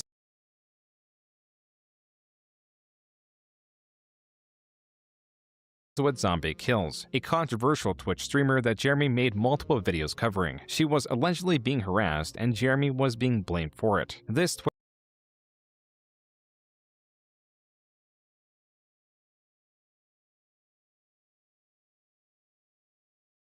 Fuck, was I muted? Yeah, sorry. Sorry. I'm eating something. I woke up late and I didn't get food. I was saying, was it begging? Was it begging? Was it playing victim? Was it begging? Was it begging? Was it begging his audience to pay attention to him? Dude, we're 4 hours in. We're 4 hours in. Bear with me. Oh, fuck. Of course, of course. Also, how did he not get arrested for pissing in public? Police probably didn't want to touch him. Yeah, you know, I don't think the evil feminists this guy's banging on about went far enough. They should have argued to bring back the stockades for untrained men like this. He's pissing on all the furniture. Do you know what, Mally? You know what? I actually agree with you. I think in the case of, specifically the case of Jeremy Hambley, the feminists have a point. The men do be pissing on the furniture. Twitter user claimed that she was swatted, naming and blaming Jeremy for the event, and asking for his sponsors to abandon him, all while failing to provide evidence he did such a thing. Various creators came out in support of Jeremy while denouncing the Twitter user. Jeremy covered this situation on his channel, and the Twitter user deleted her tweet. Jeremy then released a video recapping the situation, emphasizing that he needed financial support during this time. For myself and my staff, a lot of people forget, you know, just for this YouTube channel, there's 4 full-time employees. Jeremy would transition this into promoting his Subscribe Star, a Patreon alternative. But we are now 47% of the way to essentially securing all of their jobs, regardless of if these fools get my sponsors removed or something bad like that. Jeremy also makes it clear that this was financial support for his business. Fundraising for litigation against anyone slandering him would be a separate fund if he decided to go that route. This is a screenshot of Jeremy's Subscribe Star from February 24th, 2021. There are 3 goals on the right-hand side, all relating to support of his staff members or funding the courting website. While there is a percentage attached to them, there is no clear number attached to the goals. It is not possible to quantify how much Jeremy was earning, but it is possible to quantify support if only through how many likes and comments his post received. This post, published February 22nd, 2021, has 16 likes and 5 comments. On March 5th, after making the video requesting support, the same post has significantly more interactions, up now to 68 comments and 161 likes. Optimally, Jeremy's goals could also be tracked by how much the percentage of the goals has increased, but this is not possible because he removed or edited the old goals, the new ones highlighting protecting himself from the cancel culture mob. Jeremy's Oh, there's a cancel mob coming after me, guys. These things are so bad. It's so oh, dude. Oh, I'm being cancelled. No. Oh, the cancel culture. This is crazy. Oh my god, so much cancellation. Dude, at what point do you get to stop making, like, a pathetic... Surely, if the cancel mobs were coming after you this long, you'd be fucking cancelled, right? Wouldn't you be? Wouldn't you be, like... Isn't there, like, a tipping point where you're like, oh, I'm cancelled now. I can't cry about the cancel... Because, like, here's the thing with, like, people coming after you. It only works so long. You will lose a bracket of following. You'll lose a bracket of following, and then beyond that point, it literally doesn't matter. Because everyone who's still with you will be aware of the drama. This is why Food Shops thinks that she can talk about, like, her previous statements about being a pedophile easily to GGG. Now, there are limits. There are limits. Food Shops still can't go on and talk about how she's a pedophile without some pushback or effect. But even then, what really sunk Food Shops wasn't the pedophile stuff. It was the Dan Saltman stuff. Right? Like, it wasn't a secret. It was a fucking Dan Saltman shit. And there's a point where, like, with, like, leftist council mobs, your audience, this is not, they're not your audience. Your audience is on your fucking side. This is just e-begging and playing victim. His finances would be a topic of a podcast he attended later in the month, spurred on by conversation of his wife's planes. She had went to it. She's selling her existing plane. We don't have like Tim Pool money, so we have to sell the plane she has now before she can get something else. Wait, she has a plane? Yeah, though? She has a Zenith 750. It's I mean, like a that's Bush plane. Yeah, that's a if you got a plane, that's it's all right. Yeah. It's not a jet. I don't have Tim Pool It's money, not a jet. but we're deciding which plane to buy after we sell the current plane we've got. Every time I say that, I'm like, yeah, please keep super chatting me. But Normally, financial growth or growth in subscribers is enough to sate Jeremy, enough to keep him motivated to grow. But something was different this time. The wealth he was incurring, the support he was receiving, was diminishing in its effect as he began taking more time off and was forced to face his... A YouTube channel is like any other business. You could treat it like a hobby, or you can expand it into larger operations. But like any company in the world, it will have ups and it will have downs. It surprises me there are so many very large YouTubers that don't understand a very simple economic principle in play. Well, it doesn't surprise me MLS, because many people who become YouTubers can do literally nothing else. They don't live in the real world. I mean, you can't picture... This guy cannot work for somebody. This is not somebody who can, like, run a real business. It is somebody who can, like, essentially beg. Once again, whoever was in chat who said that he's a professional panhandler is bang fucking on. That is all it is. By the way, there is a full archive of Tism, so Jer put all those videos under a microscope, lol. Yeah, I imagine he's, like, probably fucked himself pretty badly if Bearing's gonna come after him. Because Bearing is one of the only people who was actually talented, and Bearing was talented. I know that some people don't like him or whatever. Bearing is talented. He's funny. And he has his podcast with his wife. They're very chill. I was watching an episode of it the other day, actually, about some Australian shit. Like some Australian, like, female captain who crashed a boat. It's good. It's funny. If Bearing comes out and actually starts making content on Jer and talking about his experiences with him, and like in this new light, that is gonna fucking devastate Jer, because like having someone that close, DSP outlives another, always the way. Life outside. Fucking Ralph, I think, has more like fucking credibility than Jeremy does at the moment. I know it's not by much.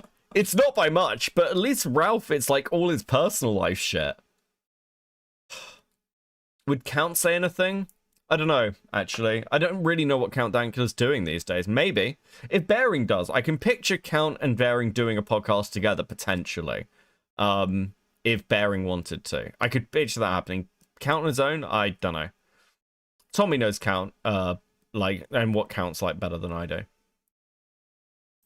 Of work. Jeremy did not like what little purpose he found. He explores these feelings in a video uploaded in April titled, "I've been kind of depressed." Getting older, thinking about, like, man, you know, I don't have any kids, and, you know, all these things that pop in your head. You know, I guess it's like a midlife crisis, so to speak. Okay, a serious question. If I started depression posting, like, I make the odd comment, right? Like, the odd jokey comment, like, oh my god, guys, I'm so fucking single. I'm so lonely. All this shit is, like, poking fun on the fact that, like, I work from home and live in a town in the middle of fucking nowhere, right? But if I seriously came on stream and was like, guys, I'm so depressed. It's so difficult for me at the moment. I don't know. We'd bully you? Yeah, yes, you fucking should. Like, your YouTube audience is not your fucking therapy group, Falgy. Oh, dude, this is... Take a fucking break, man. But not like a crisis. I didn't go out and buy a Harley or anything like that. But, like, I've also been freaking grinding on YouTube for basically the last 3 years, you know, daily videos on 1 or 2 channels, multiple daily videos. This is really what kind of was like an epiphany for me. A bunch of people backed me on Subscribestar, which is like a free speech alternative to Patreon. I yearn for the day you start depression posting. That's because Mally loves me and wants to take care of me. She's like, yes, the minute Beckett starts depression posting, then I'll be able to, like, it's okay. You can come live in Australia. It's all right. I'll take care of you. I'll make you a sandwich. It's what Mally really wants deep down. Reality is, because people chose to back me there, I could afford to maybe not do 5 videos a day, 5 days a week. This is Chibi reviews if he was fatter. Dude. Have I nurtured you even once? I'll link the DMs where you're nice to me, Mally. And, you know, and that kind of started me thinking about, like, okay, like, maybe you don't have to work so much. So in terms of, like, mental health, you know, I have this thing that is not unique,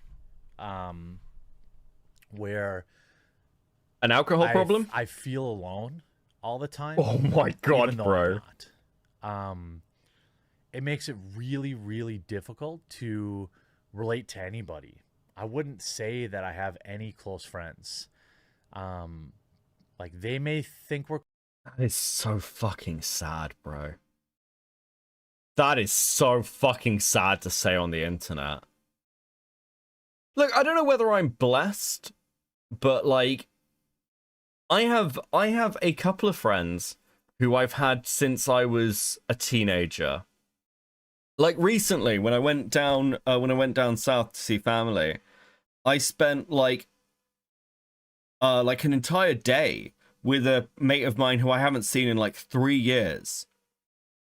But this is a guy who is like, you know, talking about where our lives were. He's got a new house, talking about work, jobs, just catching up. And it was like no time had passed.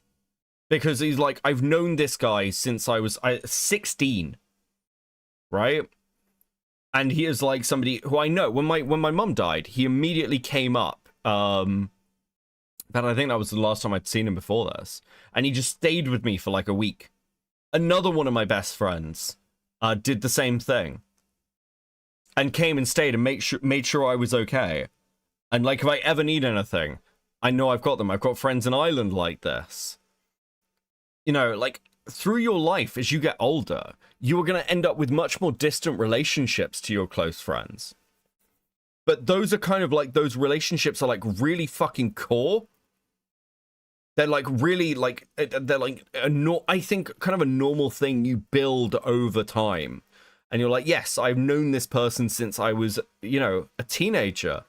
Or maybe even younger. In like one case, I got someone who's younger I haven't spoken to in years. But again, I know that if I even need anything, I could phone this person and be like, hey, I need this. Speak for yourself, Normie. Yeah, I don't know. I just think this kind of shit is terribly sad to be saying when you're in your adult life, that you haven't maintained or nurtured any of those relationships. Arcani is somebody you'll see in chat. Like, an Arcani is somebody I've formed an actual friendship with where we talk regularly. And he'll come over to the UK, we'll hang out, we'll go watch a play or something. But these are adult friendships. They do happen. They should be happening for you. There's kind of something wrong with someone like Jeremy where you don't get that. That is a little fucking bizarre. And it's interesting, actually. You remember when we read through the DMs that Bearing just put out? It was like a 10-year friendship for 60,000 views. Like, this dude is obviously fucking, yeah, he's insufferable.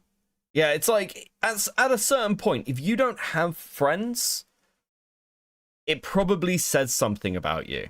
And this is like something we see all the time when looking at ACC content, right? How many times have we covered somebody and we've been like, wow, I can't believe this thing happened to this person. And then you dig into it and you're just like, oh no, I understand exactly why this fucking happened to you. You are an insufferable fucking douchebag.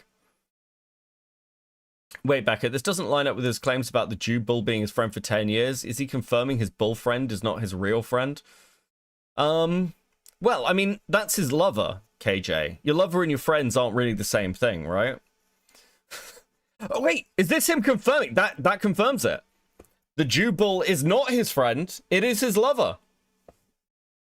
Case closed.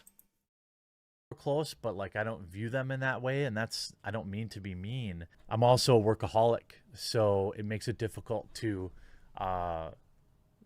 you know, garner friendships or even relationships. I mean, my whole life, you know, it's certainly affected my marriage, of course. If I have a great day, let's say I upload 4 or 5 videos that I'll get at least 100,000 views each, and they're all monetized, that is a massive dopamine hit. That's big money.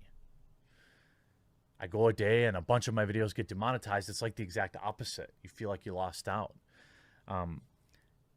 I feel incapable of taking a day off. This was a video of lucidity. While the evidence in his history already pointed to it, Jeremy works for no other purpose than to grow his channel, to appease his anxiety, to distract himself from himself. He was pushing himself to find purpose outside of work, even if it pained him, to address what he considers an unsatisfying personal life. Evidently, this was too much to bear, because 3 months later, he was already back to uploading over 10 videos a day. By the way, if you don't know, I have a political channel where I do 3 videos a day, 3 to 4 videos a day. It's called Midwestly. I do 5 to 7 videos a day on the quartering, and I'm happy to do that. But I have a really difficult time relaxing, allowing myself to relax. I was lucky enough to get a PlayStation 4, 5, and an Xbox Series X at launch. Haven't even turned them on still. I've been wanting to get back into Final Fantasy XIV. I've been wanting to play New World, but I've never allowed myself to play the games, just play them, because I could always be making content. Now, I've worked on this mentality to try and overcome it, be able to enjoy something. But I don't believe he's ever played a game for fun. Like, it's weird hearing this, right? Because he seems to monetize his hobbies. Magic, Pokemon cards, claw machines, RC cars, the fish tank thing, coffee. He finds things that he's, like, interested in, and then is like, how can I monetize this? Actually, do you know what? Fuck it. I had a friend like this. Who was, like, an entrepreneur. He's actually doing quite well now. And he's had, like, he was growing his businesses constantly. Have you seen him play Crimson Desert? Yes, I have. We watched a lot of that. I was losing my fucking mind. I watched it with Chris. It's a good stream. It's the first quartering stream I did on this sort of drama. But it's like, yeah, it just seems like a complete pattern of, oh, I like this thing. I need to turn it into my fucking work and job. Now, I like viewing YouTube as a hobby. Like, I don't want this to become, like, my job. I've always, like, had this weird boundary about it. It's one of the reasons I'm not super fan of the idea of taking money out the channel for, like, personal use. Because then it feels like it's just, like, a secondary source of income, like, a second job, as opposed to this thing I do for fun. Yeah, it is odd, actually, seeing it all laid out like this, the way Joon has. And be like, dude, have you ever just tried fucking enjoying something? Like, how long till you does, like, monetize drinking streams? From memory, quartering started the Magic fight, wasn't even his idea. Another creator with a Facebook page called Magic for Bad got into a fight. Jeremy jumped on board and blew up. Interesting. The easiest way to destroy your hobbies is to try and monetize them. Yeah, it's like, if you do, like, you know the phrasing of, like, if you do what you love, you'll never work a day in your life. That is bullshit. Like, I love my day job. I love what I do professionally. I love my career. I find it really interesting. But fuck me, like, would I be doing it if I wasn't being paid? Fuck no. Right? Like, there are, like every aspect of it, like, the amount of fucking, like, random bits of admin, like, box ticking shit that you gotta do. The boring shit of, like, digging through fucking massive data sets to try and find what you need. No, some of that shit is fucking boring, okay? And this is the thing about having a job. There are elements to a job that you are not going to like, even if you like the job overall. Massive, no one else is massive. Getzer with a 5. I'm depressed. Can someone PayPal me $5,000? I swear I won't blow it on cigarettes or cigarettes only fan models and lottery tickets. Well, as long as you promise. That's one of the big reasons I'm hesitant to take commissions. Yeah, I mean, like, oh god, there's a whole fucking drama going on at the moment with a commission artist who's paid like $800, $600, $800 like 2 years ago and hasn't delivered. I get people's hesitation. I feel this about the Artist Alley in, like, the Discord as well. I want to make sure that if anyone is promoting their work and wants to take commissions, they're, like, ready to take commissions, because it becomes like a secondary income thing. And you have to be really honest. I've done commission work myself, by the way, in my professional capacity before. And you do have to have, like, kind of in some respects, a much more rigid discipline. Beckett is a giant tree nerd. Do love a redwood. That's true. His hobby is getting money for easy work. These things just seem convenient for him as a way that he somewhat likes them. Yeah. Commission artworks are kind of my job, and as much as I love drawing, it does get heavy and tedious. Yeah. There's a big difference between, like, and this is why I don't like taking commission ideas for videos and stuff. I tried this right when I was starting. Like Shadow. Is Shadow in chat? I think Shadow's in chat. Shadow paid me money to make a Tim Pool video. It was either Shadow or Ties. I think it was Shadow. Shadow paid me, I think it was like $50 to make a Tim Pool video, which I have never delivered on. And I have apologized to her, but I had to apologize. And that was the point where I was like, I cannot allow people to offer me money to do something like make a video, because I probably won't deliver it. I probably won't deliver it. So I got to know that about myself. When did he ask this? This was like 3-4 years ago. I gave him something else. We did something else instead, but I felt really bad about it. You still owe us the Sunday fanfic too? Oh yeah, I was meant to do a part 2 of that. That's probably long past you. I'm incapable. With Jeremy's continued instigation, the latter half of 2022 was full of ridicule. Creator Phil DeFranco, in response to Jeremy calling Megan Fox a walking sex doll, called Jeremy gross in return. The H3 podcast did yet another segment covering Jeremy in October with the highlight video titled "The Quartering 1 Pooped His Pants, 2 Pees in His Basement, 3 Has Crotch Rot." Then again, November. Yeah, so he was doing a live stream, and this Sequential art shake with the 5. Why is it that when locals somehow get in relationships that they begin begging for their still creepy like keep begging for their still creepy like Jar and now Jeremy? Like, okay, part of it is that a lot of people don't have inside, a lot of locals don't have proper inside filters. Do you know what I mean?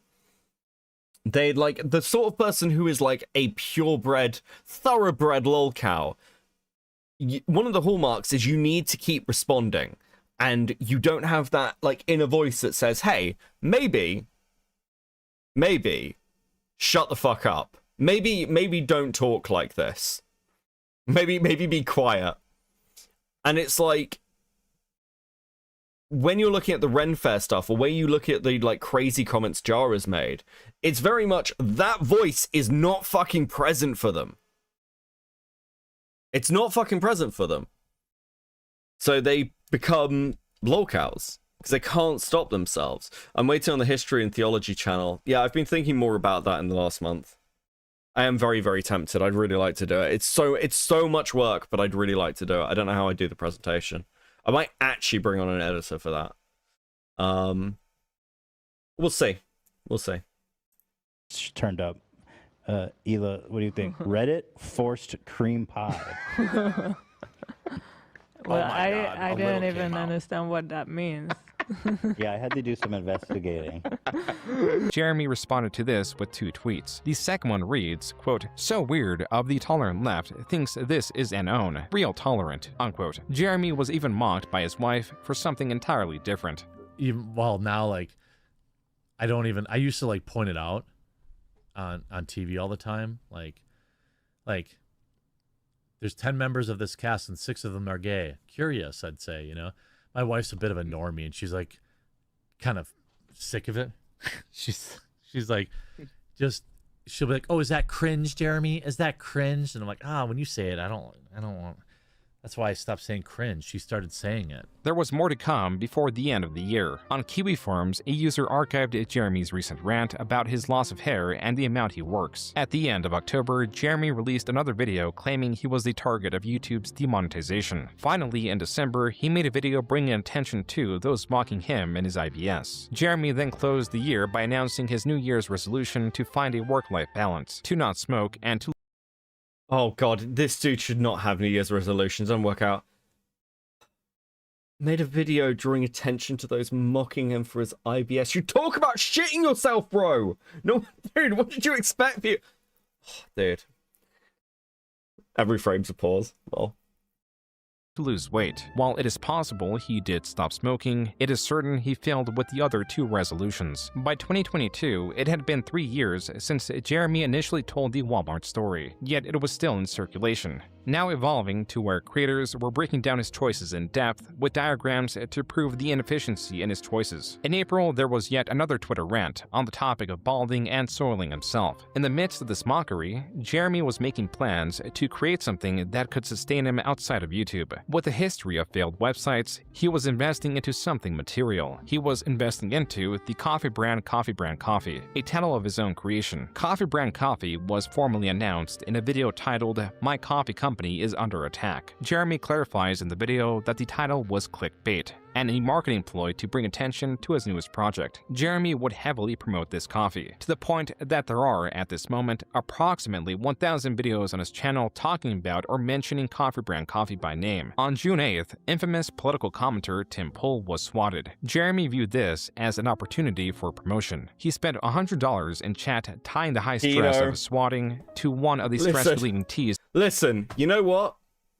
I've changed my opinion on this. And I know that we're all here because we hate Jeremy. Unironically, I think this is the only base thing Jeremy has done. I think this is the only base thing Jeremy has done in his entire fucking career. In his entire career, I think this is the only base thing Jeremy has done. This is genuinely so fucking ballsy, and I don't give a fuck. That you're like, someone you know is getting swatted, and you're like, I'm gonna promote my coffee company. It's obviously like, he's obviously a piece of shit, but this is legitimately the funniest thing Jeremy has done ever. Ever.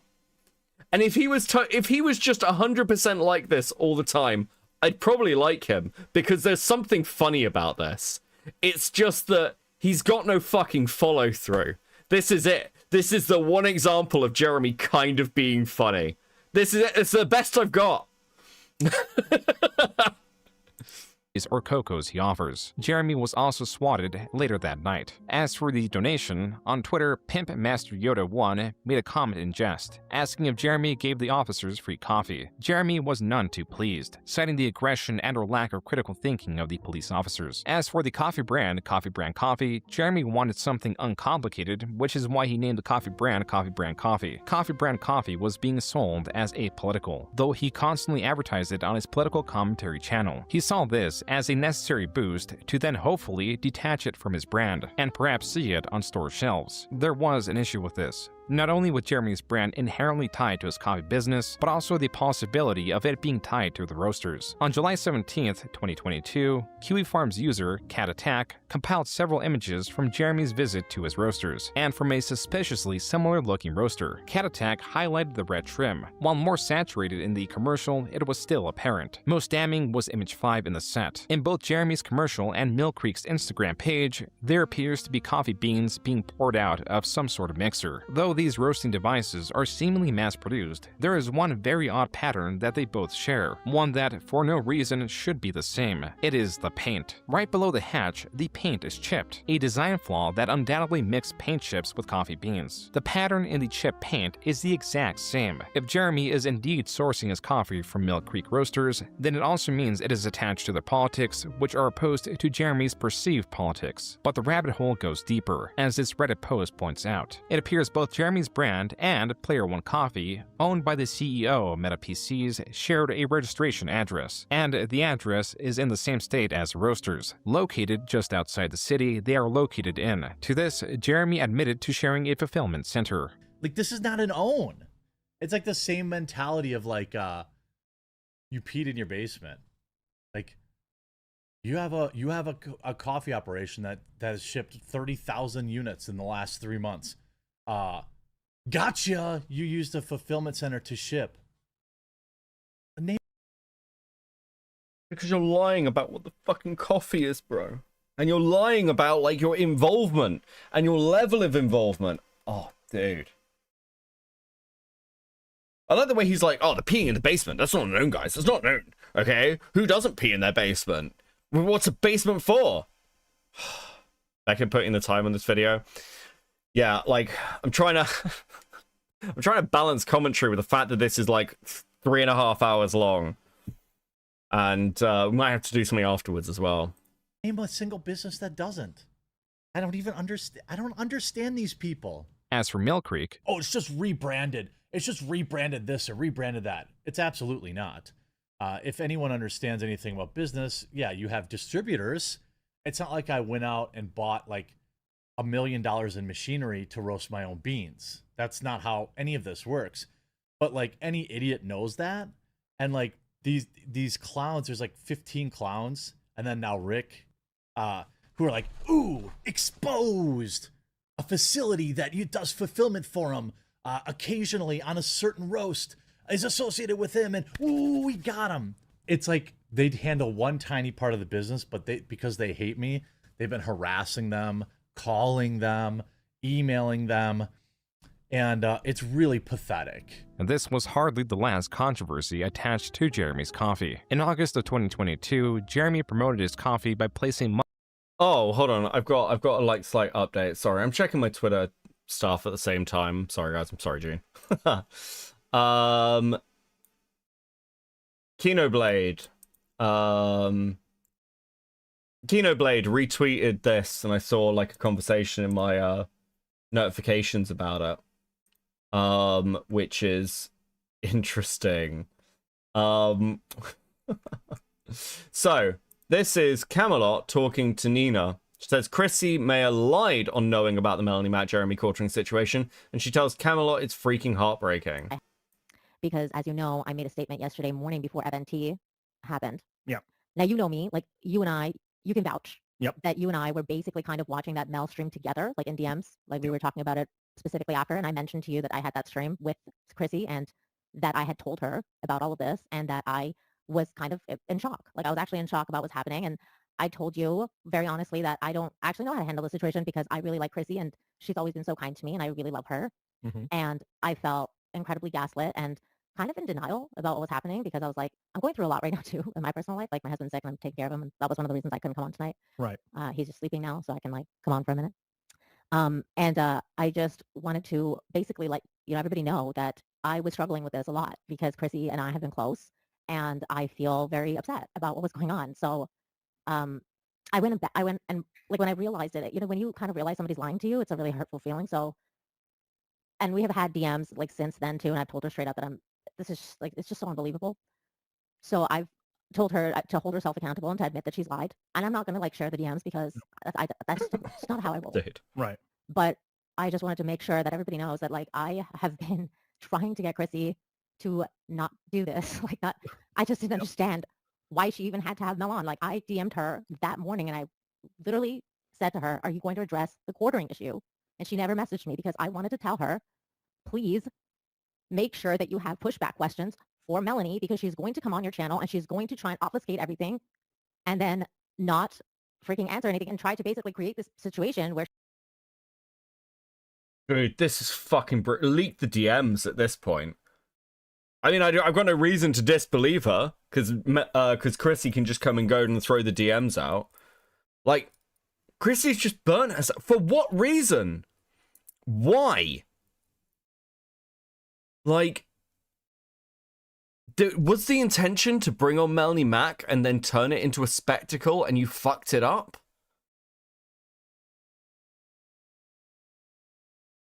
She's the victim, and so is Jeremy, so that she can call everybody, basically say everybody's just JW and they're trying to cancel everybody, which is exactly what happened.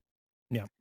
So, and it was hurtful, and it still happened again. Like, it just happened again in DMs, like after, when she replied to me again, and I was like, okay, she gave me one to excuses, and I was like, all right, well, it is what it is. I hope she handles it different. I don't know what's going to happen tomorrow. I honestly don't know. So I don't know if Fenty's going on. I know you said you're not planning on going on. So wait, is Camelot not going on? Again, like, it just happened again in DMs, like after, when she replied to me again, and I was like, okay, she gave me one to excuses, and I was like, all right, well, it is what it is. I hope she handles it different. I don't know what's going to happen tomorrow. I honestly don't know. So I don't know if Fenty's going on. I know you said you're not planning on going on. So I don't even know if she's going to have a show. So I have no idea at this point what's going to happen. I just know that when I realized... Well, at this point, just go on and confront her and be like, listen, Chrissy, you fucking lied about this shit. You swept for Melanie for some reason. You know about this stuff. What the fuck were you doing? Chrissy is sponsored by Coffee Brand Coffee. She recently removed it from her description when everyone noticed. Realized that I was really being lied to, I went back and watched my show this morning because Mhm. I was like, this happened 2 weeks ago, and Verbal and I like to have fun, and I actually I didn't even remember talking to her that long on air because we actually had a longer discussion after the show was over about the same topic. So it actually kind of all, you know how it is, Cody, when you're streaming a lot and everything kind of blends in together. Like I didn't even remember how much of the stuff that I had said to her in public. So I was like, I need to rewatch that stream. So like I went and rewatched it, and I was like, oh my god, I literally told her everything. Like I told her everything. Yeah, when I was watching Venti react to it like 2 or 3 hours ago. I was like, holy shit, this is everything. This is all the information right here. Yeah, I told her everything. That's why I was so. Remember when I was so upset? Do you remember in DMs when I was like screaming and I was like, I can't believe what's happening right now? Yep. Well, because of that conversation, because that was the last conversation I had with Chrissy. So I feel Okay. We'll see what happens tomorrow. This is... Oh, yeah, no, okay. Chrissy may actually be totally fucking cooked. That's the sort of thing where, like, all your connections are going to start distancing from you if you can't do the bare basic minimum. Supposedly Chrissy will address this tomorrow on her stream. Like, I need to find out what time that stream is tomorrow, but we are stream sniping that. I will be live tomorrow to go over it.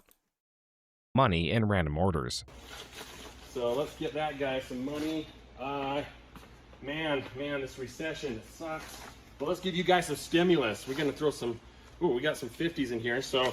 By the third video, the comments completely turned on Jeremy. Quote, I like to drink my Coffee Brand coffee while playing Raid Shadow Legends, sitting on my 1 square foot of land in Scotland that I am a lord. 6 p.m. Is that EST? Apollo. We can do that. I'll probably start at about 5:30 EST then. 5:30 EST. When will you sleep? Straight after stream. I'll just go crash out. Forward up. Awesome! A video dedicated to a product he talks about 4 times a day. I love this new channel dedicated to Coffee Brand Coffee and how it mixes in other stories too. Very similar to The Quartering if anyone remembers that channel. Unquote. Jeremy stopped utilizing this marketing ploy and accidentally revealed his monthly earnings on YouTube. From late July to August 22nd, Jeremy earned $46,000 solely from his YouTube channel. Not included is profit from donations on live streams or revenue from sponsors. Even on the day of this leak, Jeremy was not swayed from promoting his subscribe star or coffee, using fear as a motivator. I promote people into like backing me as a member or using my subscribe star. There is a funnel there. It just needs to get better. And that's why I continue to support alt tech, because stuff like this, if it can happen to Joe Rogan, it's certainly happening to the rest of us little guys and gals. The following month, Jeremy, likely seeing the backlash from his previous marketing campaigns, tried marketing the coffee with transparency. The only issue was, compared to the hundreds of thousands his videos typically get, this video only received 8,000 views, and Jeremy was petitioning more and more for donations. Even in October, he was directing his viewers to yet another alternative subscription platform, fear-mongering with a potential ban. Just as was with the dip in views, or nearly every other threat against him, this was no different. There was no ban, no dip in viewership. His channel was not under attack. But something was off kilter. Jeremy was on the precipice of another breakdown, potentially sourced from this channel. In March of 2021, Trillium was doxxed and deleted her small channel, but made a new one. She contacted Jeremy, and Jeremy, as a target of doxing, supported her. She made a video thanking him, and so on. However, Jeremy specifically notes, a channel that she admits she uses to overcome a bit of her social anxiety issues. She admits that she, lives basically in kind of her own personal bubble. She makes videos about seeds and video games. Aside from gardening, Jeremy has described himself as all of these things. In a follow-up video that opens with hearts, Jeremy or his editor added on screen, Trillian expresses her gratitude towards Jeremy and his viewers for growing her new channel. This then leads to Jeremy. What the fuck are you doing? What are you doing? Admitting to watching nearly all of her videos and offers his assistance in case she ever wanted to stream. And Trillium, I'll be keeping an eye on you. You can always email me. Keep things, private if you have questions or whatever. This next video is from Jeremy's own stream after. I'm trying to find more fulfillment because YouTube won't last forever, right? And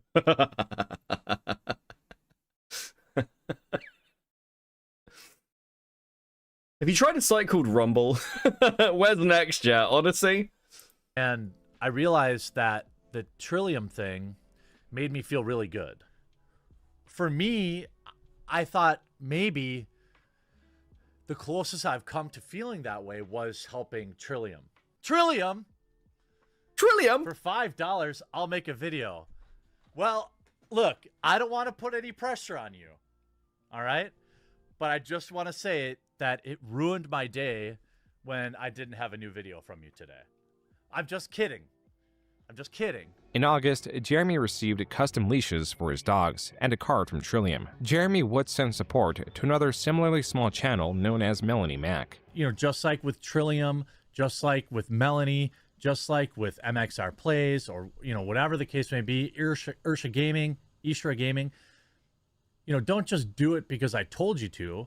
Watch a video or two and see if you want to support her. Melanie Mac is someone Jeremy would take interest in, but that would have to wait. In March of 2022, rather than mention Trillium offhandedly, he made an entire video dedicated to her. Something's been weighing on my mind over the past 3 or so weeks, really the last month or so, and that's really the disappearance of Trillium, a YouTuber that I have a. What the fuck is going on? Like, unironically, what the fuck is this? Dude, I need some fucking ibuprofen.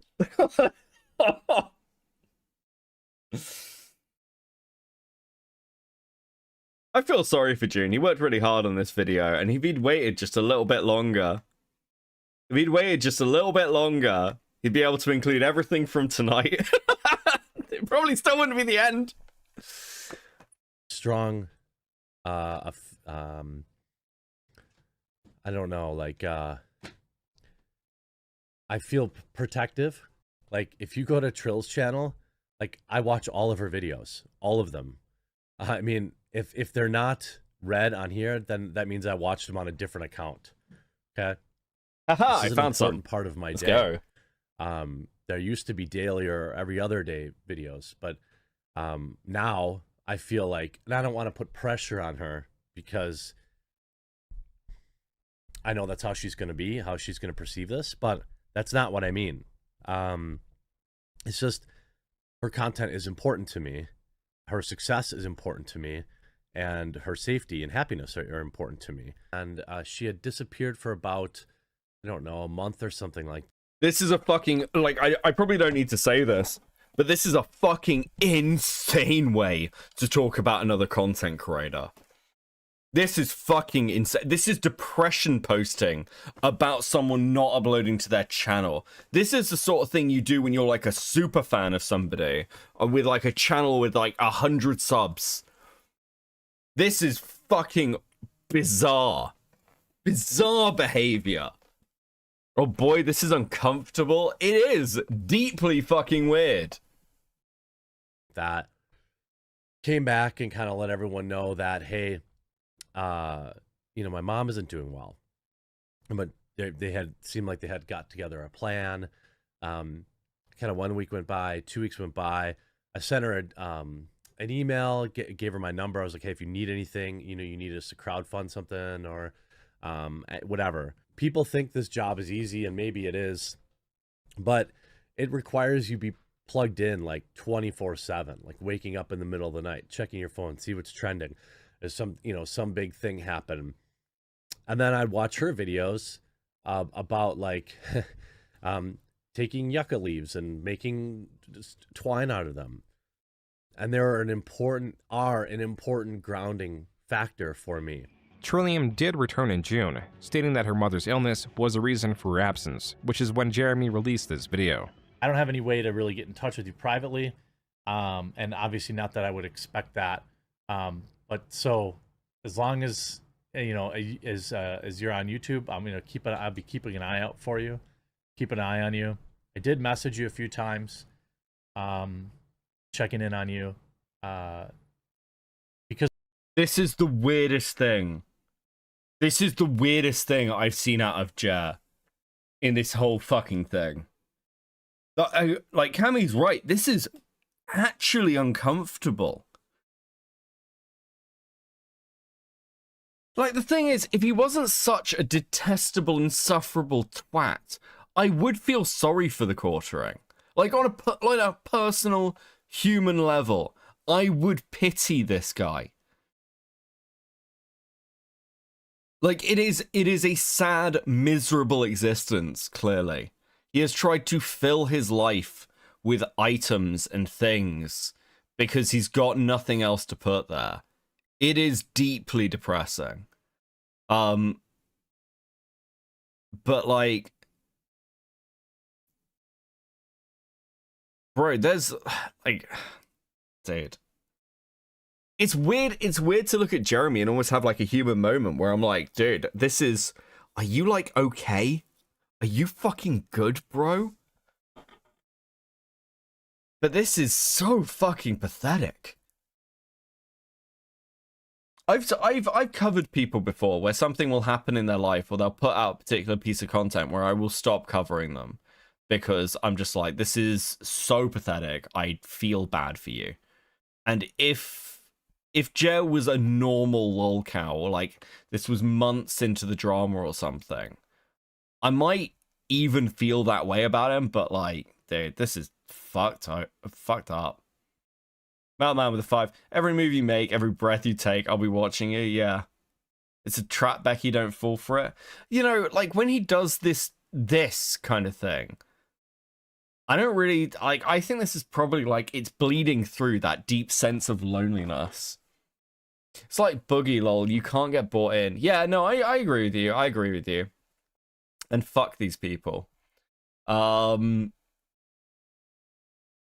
man, I want you guys to consider something. Nothing any of us can say or do to Jeremy, none of the tweets, none of the YouTube videos, none of the streams are ever going to hurt Jeremy as much as he hurts himself. Like, he's one of these people where the real punishment for being the quartering is having to be Jeremy, right? Like, that's... What's the fucking Red Dwarf? It's the Red Dwarf quote. It's the Red Dwarf quote. This man's crime is being the quartering. That is also his punishment. Right? Like, that's ironically what this is. He is a less, like, the quartering is a less likable Rimmer.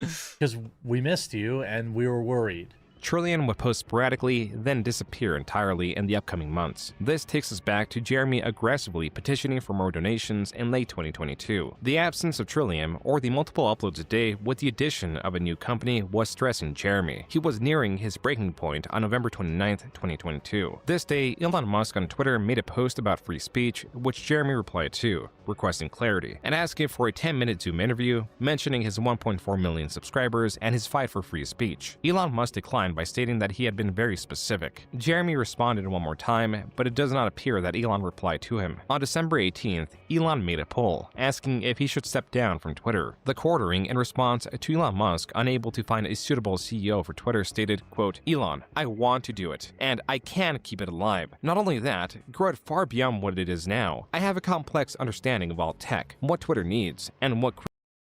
Bro, this is so desperate. Elon, give me Twitter. Creators need. I also have a dozen years running a marketing agency that represented Fortune 500 companies. Even if you laugh out loud at this, I am 100% certain I could at the very least help immensely with prioritizing product rollouts that will maximize growth in the shortest time frame, and I would be happy to do it for free, unquote. 4 hours later, Jeremy warned that the culture war is coming down to the next 12 hours. Quote, "I am going to sacrifice everything tomorrow and try to implore people to vote no on his poll," unquote. Jeremy, 3 minutes later, blamed leftists for for voting yes. Then 9 minutes later tagged 11 different influential friends. Then again 3 and 9 minutes later begged Elon to extend his poll, stating that he is even leaving his bed to make a video. Jeremy continued to tweet. A Twitter user commented on how frustrated Jeremy was over this, calling it Jeremy's personal 9/11. Jeremy responded, quote, "Yes, Twitter is the public square. Losing freedom of speech in that square is more important than 9/11. Does that make you feel uncomfortable? It makes me feel like shit to say it,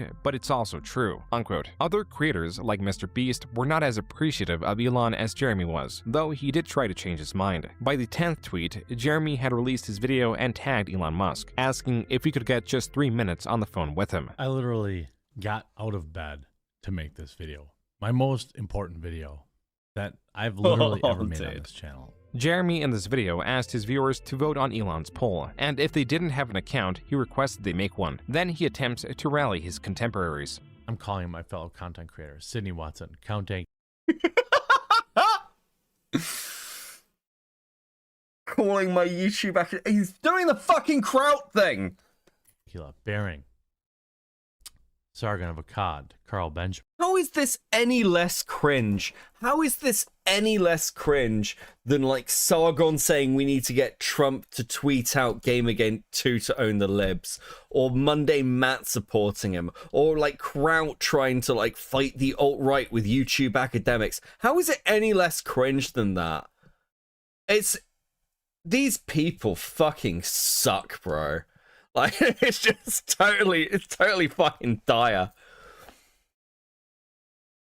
No wonder the culture was dragged on. Everyone involved in it's like absolutely clinically retarded. If they let this window pass without throwing their hat in the ring, without getting out of bed to fight for freedom of speech, I will forever remember it. But if you don't get out of bed as a fellow content creator, if you don't wake up, wake up, fight YouTube. For this, I don't ever want to hear your freaking opinion ever again about freedom of speech.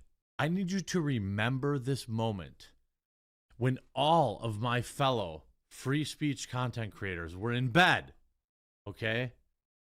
Why they weren't paying attention to the most important decision in free speech online in history.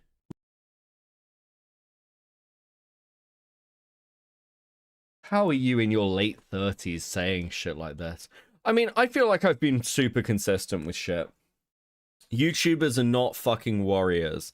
We are people who are meant to be making like entertaining content for the most. Like any content like this, you should keep to an absolute like content that you like. This is important, guys. You should keep to an absolute fucking minimum. Like, I don't like doing things like the fucking Falgy stream, okay? They're gay as fuck. I want to sit here and laugh at a retard. But, like, this is just sad. The most important moment in online free speech out. What, Elon Musk running Twitter? Are you fucking cracked? Look, I'm 40. I'm tired. I'm sweaty. I'm fat. I'm overweight. I'm not long for this planet. Good. It's the culture war. Twitter is the public square, and we must keep Elon in charge. Jeremy's video was not being well received, nor were his comments stating that Elon potentially stepping down is worse than 9/11. Creator Nicholas DeOrio was one of many antagonizing Jeremy, enough so that Jeremy challenged him to a boxing match, to where DeOrio referenced Jeremy's Gen Con assault as evidence that he was already on a losing streak. After a long night of tweeting, Jeremy was going to bed. His audience actually has to be made up of people who you're supposed to clap for when they finish tying their shoes. Otherwise, I don't know how he has a career. It's fucking boomers on Facebook. Zeke with the 5, thank you very much. Bed. So I had a mental breakdown. This video was posted December 21st. Jeremy explains the tweets were the results of stress from his coffee company, from Starling dishes not working, from helping other creators, and coping with alcohol. Jeremy again expresses his desire to achieve an acceptable work-life balance. It's crazy when like things are going good on YouTube and like you're just uploading videos and everyone's a banger and everything's going good and you're earning good money and you know the channel is adding all these new subscribers. Which I'm very thankful for, but it's addicting. And I have clearly an addictive personality, so... Jeremy will not begin 2023 strong because he was banned on Twitter for sharing a photo of Eliza Blue, a photo that could be found in a music video. This ban was reversed, but not before he alluded to her connections with Tim Pool, and how little he was doing to support him. I posted a publicly available screenshot for a video that is still currently live on YouTube of a particular public figure who is currently known as Eliza Blue, but has been known under at least 4 other names that I know of, none of which are her birth name, where her dad is a Republican politician. A lot of Republican content creators, and I don't like I don't like bullying people or trying to guilt people into support, but there have been a lot of people very curiously quiet, people that platformed this woman for clicks on their podcasts or their YouTube videos. The dispute between Tim and Jeremy was worse than he was letting on, going as far to tweet that there was no drama between them, but there are disagreements. By February 4th, Tim had blocked Jeremy on Twitter, a decision partly made due to Jeremy messaging him about Eliza Blue. We booked him twice. He canceled on us twice. The second time he canceled on us at the exact last minute, and we didn't know, and we had to find someone else. Fortunately, we had Matt Strickland on, and he was great. Then, I'll let everybody who's a member know why. Okay, this is a total fucking sideline, but Carlene, or whatever the fuck her name is, this woman fucking sucks. This woman is, I can't even remember the exact reason why I hate this woman. Like, I've repressed the fucking memories. Like, I've pushed them deep fucking down. But I remember specifically that I fucking hate you.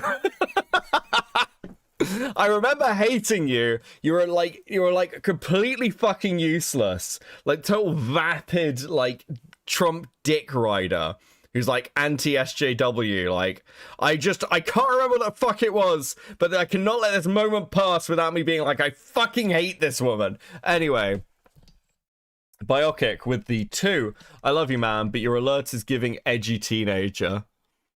Wait. My art. Oh, my art is giving edgy teenager. Just like, do I need to change my avatar for the evening? I like this one. This one's nice. Hold on, what else have I got? I'll change it. I'll change it up. I blocked him because he sent me a message at 2 in the morning, Make which it more came visually off interesting. as a veiled threat. I will try and quote it verbatim what he said. I know our audiences want a war, but I don't. Please tell me your guy is taking her to task. It was not soon after that Jeremy had another episode. Bruh, you have done it. Drunk live many times. Oh, you have done it drunk live many times. Oh, of course. I've done plenty of drunk live streams. I just know.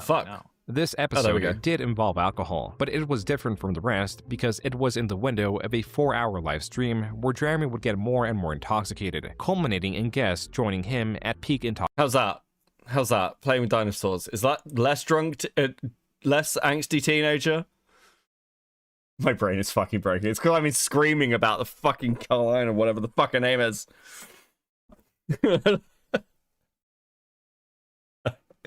No, Cammy, I'm not using the blue fairy.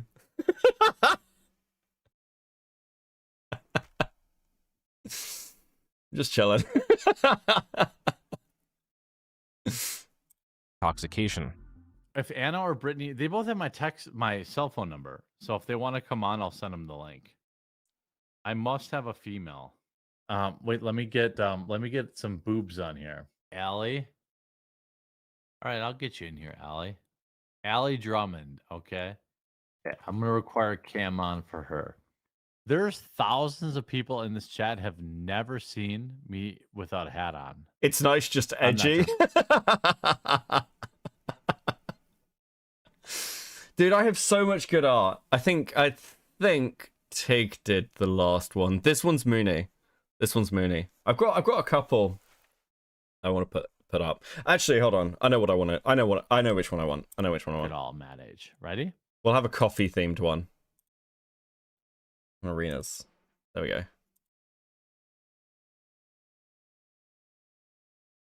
Okay. Yeah, nice cup of coffee for the quartering. Sure, I've gone from a 4-head to a 5-head, but I'm not bald. I need a vagina. Wait, hold on. Sorry. Chat. I wasn't paying attention. Is that his fucking hairline now? Is that actually his fucking hairline now? Bro, did he needs, no wonder he's wearing a fucking hat all the time. That looks brutal. His head looks like a fucking toilet brush. What the fuck, bro? Oh, shit. A 5 head, but I'm not bald. I need a vagine in this chat so I can go pee. I gotta pee so bad, but one of these girls better show up. Welcome to the stream. How are you? I'm good. How are you? Oh, I'm killing it. Yeah, I didn't think that anybody would be into pregnant chicks, but hey, I guess the internet's a big place, so maybe. What am I watching? I'm completely distracted. My hairline is fine, Arcani. Fuck you. But the last time we were hanging out, he was like, "You're like a gnome, Beckett. Like a gnome. You're very gnome-like, Beckett." Thanks, buddy. How you doing? Hope the ducks are doing well.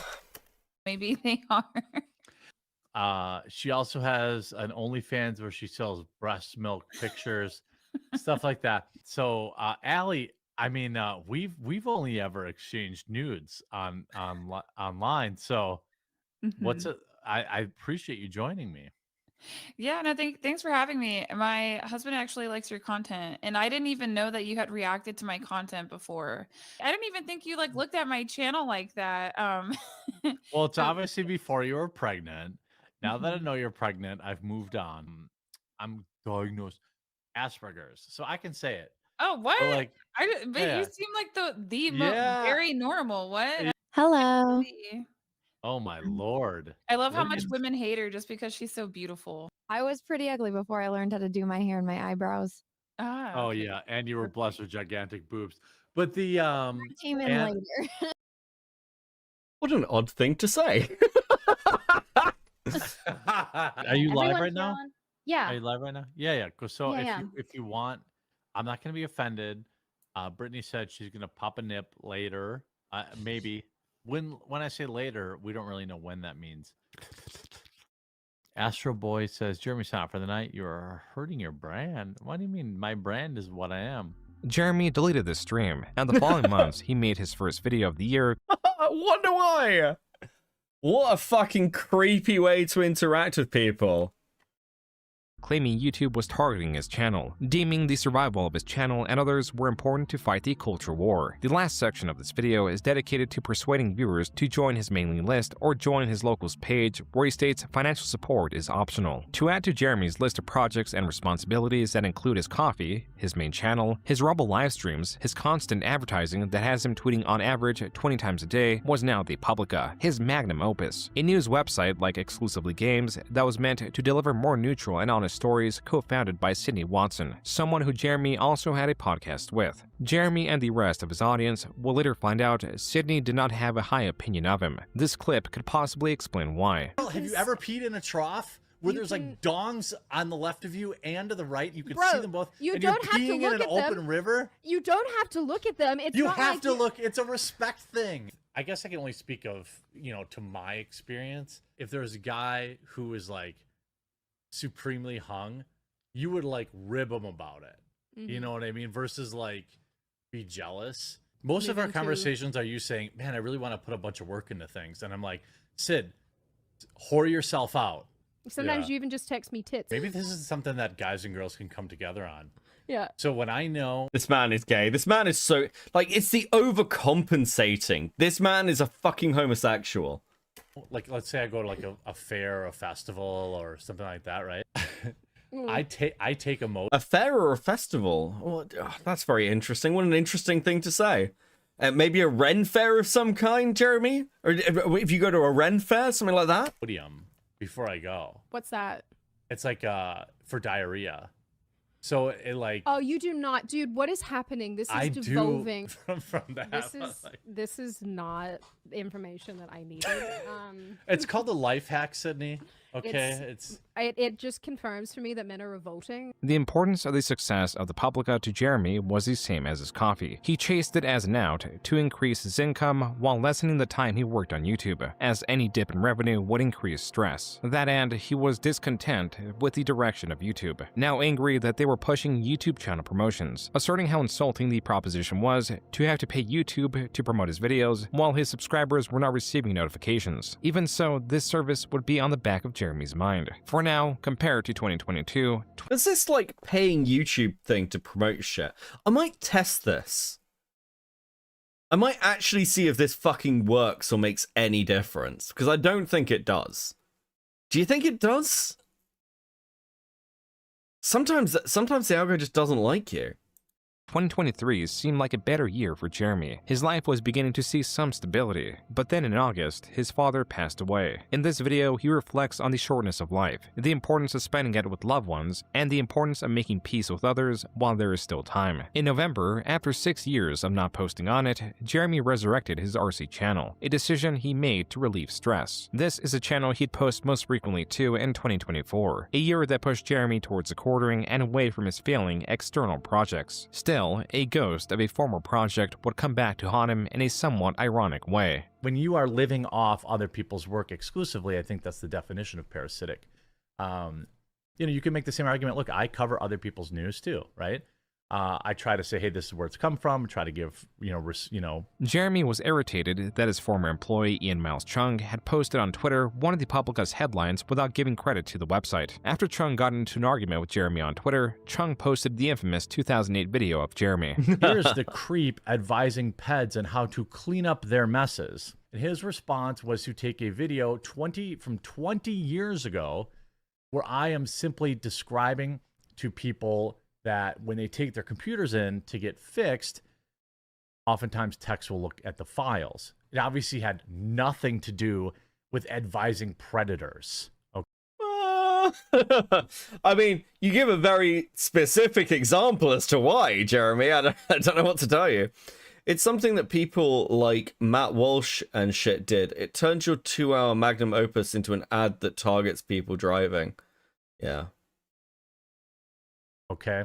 Jeremy is misremembering or lying. It was not just a video informing viewers that techs look at impertinent information when doing repairs. It was also a video giving the specific advice to rename or delete sensitive folders. Advice given after he told a story about how a predator had insufficiently hid their files. Regardless, Jeremy threatened to sue Chung for libel, and that's as far as the disagreement went. In April of 2024, Jeremy instead had his eyes on two different creators, Styx Hexenhammer 666 and Melanie Mac. Jeremy started two podcasts with them independent of one another. Styx Hexenhammer has a reciprocal energetic feeding or a sort of pact with Stolas, a non-Judeo-Christian demon that takes a form of an owl and visited him first when he was a child. In simple terms, he worships a demon owl. Melanie Mac is a Christian self-proclaimed libertarian who states she does not— Hey, Melanie! Love a bit of Melanie Mac.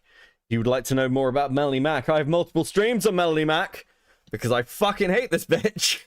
Not hate homosexuals, but does hate their actions. And Jeremy Hambley is the owner of The Quartering, a channel that had the goal to push the conversation, not further tensions. He is the owner of two businesses that, while he desperately wants them to remain apolitical, on the same channel that he advertises his businesses is now selling Trump-cooked books, Trump tailgate stickers, and Never Kamala stickers. And by late September 2024, Jeremy was down to running one major business outside of his YouTube because the Publica was no more. And I didn't have the time to promote paid memberships there that would have helped.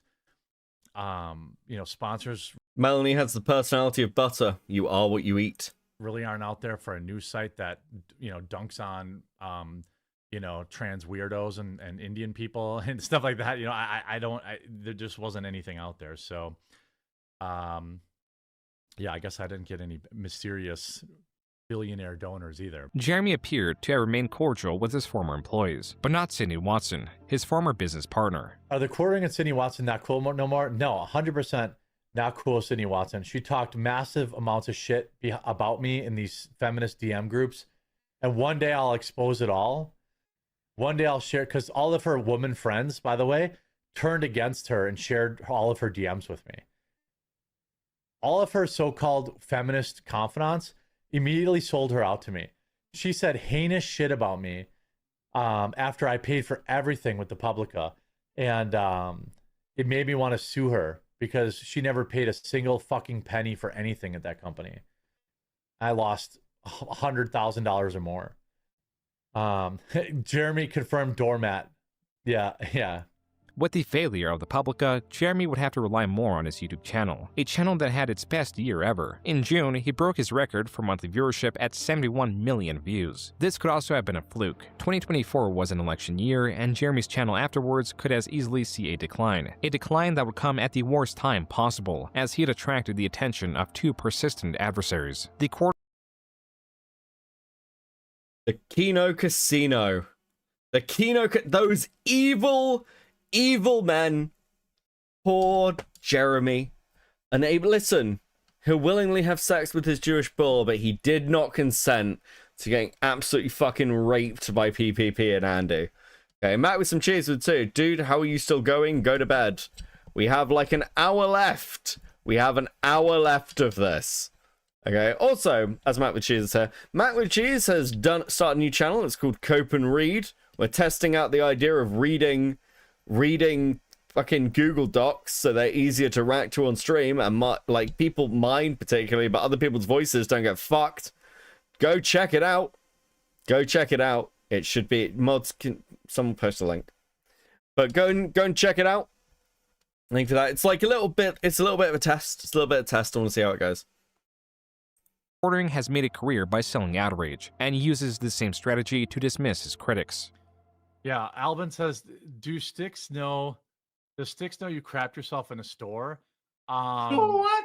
I know that that Albin's not doing this, but sometimes like leftoids are like, use that to try to make fun of me. I'm like, I told that story on a podcast. Like, you have to also understand that a significant following is going to bring a significant unfollowing. A group of people that hate you, especially if you talk about some divisive stuff.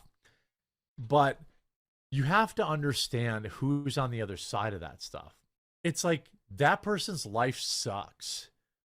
It's terrible. Over the last 8 years, Jeremy's pleas for support have become more underhanded and more absurd. It began with his initial understanding at the end of his MTG days that having purpose and a defined enemy sells better than anything else he's tried. He has thrown himself in one of the most divisive spaces and has done well for himself. Perhaps too well. On several occasions, he has leaked his earnings, flaunted his wealth, and returned for more. Whether he is pressured by anxiety to earn more as a distraction from his life or is truly terrible with finances, Jeremy has constantly advertised his financial support platforms, businesses, business ventures, even employee salaries as necessities to fight the quote-unquote culture war. As this pattern has become noticeable, the reality of the wealth he has accumulated and the reality he sells that he's always nearing financial ruination does not meld well. This is why 2025 would be the worst year for him. It would be the year that his views, apart from when he started his channel, would be the worst they've ever been. His earnings, while still likely in the Oh no!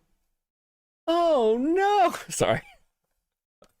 The tens of thousands per month will not be going up, incentivizing Jeremy to petition for more money and further fictionalize his opposition that is infinitely powerful. We are not a dropship outlet. We're a real coffee company.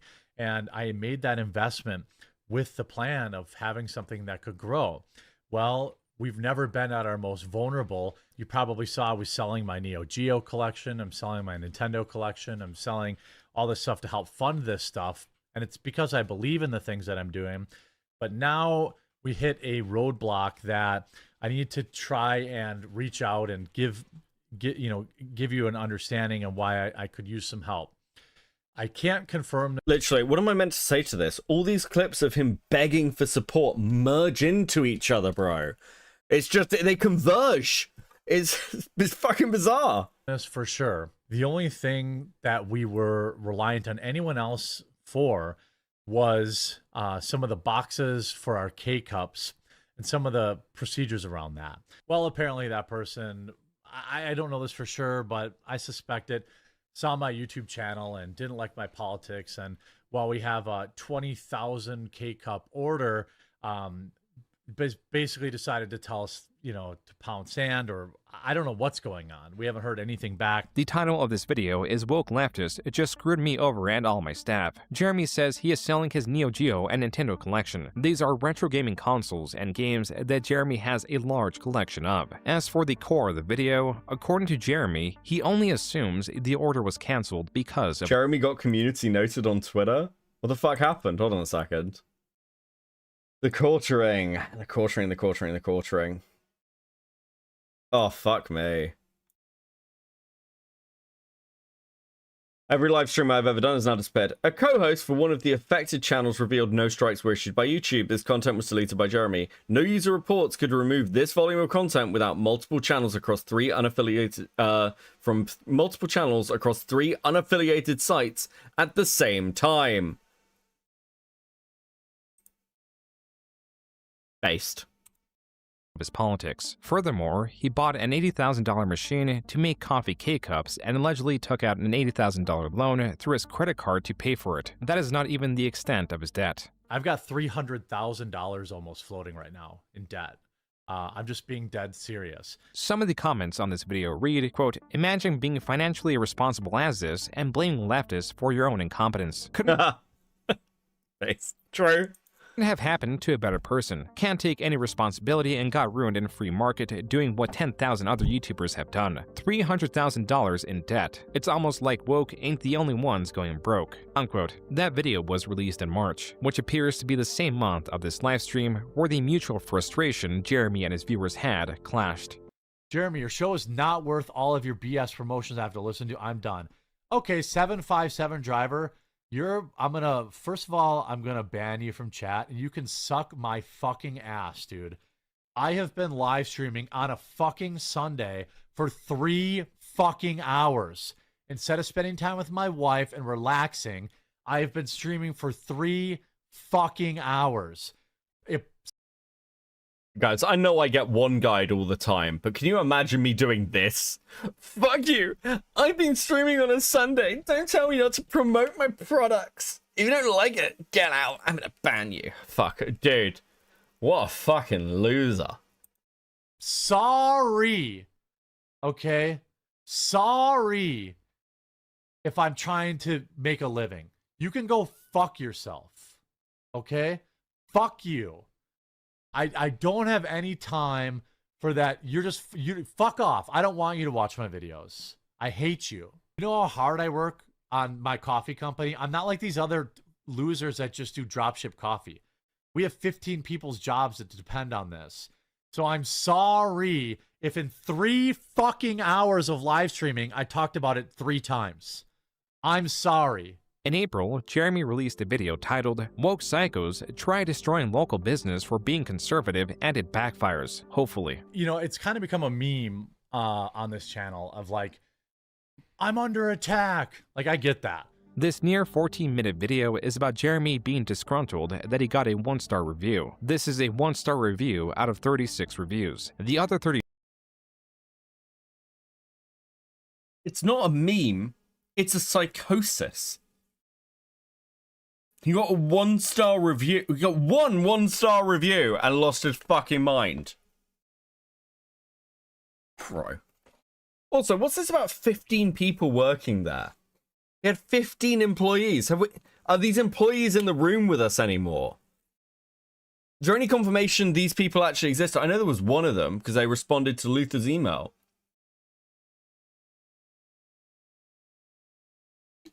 But 15? We're a white label company. What the fuck are you talking about?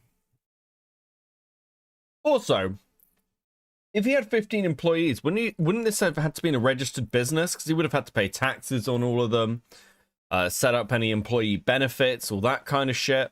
Wouldn't some of that appear in the fucking stuff Luther's been looking through? I call fucking bullshit. 35 are all 5 British, stars. how you doing? The review in question shows no indication that it was motivated by Jeremy's politics because the user is very specific with their criticism, citing the high price of $100 for 6 items in the package. These are 3 snacks of dubious quality, 2 small bags of coffee, and a reusable K-cup. As evidence that this user was politically motivated, he fed the response to Grok. Twitter's AI, and asked it if it was politically motivated. Jeremy then admitted he reported the review to Amazon. The comments on this video are vastly different than the last. They are still in the same spirit, but are cryptic with their messaging. Quote, the casino sends a— Sorry, I'm eating a donut. I'm sorry, wait, what was that? He reported it? What a shock. What a shock. This guy reports everything. But also, he fed it to Grok to see if it was left-wing. That's fucking psychotic. If he had any employees, he would definitely have a tax ID number registered with the IRS, yeah. I mean, the business might be registered, but, like, Coffee Brand Coffee doesn't seem to have any, like, holdings or anything. Which you'd expect for a coffee company. Its regards, Quarter Pounder. Bro, rule number 1 of the internet: never feed the trolls. The house always wins. Unquote. You're asking them to do super chats. You're asking them to get channel memberships. You're asking them to do memberships at thequartering.com, Rumblecast, watch the videos, watch the ads, and then they also have to buy the coffee? Like how much more do you need? Content creators PPP and Andy Worski have been online for a very long time. They are internet jesters, and together they are the Kino Casino. Unlike Jeremy's prior opposition, their motivation for choosing their targets is not influenced by politics. They don't take themselves or their critiques all too seriously. They do accentuate the absurdity of infamous figures, covering their antics on their live streams spread across months, maybe even years. In Jeremy's case, they are the worst enemy to have because the Kino Casino does what Jeremy does, only infinitely better. Jeremy draws online stalemates by sheer attrition or manipulation. He uploads so many videos against his targets and selectively edits them that accurately responding to them all is unfeasible. Such was the case with Tulare Community College and the H3 podcast. He can maintain his ironically skeptic audience with his deception, knowing that they will only ever watch his video on the matter. The Kino Casino, however, just like Jeremy, weaves narratives about creators they cover. Where Jeremy is reliant on a handful of pejoratives that he uses indiscriminately, the Kino Casino is far more crude, specific, and unconcerned with their insults, as Jeremy would later find. At first, their coverage of Jeremy— There is something to be said, but and I think this is one of the reasons that a lot of content creators fear being covered by like a commentary channel or a drama channel, because there is something interesting about fighting with someone who is incredibly pinpoint with you. And it's like things like, oh, you know, talking about Jeremy being gay, or the fact that he's a fucking loser, or pathetic fat alcoholic, or the fact that it's just like, it's not like relying on Jeremy's on the other political side. It's like, no, you're a boring fuck who flags people, and you're constantly crashing out, and you probably shouldn't have a correct. It's like, you can dig deeper, because we're not like sort of reliant on putting, don't forget cuckold, true. We're not relying on like a short segment that you can put out like 5 of a day. I can sit here for like 8 hours, 9 hours, 10 hours, and just like dig through the person I'm looking at. Jeremy can't win with Kino Casino because they're openly right-wing. Yeah, this is what happened when with Demon Mama. Demon Mama could ignore me, like me and Jenny on Cope and Seethe, because we're not leftists, you know. Both of us are left-wing, but we're not like fucking tanky commie lunatics. When it came to trying to ignore Westside Tyler and President Sunday, though, that was far more difficult. There's too much audience overlap. There's too much knowledge in the community. Like, Jer can't just fight this. And you can see Chrissy Mayers doing this the other night, right? Oh, I didn't realize I had leftists in my chat. Doesn't work. Like, the leftists aren't in your chat. This, like, it is right-wing people who are throwing this at you. Or at least people who are, like, ostensibly on the right. Began in 2024. It was mostly through stories he was tangential to. If anything, they were following Styx Hexenhammer more. Interest in Jeremy grew when Styx failed to show up to his live show. This is when Jeremy found out live that his co-host had been arrested for domestic violence. Jeremy then spent the rest of the stream attempting to bail him out, even asking if any audience members lived near Styx to walk over the documentation needed for bail. It was not until around April 2025 that the Kino Casino had an invested interest in the quartering. Again, again, partly because of Styx, who admitted to be working for Jeremy basically for free, likely to pay off his bail, and on a live show fell asleep. Dude, I thought you were a nationalist. I thought you were British. I mean, actually, I meme on being English or whatever, but I'm mostly Irish, and I am very keen on a free island. Okay, like I value the homeland. I'd probably move back to South Africa as well, actually. I think it's because Kino targets his core audience. He can't call them soy boy cucks because they objectively outmaneuver him with his within his own space. Yeah, like PPP is way more right wing than fucking Jeremy is. He's also more Christian and genuinely Christian than Melanie Mack. Or African? Yeah, I'm originally from South Africa. I was born in Joburg. Not happy right now. He's staring at Styx. And Styx is just in a blissful dream state on drugs. He's like, what do we do with this guy? This can't. Look at cornering, bro. He's very displeased right now. Jeremy fired Styx because of this blunder. The Kino Casino proceeded to cover Jeremy as one of their main targets. Initially, their coverage was on Jeremy's business-related videos. Particularly the ones where Jeremy attributes political beliefs to anyone that negatively affected his business. Jeremy was now dealing with a truly declining channel, a possibly failing business, and the Kino Casino. This is likely why he uploaded this video on May 20th. This year has been the most stressful, most difficult year of content creation that I've ever had. Naturally, to counter the stress, Jeremy was tweeting about expanding his RC collection, teasing at more RC videos. On stream and his podcast with Melanie Mack, and now Hannah Claire, a former employee of Tim Pool, Jeremy would speak of buying watches for around $10,000. On separate occasions, he would talk about the customized Cybertruck he owns and how he's thinking of selling it. On Twitter, users pointed out how Jeremy was flaunting his wealth and weaponizing outrage even more for money. He simply responded with, "Stop being poor, F slur." As to only dig himself a deeper hole, he responded to the Kino Casino covering him. You can't have it both ways. Either you are a poor little bean who has no fucking money, or like, or you're rich and you're doing super well and everything's going great, guys. Yo, Beckett, why is Simpleton saying you're allowed porn in your Discord server? I don't know. He hasn't mentioned that to me. I don't.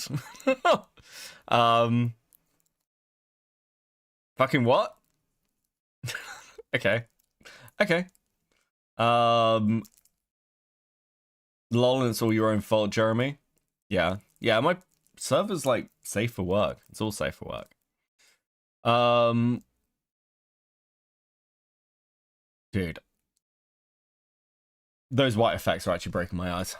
Calling PPP the only guy fatter than him on the internet, and Andy Worski a burnt-out cokehead. Also adding, quote, "By the way, I'm happy to join these clowns any night on a stream," unquote. The Kino Casino, a live stream and clip channel much smaller than Jeremy, had successfully gotten his attention. Now that they have evidence that Jeremy is aware of their insults, they are motivated to cover him even more. You have a screenshot of him saying it? No, I don't care.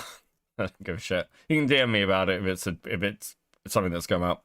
Especially now that in June, he was continuing to flaunt his wealth by purchasing a massive saltwater fish tank. Only 19 days later, Jeremy uploaded a video titled, "I'm Destroying My Channel." In the video, Jeremy talks about having terrible anxiety, spending nearly every night thinking about how he's going to save his channel, while reminding his audience that his channel needs to succeed for the sake of his employees. But I'll rely on YouTube, which has been extremely consistent for me over the past 5 years. For the first time in 3 or 4 years. Oh, is that the weird little zoophile whose Lio's been beefing with right now?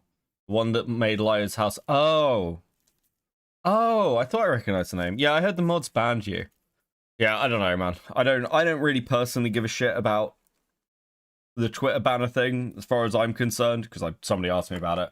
Lio's house is something he made public. He's thrown his address out, but apparently, like, the mods found it weird. I don't know, I heard about this all after it happened. Way too fucking shit a drama for me, even at this stage. For years, I have started losing a lot of subscribers, hundreds, thousands a day. I couldn't figure it out. I can't figure it out. Jeremy pleads to his audience, claiming he is reducing the amount of ad reads to 1 a day. As for his content, Jeremy wants to create in-depth videos and be wrong less. I think the market has shifted and it's no longer okay just to have to, just to read an article and give my, whoa, that's crazy. I need to be better. It literally never was. Why are your shorts all still like this? And to avoid having my wife sell her feet pictures, I have hired a researcher full-time. I was having near daily... Sorry, hold on. Wait, what the fuck was that? I need to be better.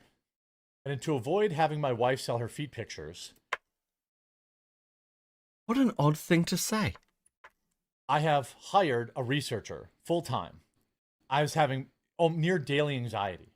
You see me squirming around, doing this, touching myself, like it's a weird tick, like touching my heart. Jeremy was agitated, anxious, and one of the casino's prime targets on their July 4th stream. Here, they covered the previous month's happenings, even Jeremy's new, inferior Rumble contract. So now what he has to do, because of his Rumble deal being changed, he has to show the Rumble subs, and he only gets half of that, honey. Let's just say we took a pretty huge pay cut at the end of our Rumble contract, and I wonder why. Let's go to his most recent video. Aren't you glad you watched this doc? Fucking hell, bro. Is that the point we're at? I know we've been going for nearly 6 hours, but fuck me. And see if anything That's has changed. what I was gonna do. By the way, what's the title of this video?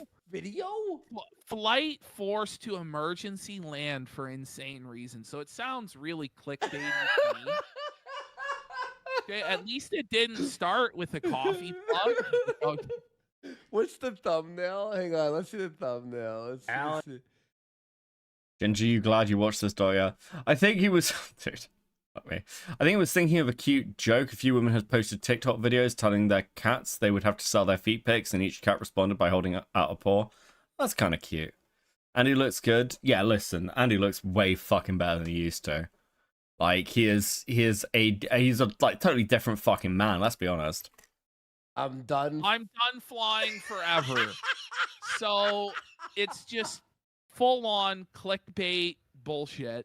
By the way, one of the last chances to get your hands on a there it is! Immediately! He's shilling the coffee. How long did it take for him to shill the coffee? 35 seconds. 35 seconds. So we get literally no content before the shill. We click the first video. On Kiwi forums, while much of Jeremy's board devolves into speculation, user Return of the Mac and Cheese, while still joining in on the speculation, would often upload clips from Jeremy's Rumble live streams, making sure to prioritize the release of new information, like Jeremy's bout with gout, his worries with YouTube. Styxhammer has his own skeletons in his closet that's worth a video. Yeah, I've never watched Styx. I've never watched Styx back in the day. Like, the only real Styx joke I ever knew, and I still fucking meme on, is like Styx and Razor Fist are the same fucking person. But yeah, Styx has... Wasn't Styx, and I am just trying to remember here, wasn't there like a sexual assault thing with Styx?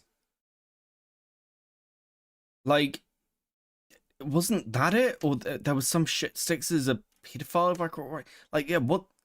I don't want to tie myself to anything because I genuinely don't fucking know. I'm trying to like piece together bits of random information I've heard. And like, oh yes, okay. It was a domestic battery charge. Okay. He got arrested for DV. Right. Okay. Demonetizing low-effort content, and detailed information on his coffee sales. The Kino Casino would credit and utilize Return of the Mac and Cheese research, making these segments more frequent and more popular. The following will not be eligible for monetization. Reused or repurposed videos, copied content, that seems the same to me. Low-effort uploads, By August, it was clear that there's something about the casino where they're just having so much fucking fun. Casino is such a weird one as well, because I remember when they fucked up the flamenco thing with Godwinson, and like it was like a mess. They lost like 2,000 live viewers or something fucking insane. But they're like the casino, I think one of the things that makes the casino so gripping to watch as like a fan of it is you're like, okay, you've got two creators. PPP has never had any major L's that I'm aware. He's had like a little bit of like shit on the internet, but nothing major. And you got Warski, who is literally like rags to riches, back to rags, back to riches again story of like a YouTuber who's like had to like piece himself back together, and they work so fucking well as a duo. PPP showed his ass. Yeah, that's what I was thinking of. They'd like, I've never seen the picture. I really don't want to. Do not scar me. But like that's like it. That's the only bad thing I've ever heard about PPP. And they're just like, it's so clear that they're enjoying themselves, and that's great to fucking watch. Mac with some cheers with the two. Strix is also obsessed with the goetic demon Stolus. Of course he fucking is. Jeremy did not improve the quality of his content. Instead of addressing its flaws, he once again turned the blame on YouTube, blaming the company for selectively lowering his channel's viewership. This is why he made the new channel, Quartering Live. Used to have Quarter Cast, and there was like 70,000 subscribers on there, but I want to be clear, by the way, for anyone who's like come in and see my tweets. The live on these streams on Quartering Live is still up. They're still there. So this whole narrative that he told his editor just to remove the live streams and he deleted the wrong channel or some shit, it's not true, because the Quartering Live is like completely untouched. YouTube shadow banned it, which has also been giving me immense stress. Okay, no, it was shadow banned. The stress of the shadow bans. This is what every fucking political grifter says till the end of fucking time. I've been shadow banned. They're suppressing me in the algorithm. Jeremy's Quartering Live channel has considerably less viewership than the Quartering. These uploads often get less than 1,000 views a video, with these tests effectively proving the shadow banning of his main channel. Okay, I really like this video, but the visual effect, like, Joon keeps using on the edge of the, like, video where it's, like, a little bit blurry, keeps making me check my glasses to make me see if I need to clean them, and it's really fucking distracting. It's, like, insanely distracting. Was false, he was now claiming that the majority of internet traffic is fake. My videos have basically remained the same quality for 12 years. Oh my god! That's the problem, buddy! Imagine saying that out loud. In 12 years, I have had no improvements. I have not changed at all. Anything, I think my content's got worse. No, I'm kidding. In some ways. So you're saying, pal, that what worked in 2013 should work exactly the same in 2025?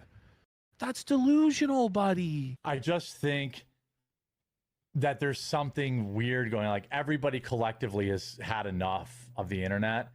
I'm gonna be real. No! I love the internet rules. Okay, guys? There's dead internet theory, which I do subscribe to, which basically, if I'm oversimplifying it, is that the majority of internet traffic is fake.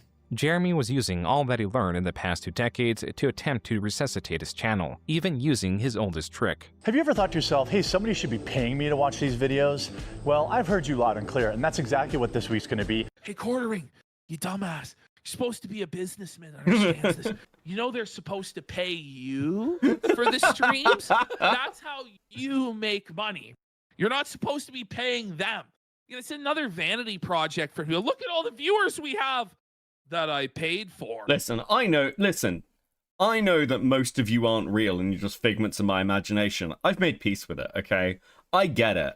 I know that secretly I'm typing to myself in the chat like a fucking lunatic. I know. Yeah. Jeremy was attempting to fall back on giveaways. Only YouTube had long reduced the influence of... True? Ice Cold Winters? Yes. Thank you for agreeing with me as I agree with myself. So true.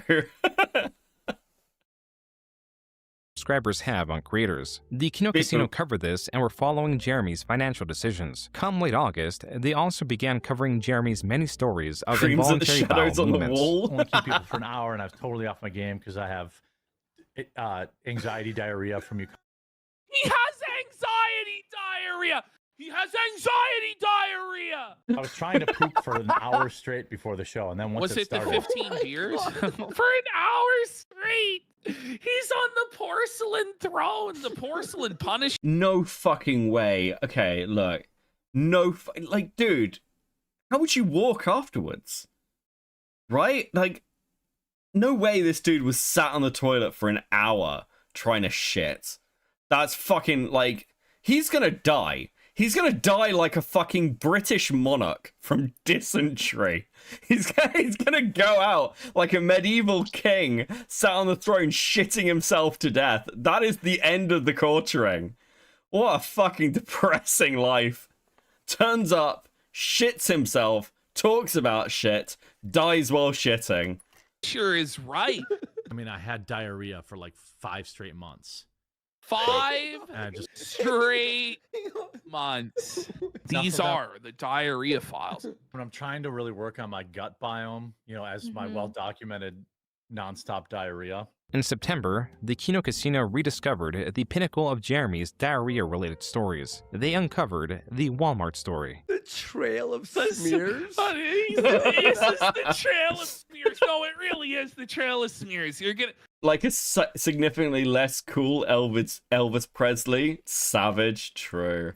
I hate to spoil it. It's amazing when we get to this. To Jeremy, this was a step too far. The Kino Casino early September had both covered the Walmart story and dominated the search term Jeremy Hambly, so he renamed his podcast channel. So if you search for Jeremy Hambly on YouTube, you'll see here that pretty much Is anxiety diarrhea an actual condition? I mean, no idea.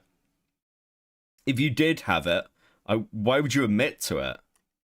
How do you recover from trail of smears? I fucking don't know, buddy. I don't know what to tell you. That's fucking brutal. Oh, dude. every single result is now for Kino Casino Clip. We have completely taken over this guy's name. Now, we weren't intentionally doing this. This wasn't a plan by ours at all. Jeremy goes, yeah, when you search my name, it's literally only snark and bullshit. It's apparently now required. So Jeremy has rebranded the Quartercast to being Jeremy Hambly, the Jeremy Hambly Show. Help me take back the search results. Basically, people that want to spread like terrible misinformation about. Okay, what is the misinformation? It's all people who used to watch me, and that's fine. Again, you're allowed to make all the content you want on me. You're just not gonna outrank me. Jeremy was not only acknowledging the Kino Casino, but also reading their viewers' donations, emboldening them to join in. What's everybody got going on this weekend? Have your daily diarrhea dump. Look how felted he is.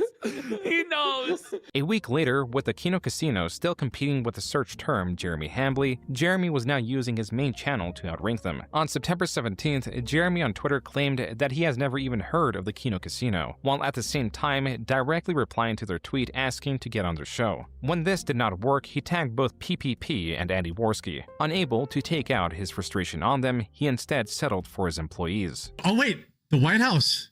Did the White House actually post this? There's a lot of deep fakes around, so who knows? But they have the White House at the end. Yeah, but anyone could cut that, right? Yeah. Shut up, bitch. Oh my god, you're clinically retarded. Is this real? Is that real? It's got the official White House thing. They can't have that. How would they get it? How would they get that if it wasn't the White House? What the fuck? What are we doing with our lives? Literally, it's like at some point, when you're covering lolcows, it does just come down to you're covering a retarded person. You're just being mean to somebody who clearly doesn't have the mental faculties. This man should not be running businesses. He shouldn't be running his own fucking baths. Like, he shouldn't be trusted.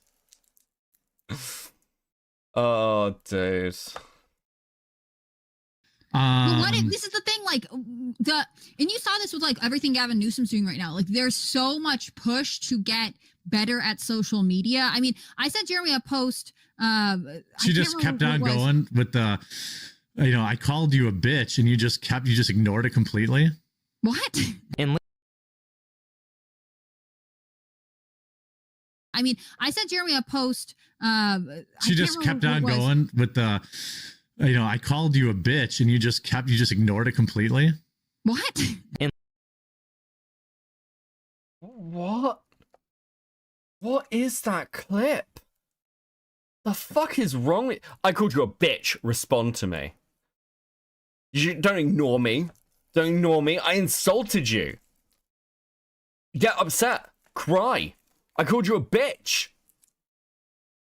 Like, he genuinely seems like fucking mad there. That is weird.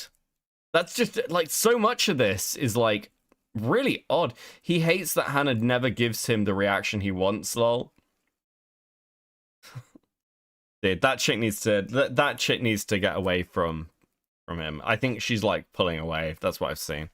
Melanie might do the same thing as well. Melanie is genuinely loyal, and also has nowhere else to go. I talked to Rags a little bit about this last night, I think, after stream. Was it off stream? No, it was on stream. It was on stream.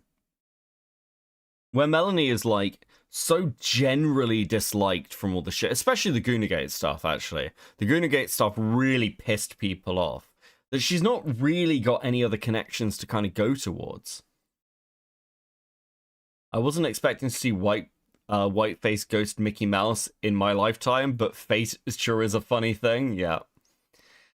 Yeah, that's an interesting look for PPP. Mel deserves to be there. True and based. In late October, the Kino Casino grew even more aggressive with their coverage of Jeremy. Their fans did their part. Jeremy's a Ukraine supporter? No. I do like your username, though. The Porcelain Punisher? All of this attention towards Jeremy was going to pay off, especially as he continued to post information related to his earnings, like in mid-October when he showed his previous 30 days of earnings on Rumble, amounting to 26,000. That's not all. He also got 6 million viewers and 195,000 hours viewed by those viewers. Though Jeremy streams 4 hours on end, these stats meant that a viewer, on average, watched only 1 minute and 47 seconds of his content. Something is not quite right about these stats. Noel, the owner of Kiwi Farms, then posted his stats as a direct comparison. That's interesting. Because, like, you can see the average viewer. So, like for this stream, the average viewer duration of this stream is 42 minutes.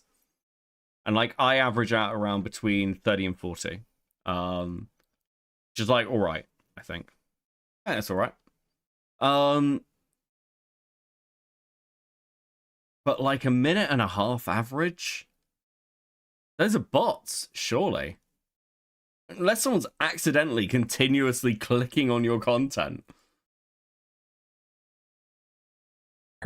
Quote, both of us are showing you the last 30 days. Let's do a quick comparison. Jeremy gets approximately 48 times more views, but only 5.6 times as much money. Jeremy gets approximately 48 times more views, but only 2.75 times the watch hours. What is driving me crazy is the last part, 2.75 times the watch hours, unquote. Regardless of Jeremy's peculiar stats, he has now shown that through one revenue source, he has made $26,000, spending more than half of that in November on an RC track. What kind of dirt did we use? Well, we used what they call baseball mix, like what they use for baseball diamonds. How much? Well, it was about $10,000 to do this. If you do it yourself, probably going to be $4,000 to $5,000. That shipping container was like $5 or $6 grand.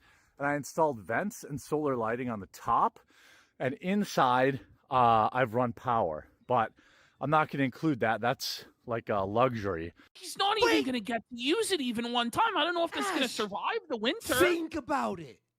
10,000 for the track, 4,000 for the shipping container, 14,000. How much is he asking for the he said GoFundMe? 14 grand. Jeremy was indeed fundraising. Oh, dude. What the fuck? Yeah, surely you'd build this inside, right? Or, like, you'd have a cover for it of some kind. Oh, guys, I bought all this dirt. Watch it get completely fucking destroyed. What? Using that amount of money for an upcoming trip. I bought the equipment so that we could do our show live. I want to be able to interview like Russell Brand, So, Jack Posobiec. He just admitted he already bought all the equipment. Okay. Help us do this, I would be eternally thankful. And then we would also have all the equipment to do more live events. The dirt ball. The dirt ball. You already bought the equipment. You just told us you bought the equipment. What the fuck is this? This is fucking a scam, bro. Okay, here we go. You guys can help us out with something because it cost about $14,000 for me to pay for the crew and to buy the equipment to go out there. No, for us to all the pay. equipment's here and Yeah. What the hell? paid for. Okay, so and all the equipment's here and paid for, so why do you need our money again? Even though Jeremy mentioned he already bought all of the equipment, he would still include it in the fundraising costs. Perhaps Jeremy was reluctant to spend more money because of the failure of the Publica and the downturn in coffee sales. His yearly Advent coffee calendar sold 3,500 units in 2024. He does not think he will surpass 500 sales for it in 2025. Lucky for Jeremy, 2 donators made up the cost for the trip. Jeremy was going to AmericaFest, or AmFest for short, an annual convention hosted by Turning Point USA, and the Kino Casino was going to cover clips of it, analyzing 30 minutes of footage through 3 hours of live streaming. They covered the awkwardness of attendees walking up and interrupting the quartering's crew to get free bags of coffee that were laid out in front of their set. They also covered how Jeremy's setup was a fire hazard that he had to address. The Kino Casino also noted how little leeway Jeremy was getting, believing him to be a very unimportant attendee. Jeremy brought on guests, spoke of the convention, and fumbled much, to the extent that he misnamed his guest from the organization Gays Against Groomers as Gays for Groomers. So we've got someone from Gays for Groomers coming up. We have somebody. Oh, no, it's the same one. No, That's the same one. Context. You're like a new viewer, and you don't know that he mumbles and mush mouths, and you go, "He's having who on?" And then there was this interaction. Melanie and I will be watching the football game tonight, and What the? Hannah Claire is like, what the fuck? I haven't been invited to this football game. Maybe going somewhere family orientated. I can't watch football with you guys. You can. Does he like secretly hate Hannah? What is this? I've never seen their interactions. She's melonless. She's melonless. Oh, to be fair, Hannah strikes me as much less of a pick me than Melanie Mac. No, but Mel look goes, yeah, come, please. Is that what it is? And Hannah Claire will probably be going watch somewhere family. Look at his That was a plea. Bring it back. Did she actually mouth help me to her? Like it almost seemed like it, bro. Oh my god, wait. Hang on. No, she did. And I will No, be I watching think the she football might game have. tonight, and Hannah Claire will probably be going. No, did she help me? Is that real? She did. Somewhere family oriented. Dude, okay, that is not what she fucking mouthed, but that's very funny. I can't watch football with you guys. You can. I would. Now watch her saying "you're welcome" in female speech. Watch this. Oh yeah, that was. Whoa! Whoa, wait a minute. Yeah, she fucking said some shit back. She's like- she mouthed it. And then last micro. I can't watch football with you guys. You can. I would love that. Oh. Now watch his face here. Yeah, that would be. Wow, fun. thanks, Melanie. On Kiwi Farms, this interaction was exhaustively analyzed. The Kiwi Farms Twitter account even posted the interaction on Twitter, triggering a response from Jeremy. Jeremy calling it the gayest controversy ever, and tweeting at the owner of Kiwi Farms that this is normal behavior for adults in real life. Jeremy deleted these tweets, but not this one of an AI rendition of the 3 at Amfest. Jeremy is portrayed slovenly, next to a fearful Melanie Mac as Hannah Claire looks on with concern. The Kino Casino also covered Day 2 and Day 3 of the Amfest streams. Afterwards, they took a short break for the holidays and came back to cover Jeremy's declining channel. His video business, his YouTube channel, has declined to its lowest level in over 5 years, down 66%. 2026 was a different year for Jeremy, where he would normally make the New Year's resolution to stop drinking, to lose weight, to work less. It appears he has resigned himself to stay the same. An unprovoked monologue from a January stream captures this. A lot of people, you like have to make the choice of what your mindset is going to be and follow through. And I think for some people, it's like you get into a mode and You're in the always rut. looking for the negative. Yeah. I would tell guys this all the time at the bar. You know, the bar I hang out at, it's a dive bar, okay? there has not been an attraction. Okay, hold on a second. This was retweeted by Chrissy Mayer. This is the last thing she has retweeted. Has she responded? Has she replied to anything? She's responding a little bit. Saying it's Sunday. Oh yeah, I'm going to talk about it on Sunday. But then she retweets this. I'm noticing the people obsessing over the quartering / Melanie Met Chrissy thing are sounding exactly like SJW psychos. Two sides of the same coin. Interesting that you'd retweet that. Interesting. Curious. Dude, this bitch is so fucking cooked. It's unreal. Attractive chick an attractive single chick that walked in that bar in 20 years. There is some truth to the fact that people, what is the saying? Like, people are living the exact life that they want to live. And that does play out. But I feel like compelled to always try and be like, yeah, but do you want to, like, is this fun? Like, there was a point in my life when I was kind of depressed and feeling in a rut, and I would be at that bar 4 nights a week. But like, I had a wife at home, which was even less of an excuse. But like, I saw the same fucking people there every night, the same 10 people every night. And it's like, man, no, like, this is a rut so deep, you're never gonna. You did the last thing with Rikita only jumping ship at the last moment. Yeah. Yeah, she's definitely got a pattern. Panda with a 2, only recently got here. Did Mayor run? We'll see tomorrow. We'll see tomorrow. She's not doing well. She is kind of getting, like, ripped apart piece by piece. 5 just became 10 in the same sentence in this fake story. Yeah, not a shock. Gonna get out of it. Somebody who drank probably 4 to 5 nights a week and has now gone to maybe once every 2 weeks. There's a book I read that is just, it's a really easy read. And I'm not telling anyone, hey, you got to quit drinking forever, because I don't think I ever will. My plan is probably never to quit, but it made it way easier to not drink on a weeknight.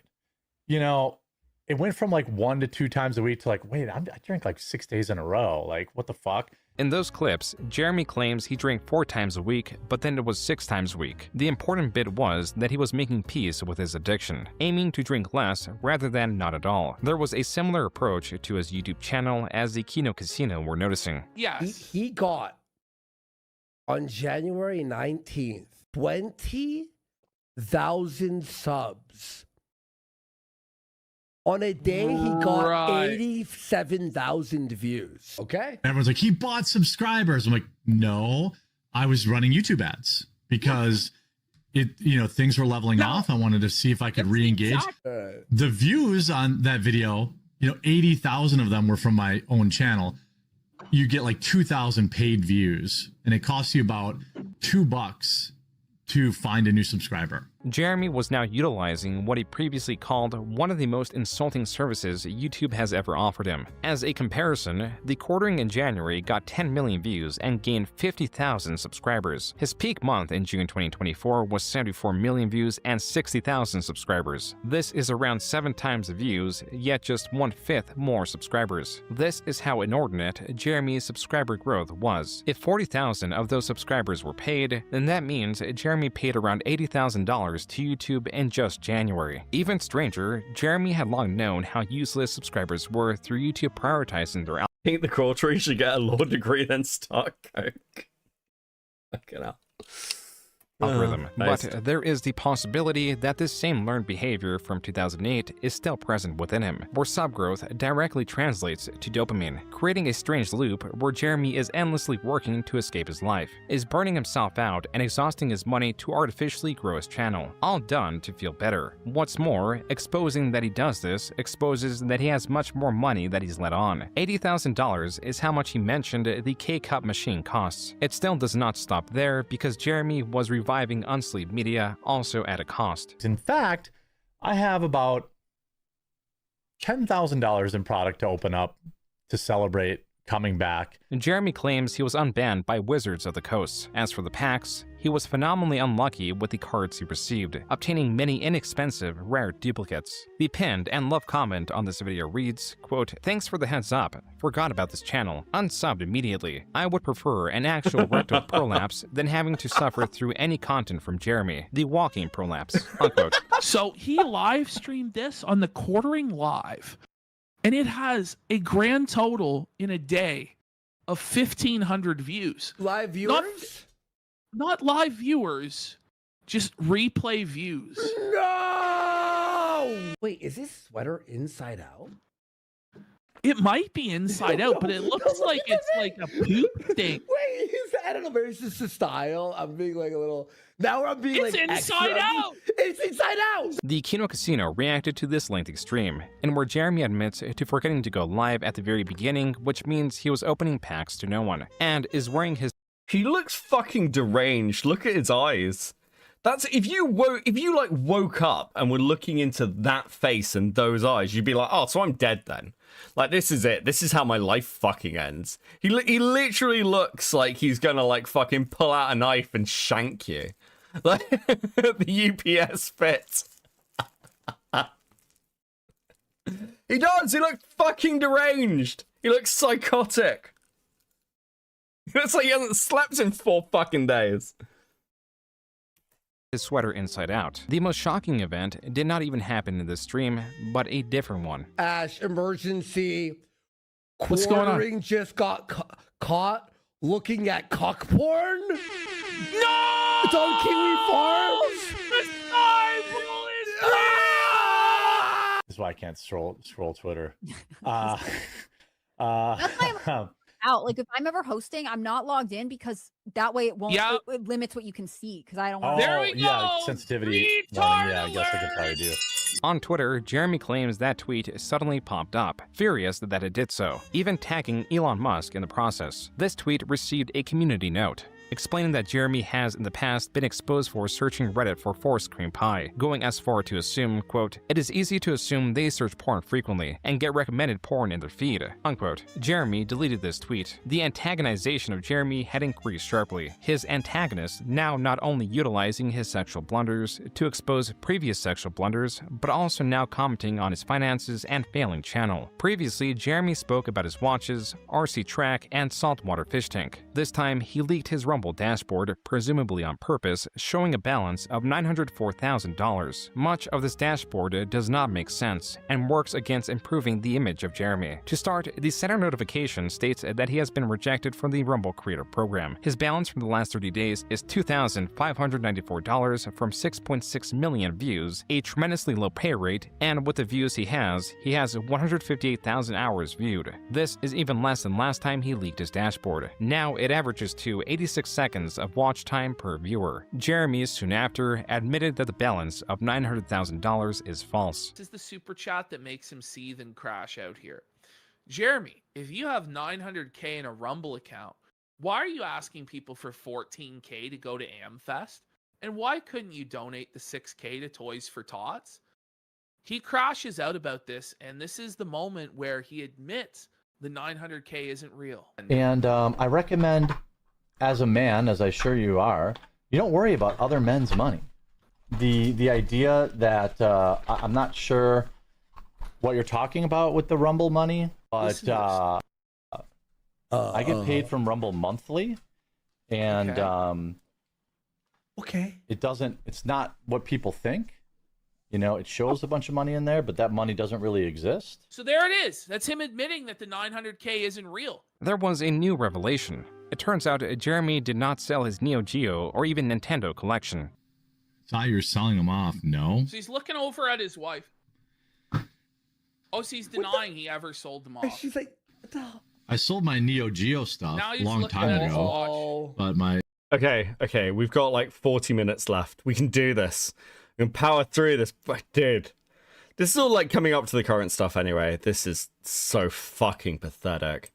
NES stuff is still around. I still have a good amount of Neo Geo. They have every right to question you about your money when you keep asking your audience for it. Yeah, again, I'm sat here being like, hey guys, I need to build a new computer. That's what we're aiming for.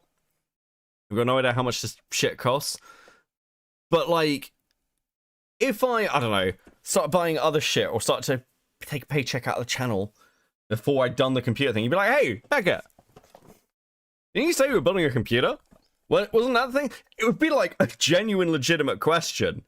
And it would be fair enough. I've always had this viewpoint. And I don't think creators are beholden with like super chats and everything else to like explain what they're doing with it. I'm certainly like, I think that's a bit extreme. But I think during times where people are like, oh, I'm working towards this thing, at some point you want some like fucking evidence. It's like a Wick TV with his tooth.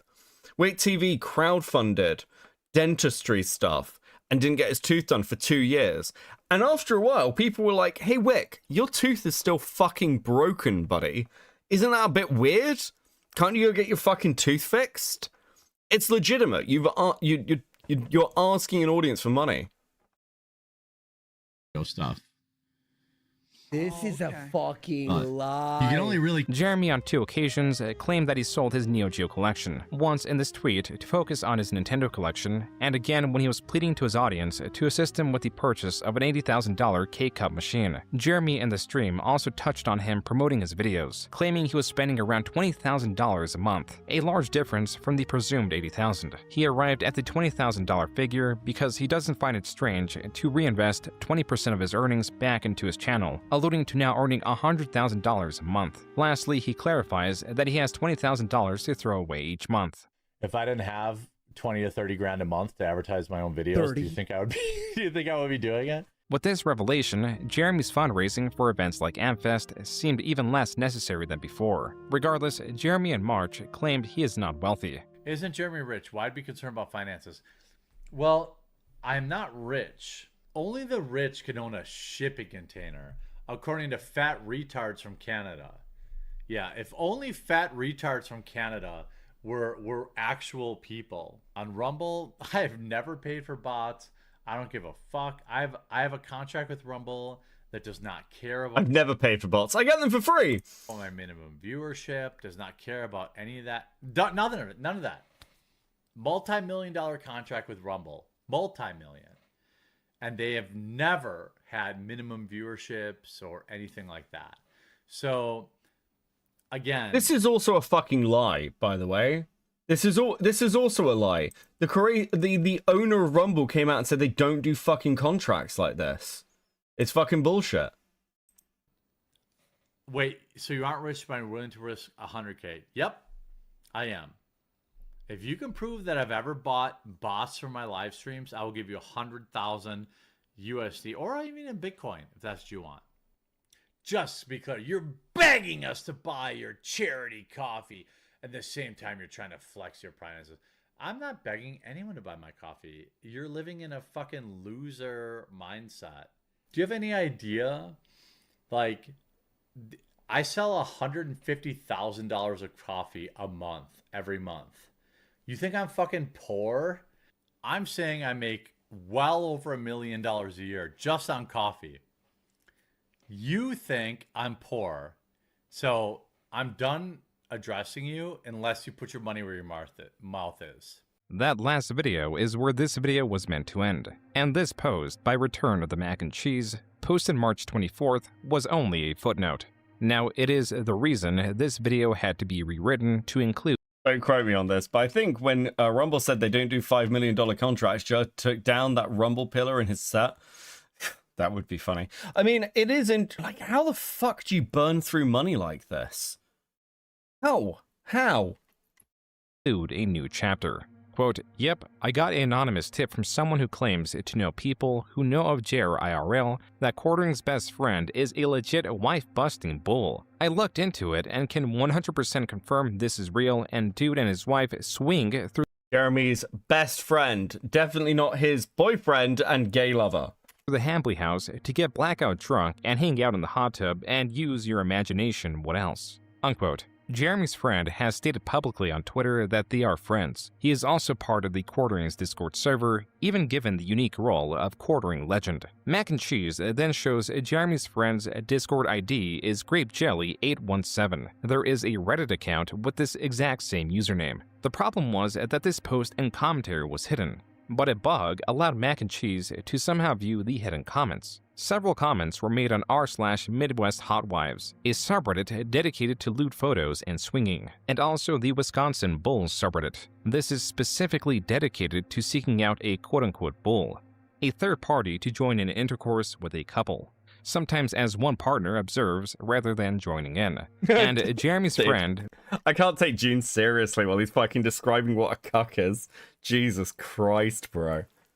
with his real name on Twitter, can be seen petitioning women for sex. This all proving that Jeremy's friend is an active swinger. The rest of the post is full of clips or photos meant to convince readers that Jeremy and or his wife is involved with his friend and or his friend's wife. First of note is this clip considered to be a Freudian slip. Right? Like, he's got some STD, or clearly he's taking a part in that lifestyle. You know, in my experience, I've never taken part in this lifestyle, but I know I have friends who have, and then obviously I've covered people who have, you know, swingers. Instead of cucking now, they call it hot wifing, which is literally just letting your wife bone other dudes. Yeah. This post also includes Jeremy's belief that Nick Rekieta, a different controversial creator receiving oral sex from a woman who is not his wife on stream, is not a quote-unquote own, Jeremy's previously leaked search of Reddit for cream pies, the specific type of pornography that appeared on his Twitter timeline when he streamed, a time that Jeremy allegedly posted cuck porn to his Twitter, a fantasy he explained while showcasing an interview with Gina Carano, where he is a loyal friend who sits on the sidelines while Gina would be sleeping with various other individuals before gravitating to Jeremy, Jeremy inviting his friend and his friend's wife over to join him in his hot tub, that one's really while also weird. commenting on his friend's wife's big old boobs, various other mentions of Jeremy's friend's wife visiting his house sometimes to clean, other mentions of Jeremy acting inappropriately towards women who are not his wife, and finally is this part of Mac and Cheese's closing statement. Quote, obviously nothing here is stone cold proof, but perhaps there is something to the long-term speculation in this thread. Let's just focus on the objective facts. Jer is a pervert and creep.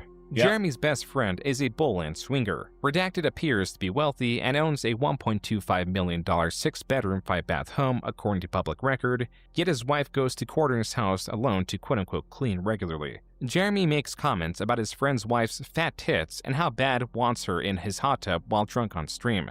Jeremy has cuckold and cuckold-adjacent fetishes, which he publicly exposed. Jeremy openly talks about having sex with women who are not his wife or simps for women and spends massive amounts of money on them, with seemingly no fear of being exposed, despite having many enemies online and admitting his family and friends follow his online presence. Until recently, Jer and his wife were admitted atheists, and Jer's very obvious hedonistic lifestyle of constant drug and alcohol addictions was tolerated. Unquote. This post has received even more likes and rewards than even the first post on this thread. It is possibly even the most awarded post on Jeremy's thread. As such, the Kino Casino dedicated 5 hours of their 7-hour stream into covering this post and Jeremy in detail, not censoring Jeremy's friend's face or name and promoting the belief that Jeremy is unfaithful to his wife, while also periodically mentioning that this is speculation and their opinion. Jeremy Hambley is a cock! Jeremy Hambley is a cuckold confirmed! His best friend Adam is a fucking bull that comes over to his house every fucking week and is plowing his wife! It turns out that Sky Roan was a vanilla gorilla all along! Over the coming days, the coverage of Mac and Cheese's post was reaching Jeremy and bringing even more interest towards him and his shortcomings. Mac and Cheese and the casino were celebrating with a victory lap. Jeremy was none too pleased with what was going on, nor with the Kino Casino. PPP or Andy Worski, either one of you guys are welcome on my show anytime. Anytime. I hate when he does this gay shit. Like, again, you won't take the fight. Stop fucking pretending.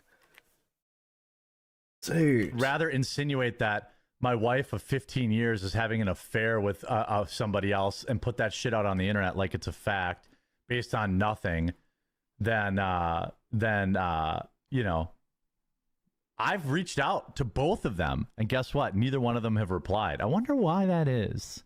On March 30th, Jeremy tweeted to address the ongoing drama, denying that he has an open marriage, and while he's fine with people making fun of him, he claims the harassment has people mailing things to his house and making his wife feel unsafe. Mac and Cheese was twisting the knife, noting how March was Jeremy's worst month ever. yet it has 18 million views. However, this is explained by Jeremy's strategy of uploading YouTube Shorts, short-form videos that get hundreds of thousands of views yet pay very little. His regular videos this month amounted to around 7.5 million views. Jeremy's channel, at least for his regular content, is declining steeply.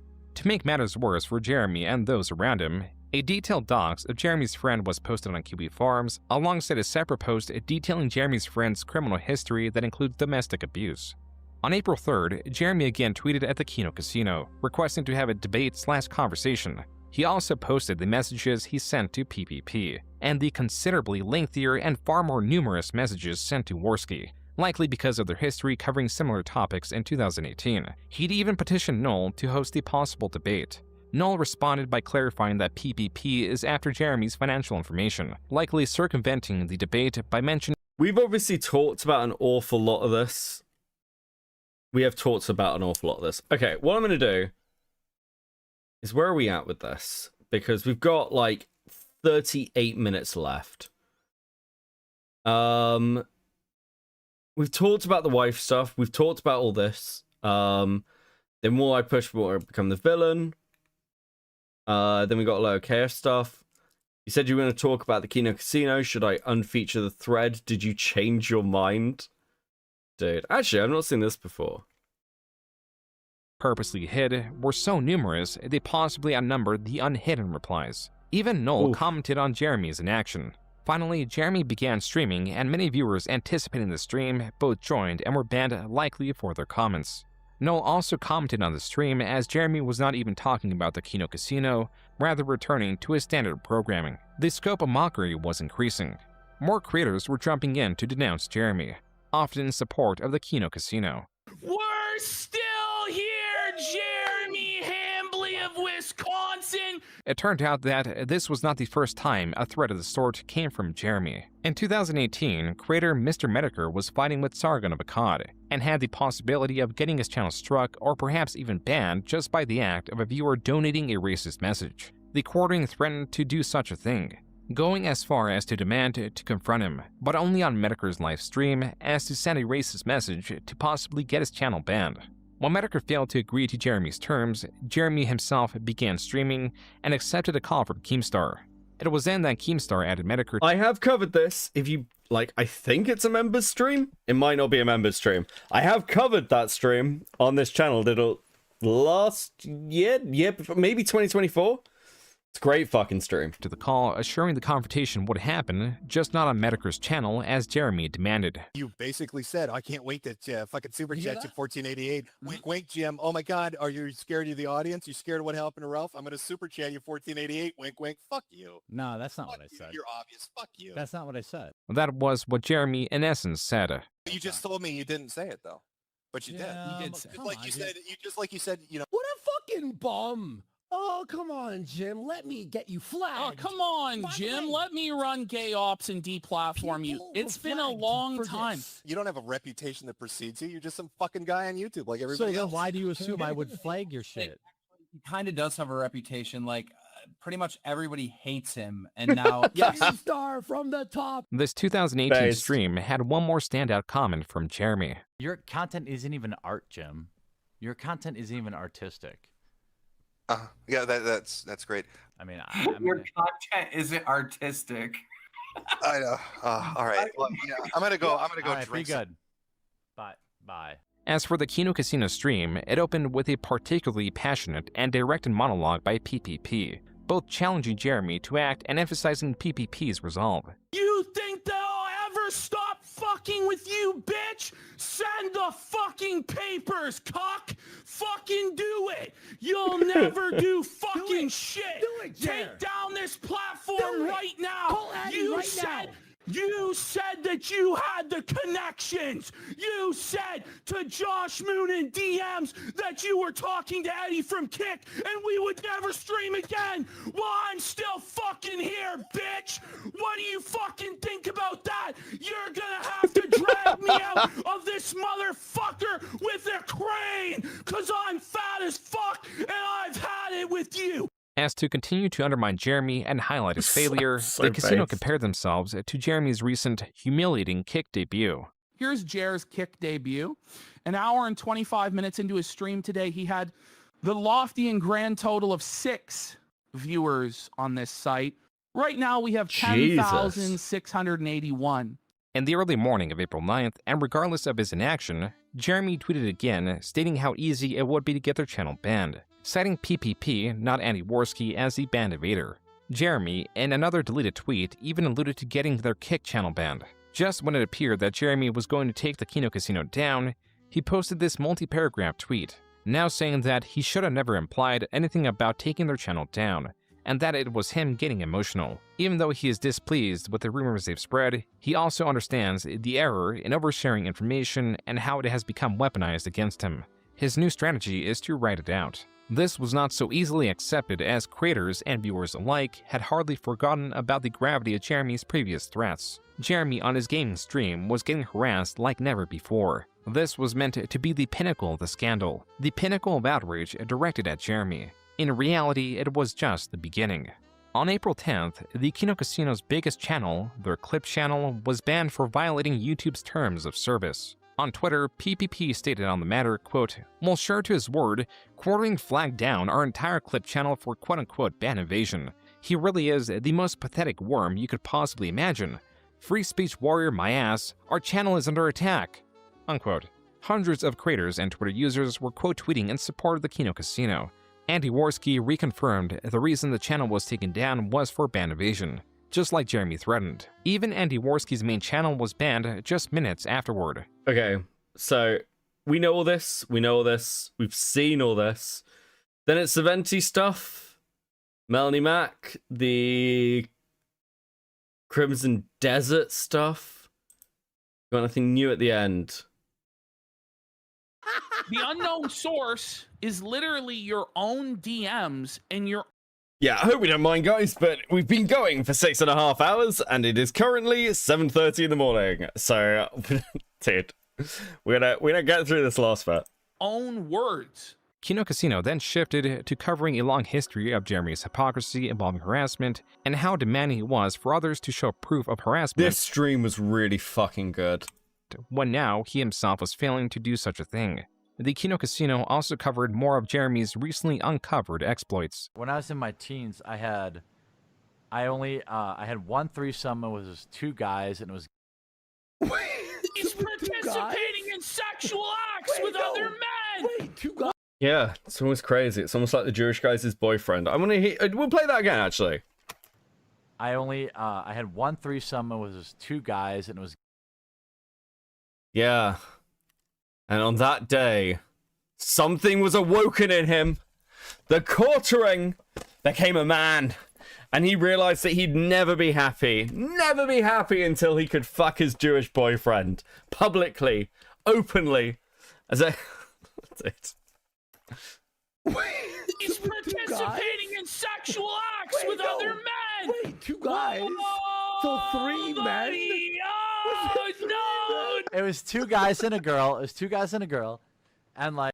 Wait, why is he acting like he was watching a threesome with 2 guys and a girl? Like the way he's saying what's actually happening here, Jeremy? It's like third person. The Kino Casino's banning had triggered a fierce Streisand effect. Whoa, Normally, buddy. these tales So true. of Jeremy only reached the dedicated viewers of their Clip channel or live stream. The Clip channel's videos rarely surpassed 100,000 viewers. Now, even just this VOD on Kick was more than double that. What's more, the Kino Casino stream had a segment where they shouted out various creators who had tweeted or made videos in support of them. This amounted to 78 creators with hundreds to millions of subscribers. Within were some former and even current friends of Jeremy. Even enemies of the casino were reaching out in support. Never has Jeremy faced such large-scale opposition. And the worst part of it all was that he could not rely on his typical tactics of dismissing the criticism or manipulating the narrative to support him.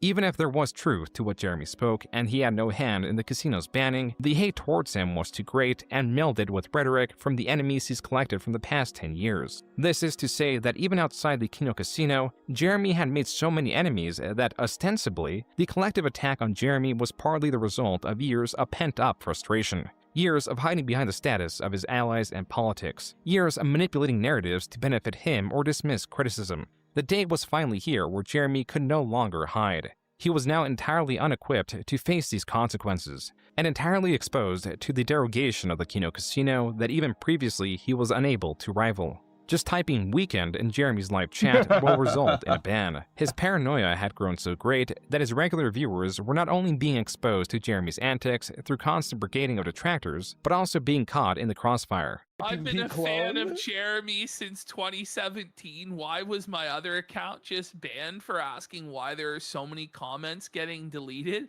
This is wild. I'm 63. This is wild. I'm 63 years old and never have I seen this before. He's banning his boomer audience. Weekend Discusser, the 63-year-old, was just banned. Just straight up. Weekend Discusser? His name was Weekend Discusser? That's fucking awesome. That's fucking awesome. I really want to believe. The walls were closing in, allies were scarce, viewers were menacing, and this was not even the pinnacle of what Jeremy had to face. I think he's totally fucked up, if you want me to be honest. I think he's totally fucked up, and I think it was a massive mistake to try to deplatform Kino Casino. Yeah, I mean, he kind of is. I mean, I would say it's something like that. And he's felt he's a cuck, he's finished. Maybe, I don't know. Asmongold, a top Twitch streamer and creator Jeremy favors, but scantily covered, was not only opposed to him, but also his chat was full of Kino Casino references. Even Melanie Mack was someone who talked favorably of Asmongold just as recent as a week ago, but this screenshot serves more than to just prove that. It is also relevant because she removed nearly her entire catalog of videos on her commentary channel. The videos on screen are all that remain. But as things were heating up, PPP on Twitter, and on the most recent Kino Casino stream, announced that he had a non-refundable family vacation booked. The show would have to return 8 days later on the 22nd. Other creators and the Kino Casino's viewers would have to do for the meantime. On Jeremy's kick, a lone viewer subscribed to spam the chat full of Kino Casino emotes. The most frequently used is an image exemplifying Jeremy's balding, and on Kiwi Farms it was discovered that Jeremy has the Kino Casino followed on his kick account. And on the 15th, yet another video was taken down covering Jeremy. Even still, this hardly did anything to slow down the many new videos being made on him.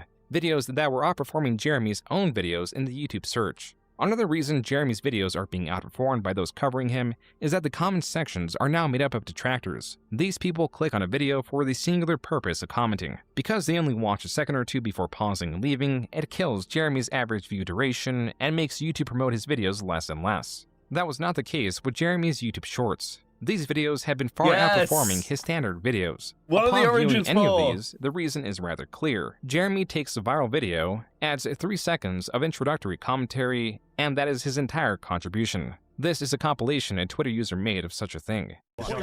Honestly, like that fucking screenshot of Jez's face, the way he looks, dude. Oh, fucking shockmouth! Mitch in the Joon the King video. Let's go. Check this out. Check this out. Well, here we You should. And this looks like these are clearly fire. Let me know what you think in the comments. What do you think? Check this out. Again, check this out. Jeremy was not pleased with the criticism directed at his YouTube Shorts. All right, well, that is the show for today.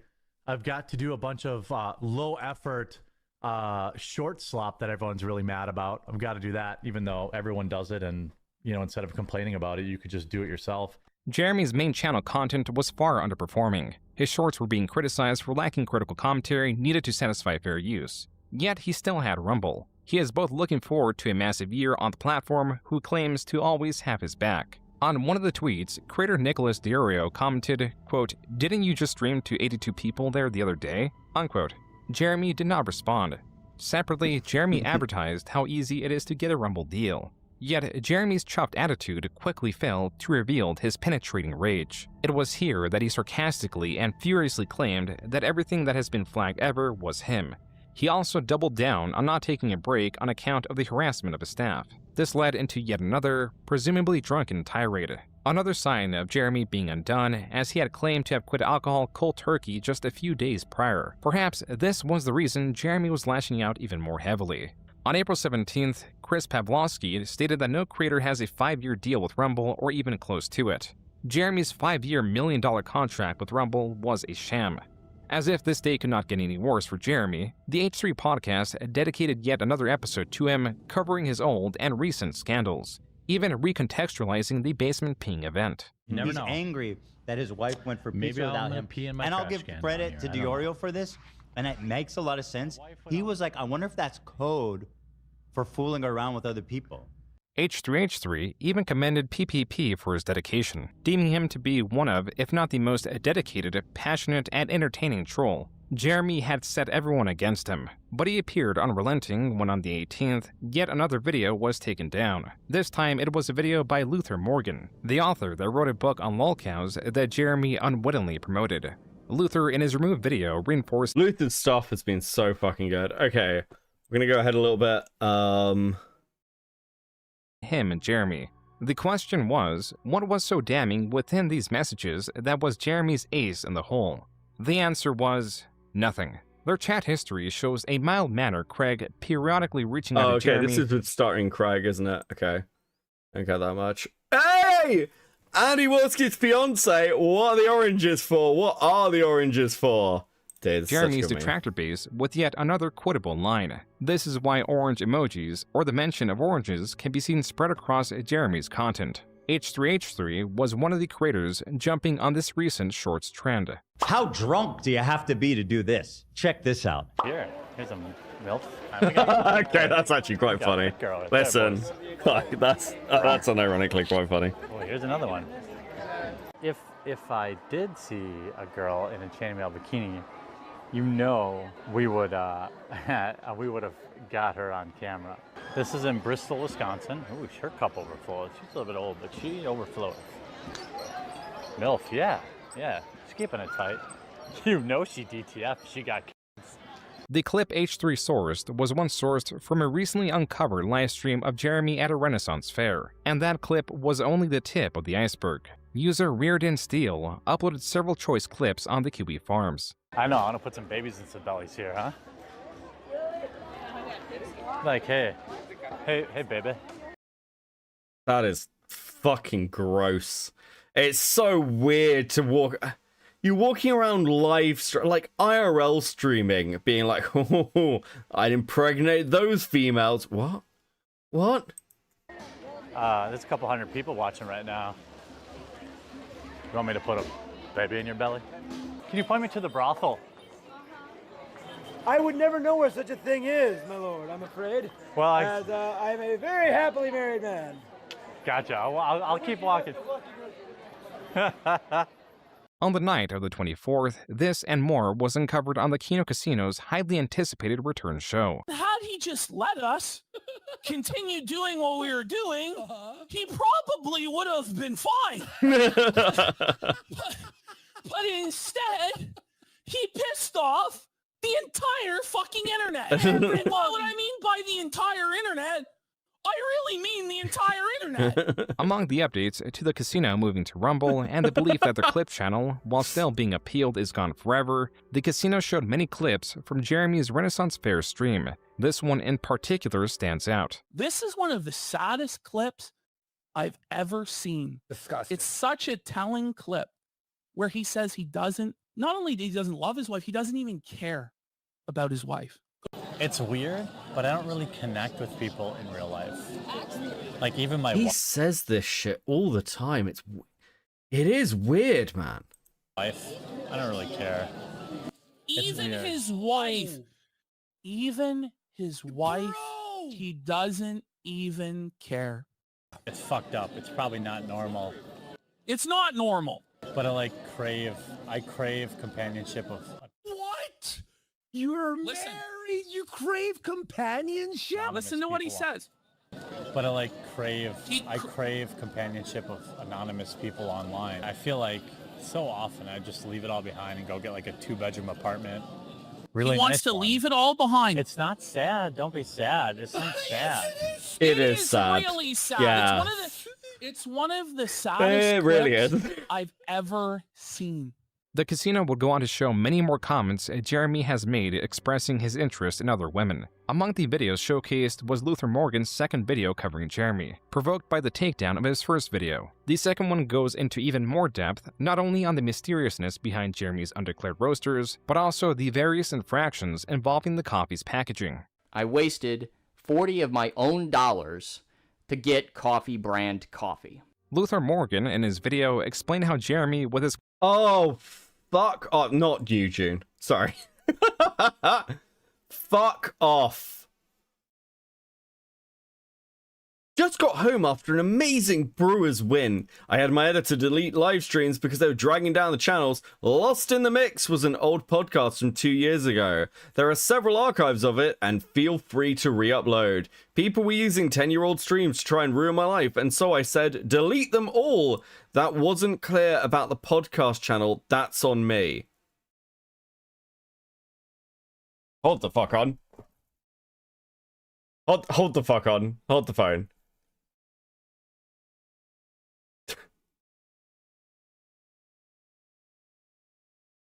What?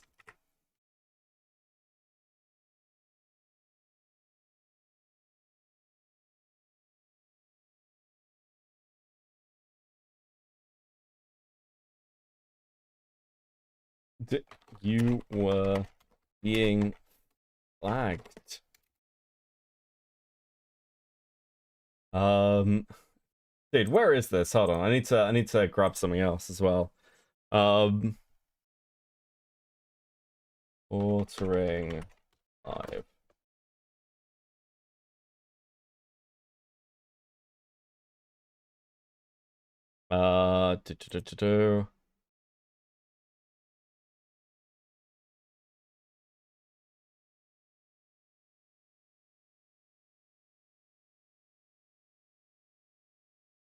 Again.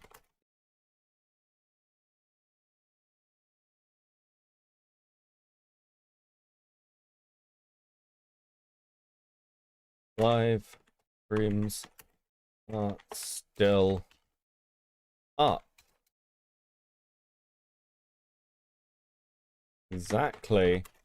Did your delete?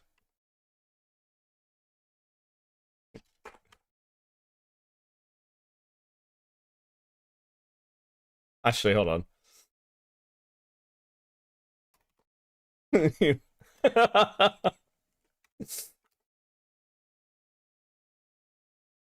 Is sorry was a game. New age folder posting. This is fucking ridiculous. This is actually insane. What the fuck are you talking about? You claimed you were being flagged, and also once again the quartering live streams are still up.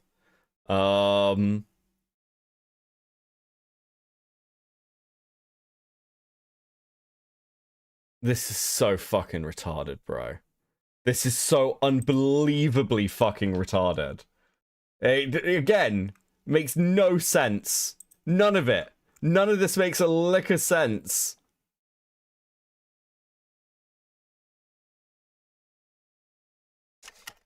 So, was that the lives were dragging down your...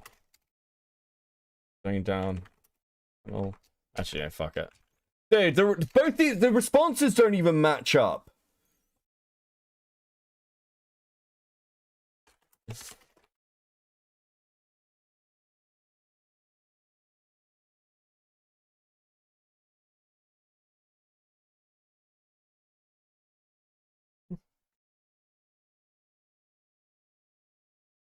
Dude. White girl, thank you. Welcome to Seething. I am fucking losing my mind with this shit.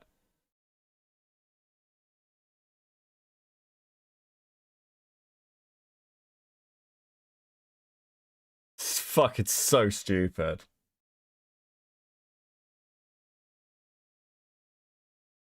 This is, I mean, it's clinically retarded. It really is. Like, what else are you meant to even say about this shit? It's fucking unbelievable. coffee brand coffee is breaking Amazon's rules, not following FDA labeling guides, and breaking FDA code by not labeling the manufacturer or distributor, the flavor additives, the expiration date, nor the added caffeine content on any of the bags Luther purchased. As another blow to Jeremy's business, it was found that the trademark for coffee brand coffee was abandoned. And with that, the last of Jeremy's hope to escape his endless grind narrows, just as was with the Publica, Exclusively Games, GameFinder, RCNightmare.com, and many more failed or failing projects. Jeremy, in the past 2 decades, has left a trail of failure, as failure is an unceasing force that leads him. Such is the fate of a man with no talent, no principles, and no ambition. The only driving force Jeremy has is to earn money, and the reason he earns it is to quell his anxiety. But the more he suppresses it in this manner, the stronger it becomes, and the stronger it becomes, the more reliant he is on it. And finally, the house of cards have come crashing down, and Jeremy has a significant toll to pay. Years of escaping his issues with the growth of his channel and the money earned through his grift are no longer areas he can escape into. His new strategy of uploading an absurd amount of YouTube Shorts is an expected, desperate strategy taking low-effort, meaningless content to its maximum, as the only variable Jeremy can control to grow his channel is content frequency. This is his channel's swan song. At the end of it, he faces not only a growing list of eager enemies and a tattered reputation, but also a deep lack of personal connection and everything else he has been avoiding. It is ironic that a man that has built a career in sowing division, in spreading misinformation, and in eroding trust has unified so many, even if only as opposition against him. Well, that was really fucking good and incredibly fucking long and very detailed. Okay, listen, guys, I need to get a drink quickly. We have one more thing to do tonight, which I'll explain when I get back in 2 seconds. I'm gonna leave you some fucking music, and we're not done. We're not done. But this next section, I'm hoping, won't take very long. Okay. What should I put on? What should I put on? What should I put on? There we go. We'll do this. We'll do this. Based. Right. Be right back. The paradigm of absolute control. And that's why we're just out here doing simple things, pointing out that we're meant to be in nature and be natural. And this is where we find the source that God made to transcend the New World Order. And that's why they want to try to keep us out of it. I'm angry. I've had enough of these people. They're a bunch of Christian murderers scum. They're on giant death factories keeping babies alive. They're selling their body parts. What more do you need to know about these people? I go out and face these scum. They literally crawl out from under rocks. They have green looking skin and they run around screaming, we love Satan, we wanna eat babies. I have them on video. Hillary's in the creepy, weird, sick stuff, man. She sleeps in the same room with that creepy, weird woman whose mother wears a hood over her head. What the hell? That woman number one is ugly. Imagine how bad she smells, man. I'm told her and Obama just stink. Obama and Hillary both smell like sulfur.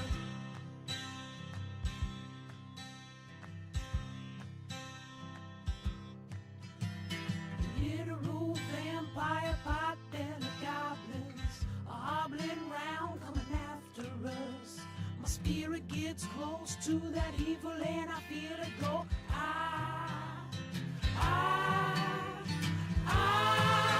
We're such self-centered crap. We don't even notice hell itself rising up against us. Millions of pointed people of the very worst type, and I'm so pissed. We're gonna stab your daughter at the mall. We're gonna stab your wife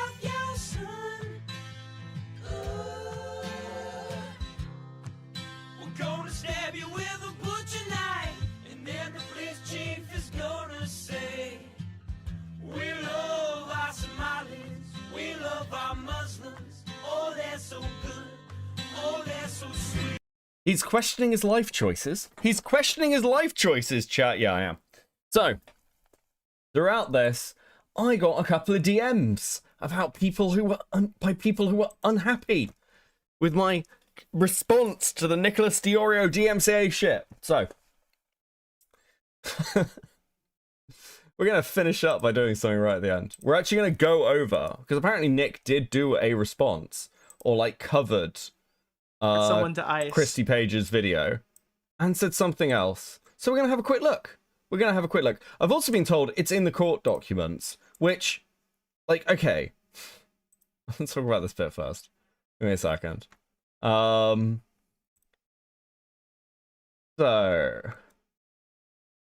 right. So, first things first. Right, court documents. Let's go. We're doing document posting. Oh, okay.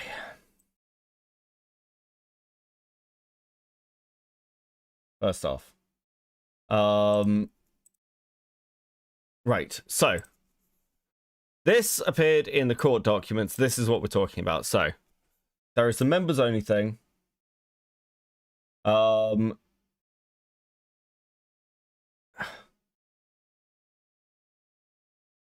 Okay. I'm being told there was evidence. I mean, wasn't... Okay. Fuck. Let's just look at the court documents for a second. So what we're talking about here, and this is my position on this shit, by the way. Okay? I'm not even talking about Nick's position. And why my reaction to this is not outraged, abjected horror.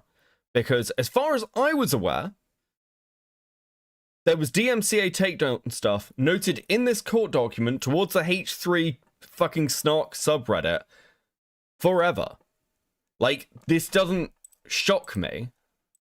My position on all this is you shouldn't be doing this, and has been from the beginning. Right? So these are like apparently the clips that are like being talked about from like the mega threads. There's one thing which is like the post-containment, a complete version of TEI's video, H3 podcast, which was members-only content. Everything else here, the argument, I believe, and I understand to be, that Ethan said was completely fair to put up. And, like, people could react to.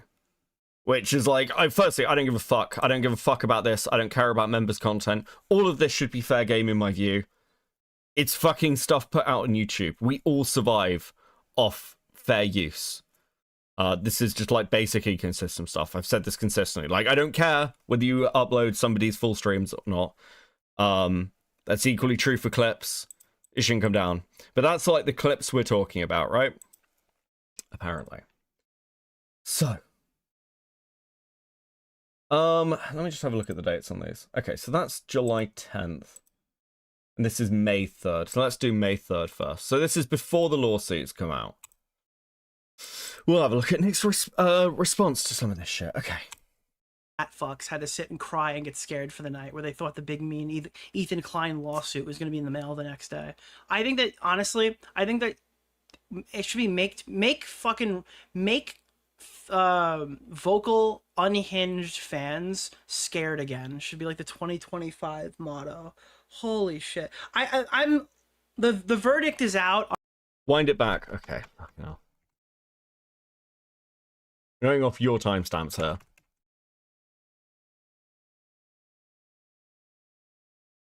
Okay. What? This is you sent frivolous lawsuits to Redditors, to anonymous Redditors, knowing full well that they would be scared into submission. You also posted about that on your Instagram stories as well. By the way, all right. I think that's the basest part. Like, that's the best part of this, is that he scared a bunch of Redditors into shitting themselves and shutting an entire subreddit down. Absolutely. Go type in on H3 Snark and go read what they wrote about Diorio and tell me how much I should feel bad for them that these little fucking rat fucks had to sit and cry and get scared for the night, where they thought the big mean Ethan Klein lawsuit was going to be in the mail the next day. I think that, honestly, it should be make vocal unhinged fans scared again should be like the 2025 motto. Holy shit. I'm the verdict is out on whether I would defend these people. If Ethan went ahead and sued them, I would need to see that on the actual thing. But holy fuck, dude, do I think they deserve to shudder in fear for a night? That'd be very funny. Full well. Okay. So I think this is a bit of an unhinged comment, but like I get it to some extent. I have a basic like thing of don't go after chatters. I think it's cringe when anyone fucking does it. I don't think anybody should give a fuck what like a Reddit is thinking at all. I don't think you should sue people over Reddit comments. I think that's fucking mental. I don't think you should defend suing people over Reddit comments. That they would be scared into submission. You also posted about that on your Instagram stories as well, Ethan. Can anonymous Redditors... Redditors... Were they sharing his paywalled content? The point that Ethan makes is that they were posting stuff like, hey, don't give this a click on Ethan's channel. Here's a re-upload. And those were the things he had DMCA'd. That's his argument. But again, I have not seen this stuff. I don't know the nature of the lawsuit. The clips aren't there. I don't know how long they are. I can't make any pro or against Ethan judgment until I have more context. Defame you and harass you? Can anonymous posters who... Freedom of speech. Dude, this is the best part. The best part of being a freedom of speech enthusiast is that I'm not a freedom of speech absolutist. Every freedom of speech absolutist gets canceled because they start debating fucking like child porn or something on social. He was messaged in Jan 2025. But was he told what was... Okay. So he's told by Paige Christie in Jan 2025, then it's just clips, right? But Ethan's argument, and indeed like what Diorio is pointing to in the like lawsuit, is this, which from Diorio's position is like, this is fair to take down. And he literally says, until I see the full lawsuit of what's in it, I'm not making a full judgment. Now, I assume, from Diorio's position, he'd defend this, and he's leaving himself open not to defend this. One DMC is fair. Okay, I want to be super clear as well about one position about this, and this is one of the reasons that I am getting fucking annoyed. Okay? I want to be, like, super clear of why I'm not getting annoyed, but I am getting, like, frustrated. Because my position, and where I'm going to land on an emotional level, is I don't view these as particularly fucking different. Okay? So, like, that's where I'm coming from with my general take on this. I just want to be hyper clear, because I feel like now I have to be. I think all the fucking takedowns and the lawsuits are bad for the ecosystem. I'm critical of everyone who has defended them. That is my consistent position. It has been on all this stuff. I tweeted this out immediately when the lawsuits dropped in fucking June.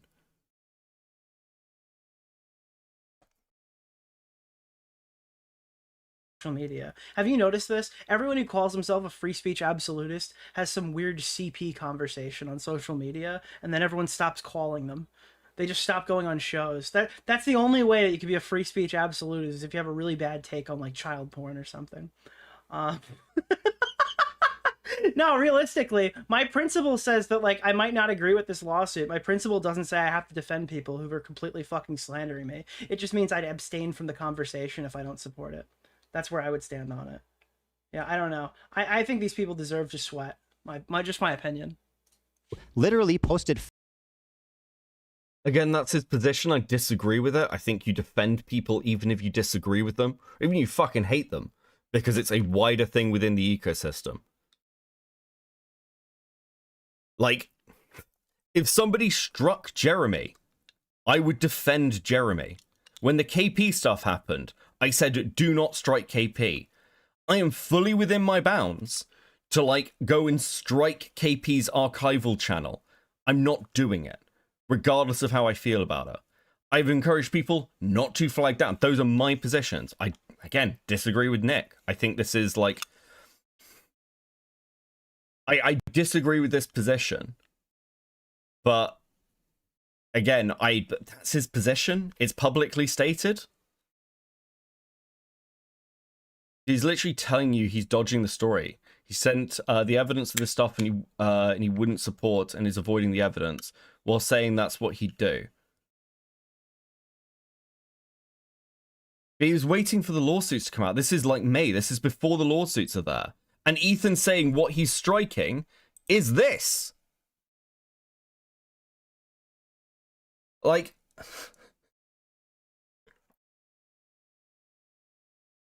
Like, okay, unless I'm missing a clip somewhere of Ethan saying, yes, I took down the clips. Okay.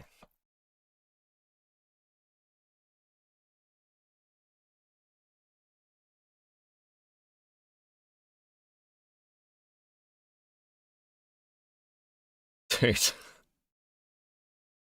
I understand why a YouTube creator would mind this. It could open the floodgates. Yes, which is my consistent position. Fake. They doctored posts. I'd be like, oh yeah, that's pretty bad. I don't really agree with that. And then I'd cover whatever else is on the topic or the docket that day. You're not entitled to my support. Okay, hold on. People deserve to sweat. Just my opinion. Literally posted fake. They doctored posts. I'd be like, oh yeah, that's pretty bad. I don't really agree with that. And then I'd cover whatever else is on the topic or the docket that day. You're not entitled to my support. Posted it on our subreddit saying I was banning people who are wishing a happy Rom. Wait, hold on. Isn't he just saying he doesn't give a fuck about the H3 Snark people then? He's like, he may disagree and not support it, but he's not going to launch like a defense of them? Which again, I disagree with. Right. Queeman. Yo. Okay, Beckett, what are you not getting here? There are strikes, DMCA strikes, and then there are lawsuits. Hassan says suing Redditors. He means strikes. He's talking about the strikes. Right, okay. He said you filed frivolous lawsuits. He means false DMCA strikes. Ethan knows that's what he means. He engages on that basis. That's what they end up talking about. Okay. Nick knows that's what's being said. He engages with that and says that it's about members-only content being struck. Nick says, as far as the lawsuits, I'd have to see what comes in there. So disregard the lawsuits. I don't know why you're saying he has to wait for lawsuits for his take. No, he doesn't. That's separate to the DMCA strikes. So why do you keep saying that? Because that's not how it sounds to me. What it sounds like to me... How is that not the case? Well, okay, that's fine. That's fine. That's fine. What it sounds like to me is Nick saying, okay, well, if he's going after them for, like, the members-only content, which is Ethan's argument, they're talking about the lawsuit. I agree with you. Hassan means the strikes. You're not... No. You're rambling. Explain how that's not the case, Becca. Explain how the lawsuit and the DMCAs are not distinct. But aren't the DMCAs the things you just sent me listed in the lawsuit? Yes, they are referenced in the lawsuit. Okay. But, okay. But the DMCAs happened far before the lawsuit, and all the information about the DMCAs was public far before the lawsuit. What do you mean by public? It's like a... Okay. It was public. It was all public. The legal letters were all public. They'd been posted everywhere. Can you send me a copy? I don't know the story, so please send me the copy, okay? I keep laying this out to you, Becca. This is why I'm getting frustrated. I'm telling you explicitly. You've read the message, and you explain what's in the message, and then it goes in one ear and out the other, Becca. Okay.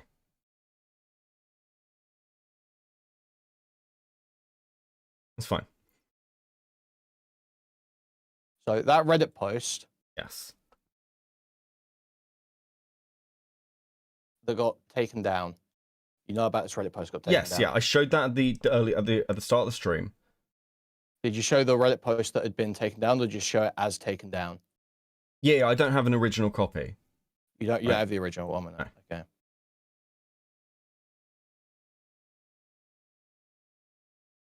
Because when Nick has that conversation with Paige Christie, obviously that thread is still there.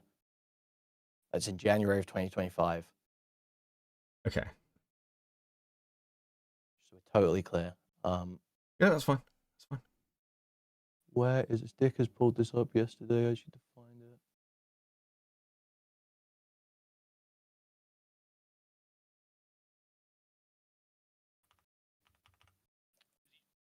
Oh my god. It's wait, here it is, I think. It's fine, there's no rush. We're at like 8:10 in the morning. It's fine. Here you go. Right, okay. Let me send you this timestamp to Dick's stream. Pull up on this. Okay. So all of this has everything listed, linked, Copyright strike there. And this is sent to Nick January 2025 or December 2024, maybe. Okay, give me a second.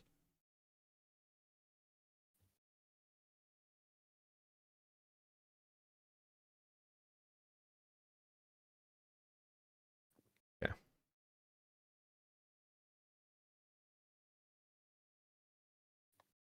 Yeah, I mean, again, this should have been covered. I mean, I'll watch the other stream you sent. Okay, no, with, hold on. Not just it should have been covered. And I want you to answer this question, Beckett. Sure. Is it a lie for Nick, having been presented the evidence, to say as a conditional, oh, well, if he wasn't striking members-only content, I wouldn't support that, but I also just wouldn't cover it? Is it a lie to his audience to imply that he does not have that information, that he cannot make that verdict yet?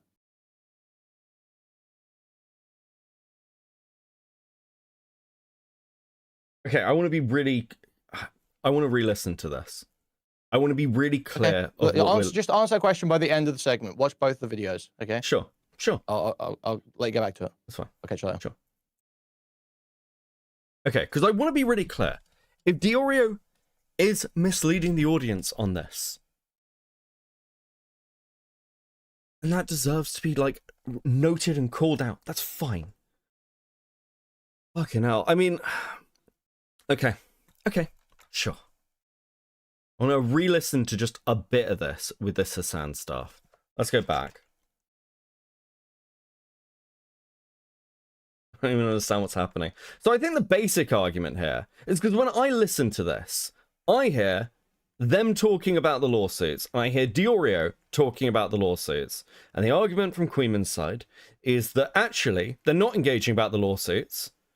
They're engaging about the DMCA strikes that occurred on Reddit. And that was like the shuddering effect, or the chilling effect that Diorio is referencing, right? And then Diorio brings it back to the lawsuits. You openly stated you wanted to dox them to their families. What?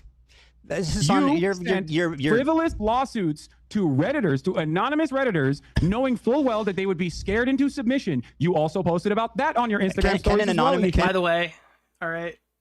Sent anonymous lawsuits to the Redditors to scare them into submission. Just to be clear, Hassan calls them lawsuits because Ethan's lawyer was the one filing the claims and sending DNC letters. It's just shorthand. But we... Okay. I think that's the basest part. That's the best part of this, is that he scared a bunch of Redditors into shitting themselves and shutting an entire subreddit down. Absolutely. Go type in on H3 Snark and go read what they wrote about Diorio and tell me how much I should feel bad for them that these little fucking rat fucks had to sit and cry and get scared for the night where they thought the big mean Ethan Klein lawsuit was going to be in the mail the next day. I think that, honestly, it should be make vocal unhinged fans scared again. It should be like the 2025 motto. Yeah, look, can you do me a favor? If you have the letter, if you just put a video together, can you just DM me the fucking letter? Is that cool? Can you do that? Dude. Good evening, Bug Squad. How you doing, buddy? Oh, holy shit. I'm the verdict is out on whether I would defend these people. If Ethan went ahead and sued them, I would need to see that on the actual thing. Okay, to me, that is very specifically Nick talking about lawsuits towards the Redditors. Right? He's not engaging. Sure, he's not engaging with the conversation about the DMCAs. If that's what this conversation between Hassan and Ethan is, I'm happy to take that as the shorthand of the way Hassan's talking about it. But holy fuck, dude, do I think they deserve to shudder in fear for a night. That'd be very funny. Full well that they would be scared into submission. You also posted about that on your Instagram stories as well. Can anonymous Redditors... Were they sharing his paywalled content? The point that Ethan makes is that they were posting stuff like, hey, don't give this a click on Ethan's channel. Here's a re-upload. And those were the things he had DMCA'd. That's his argument. But again, I have not seen this stuff. I don't know the nature of the lawsuit. The clips aren't there. I don't know how long they are. I can't make any pro or against Ethan. I don't think the DMCA was even registered in Nick's head. I mean, there's a bit of mind reading here. Okay, sure. At the very least, he should have been fucking aware of it. Because this is content he is covering and has covered in detail. I've done this with other people as well. I think lying is a really high bar. That is about the DMCA. Wind that back. Okay, hold on.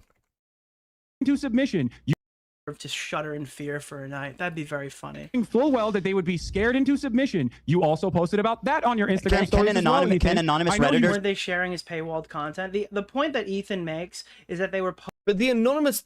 Okay, but if it's about the anonymous paywall content that was struck off Reddit, which had been a conversation and appears in the lawsuit, if that's the thing Nick is focusing on, Nick would be fine with that because Nick's position is you can strike market replacements, which is what Ethan is pushing for through this entire thing of well, they're doing a market replacement, so there's that content should come down. That's his whole argument in the fucking lawsuits.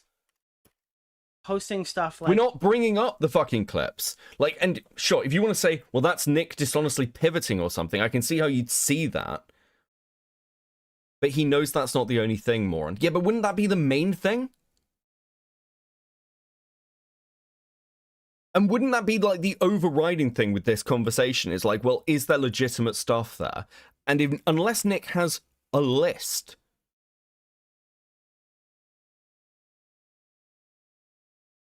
Okay, let me see this letter from Kilo. Right, let me see.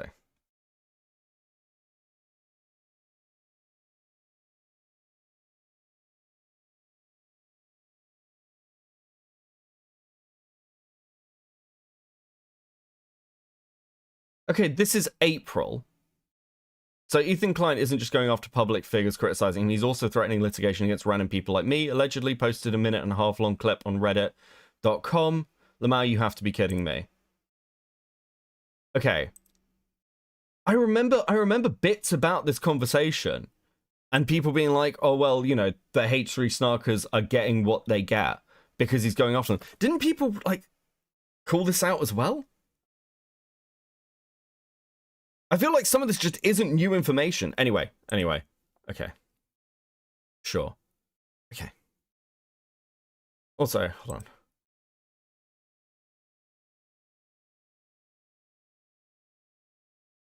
Because Ethan was talking publicly about going after the H3 people in any way, H3 snark people in any way he could, right?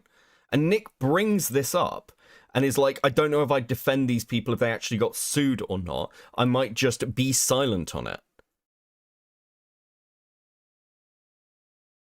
Hey, don't give this a click on Ethan's channel. Which again, by the way, I disagree with. I think you should defend those people, even if they're fucking snarkers. But anyway. Well, here's a re-upload. And those were the things he had DMCA'd. That's his argument. But again, I have not seen this stuff. I don't know the nature of the lawsuit. The clips aren't there. I don't know how long they are. I can't make any pro or against Ethan judgment until I have more context. Defame you and harass you? Can anonymous posters... Freedom of speech. Dude, this is the best part. The best part of being a freedom of speech enthusiast is that I'm not a freedom of speech absolutist. Every freedom of speech absolutist gets canceled because they start debating fucking child porn or something on social media. Have you noticed this? Everyone who calls himself a free speech absolutist has some weird CP conversation on social media, and then everyone stops calling them. They just stop going on shows. That's the only way that you can be a free speech absolutist is if you have a really bad take on child porn or something. No, realistic. Okay, we're gonna actually watch a little bit more. My principal says that I might not agree with this lawsuit. My principal doesn't say I have to defend people who are completely fucking slandering me. It just means I'd abstain from the conversation if I don't support it. That's where I would stand on it. Yeah, I don't know. I think these people deserve to sweat. Just my opinion. Literally posted fake. They doctored posts. I'd be like, oh yeah, that's pretty bad. I don't really agree with that. And then I'd cover whatever else is on the topic or the docket that day. You're not entitled to my support. Posted it on our subreddit saying I was banning people who are wishing a happy Ramadan. Okay, we're going to move on to Nick's coverage in the Adam McIntyre stuff. Let's do this one. That we never actually got around to watch. Paige Christie. Yeah, those unemployed snark people are the worst.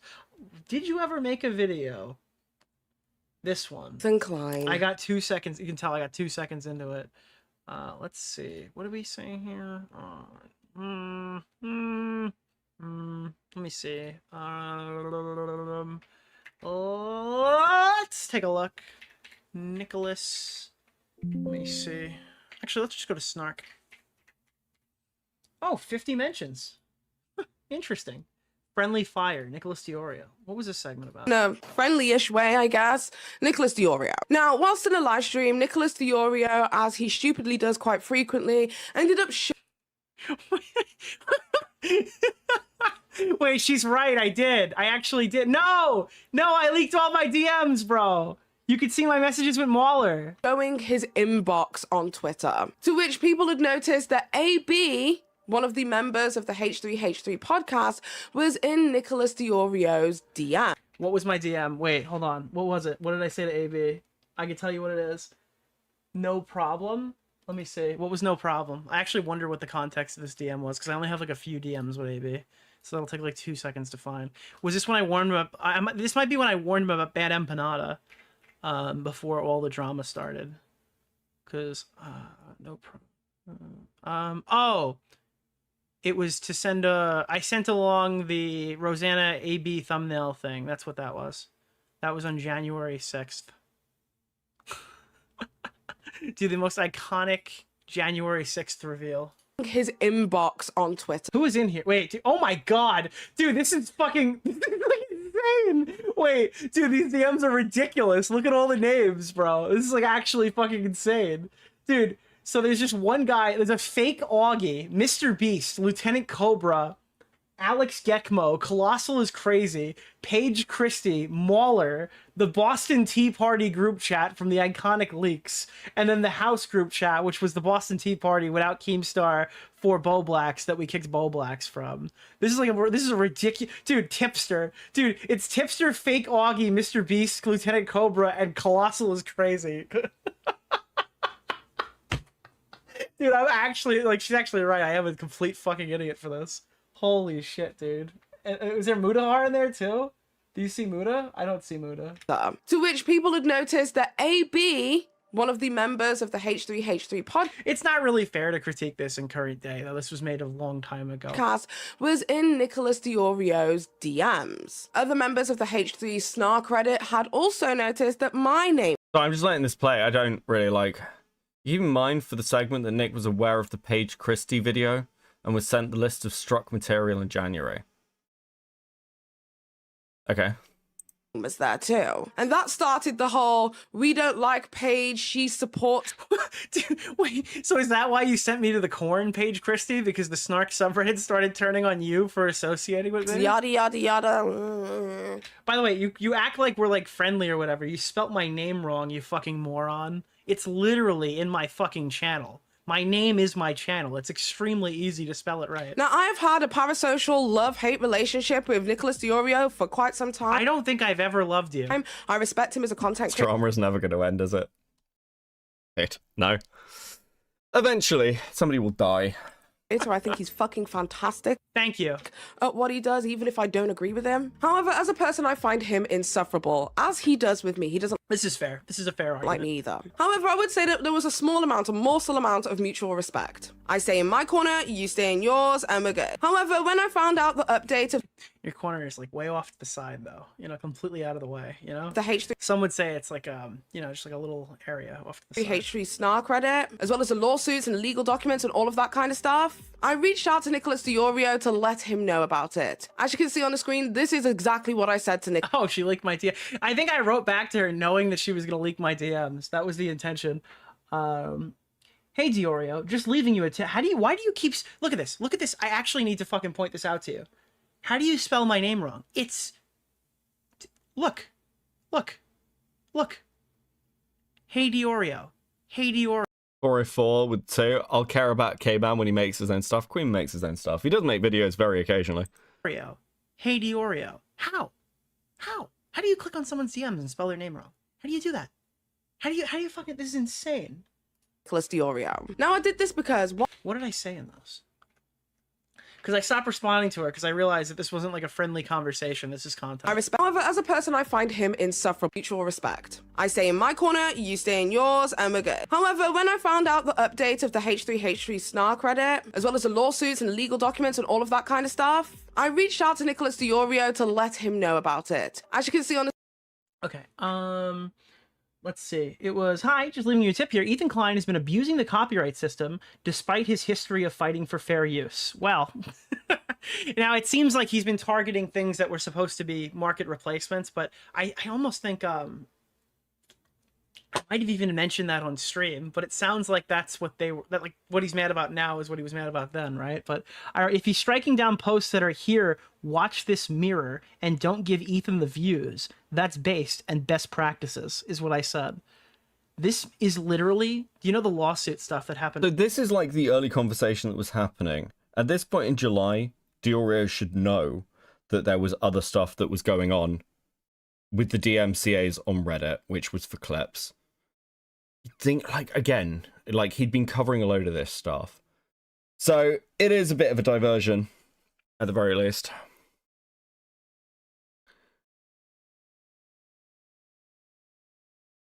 Does know? Yeah, no, okay, sure. Sure, he's covering this. It's the main content, sure. Jesus. Recently, this is in January.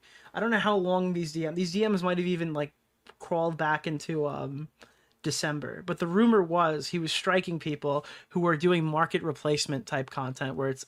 But also, hold on, he's told this by Paige Christie, somebody he doesn't get on with, has barely any fucking conversations with, and just gets randomly reached out to, and then pivot, like, and immediately he's dealing with other content. I don't think he even did much like fucking Ethan stuff during this time in January. It was all Bo Blacks and fucking Destiny, wasn't it?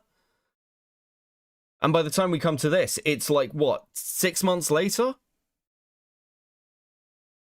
Like intentionally pushing views away from original content. So that was all that I'd said, was if that's the case, that's probably like fine.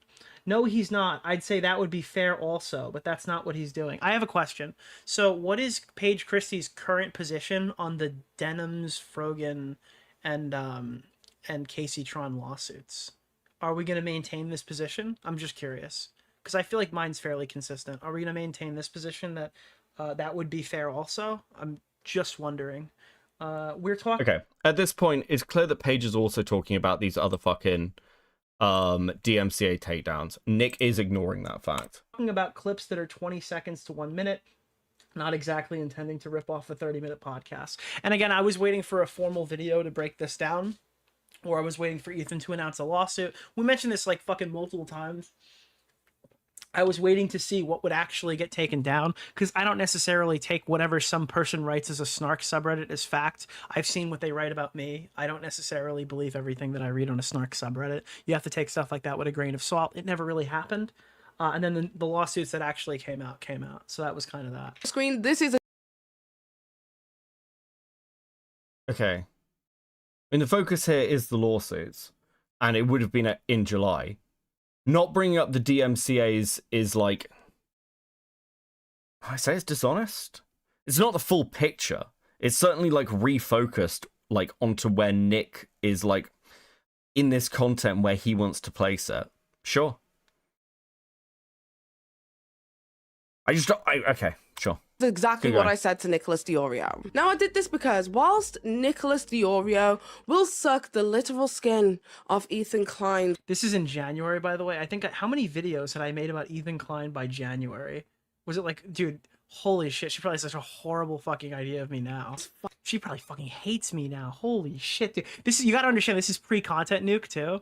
This is January. That's crazy. Phallic object. I do believe that Nick... Okay, another thing, Paige Christie has this like weird habit of making everything about like sucking cocks and fucking... I think she was fighting with Augie, and it was like, I'm gonna go fucking something my whatever. Like, a lot of weird sexual energy coming off of her. Skin of Ethan Klein's phallic object. That's gross. I do believe that Nicholas Diorio is a man... Now, why can you say this? Why can you say that I suck the Ethan's phallic cock or something. But God forbid we make a joke about like iDubbbz and his wife, and we're misogynistic pieces of shit, incel fucking. What is this like crazy double standard where like if it's two guys, you can talk about them literally sucking cocks and it's totally above board. Of his word, and he understands that fair is fair, and he is more than willing to call out friends, which I've seen numerous times over his career on YouTube. Dan Saltman, looking at you. I don't actually. Friends is a little bit of a stretch. For the good John Swan of what is right. I literally saw this boy disown his very good friend, John Swan. I thought you were going to say Bo Blacks.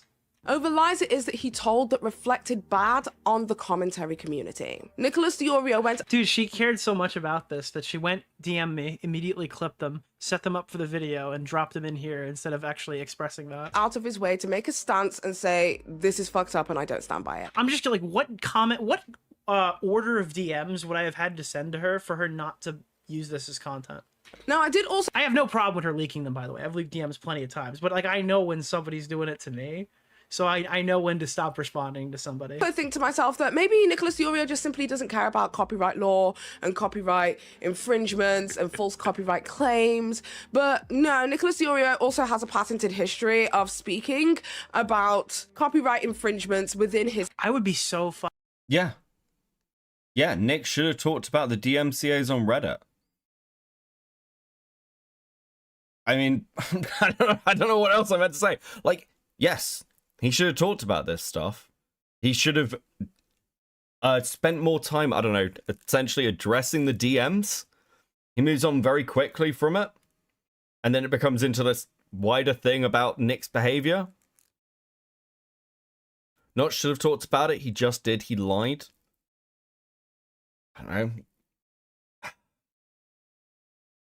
I don't know, ignoring it. Like, I keep going back to the earlier statement of, like, do I need to, like, offer my support, when he's like, I might not even talk about it with people I don't give a fuck about. He's not condoning the DMCA strikes on the Redditors. He's just like not saying anything about it. He should. He doesn't. I don't know if I count this as fucking lying. I would be so fucking... Do you think he's being dishonest to his audience? I don't know. I'd almost need to see Nick's coverage of the lawsuits themselves. What did he say when these... What did he say when these came up in the lawsuits? He read them, right? Because I guess that's the litmus test, in my opinion. Yes, Queeman. Let me pitch a hypothetical to you, Becca. Sure, Okay, it's a please rape do. hypothetical. So this Of course is like it is. classic debate stuff. Love it. So, Mral rapes two women. Mm-hmm. Okay, one is 18, one's actually a girl, one's not a woman, one's 15. Okay, Mm-hmm. and you say to me, Mral raped a child, and I say, no, the rumor is that Mral raped an adult, and you put her ID in front of my face. You say, no, she was 15. And I say, no, the rumor is she was 18. Am I lying? No, you're certainly sweeping. Sure. You're sweeping. You don't think that's lying? Well, it When depends. the evidence is in front of you, Okay, and you say it's not the case. Okay. So, no. The way you phrase this is like the way, like it's the rumor is she's an adult. Like these aren't the same things. We're not talking about... What does Nick say there? What does Nick say there? Nick says the rumor was that he was copyright striking, or he was going after members only content. Yes. That is the case in 1 out of 5 or 7 instances. Yes. He knows that's the claim. He knows Paige Christie has sent him a Reddit link that links to all the evidence. Which it doesn't is appear that sitting he there responded to or looking fucking at read. it. No, he did respond to. He did. No, he responded to it with one message and said, if it's for market replacement, that's based. And then Paige sent 2 No. more messages. What exactly happens here? What is he replying to when he says that, Beckett? He's responding to Paige Christie sending the Reddit link. Yes. So he's not. So he's not Reddit. He's not Reddit at the time that he responds to Paige. Beckett, no. Listen to what he says in this segment again, Beckett. He says he actually did look at the Reddit page, but he didn't believe it because it was on Snark.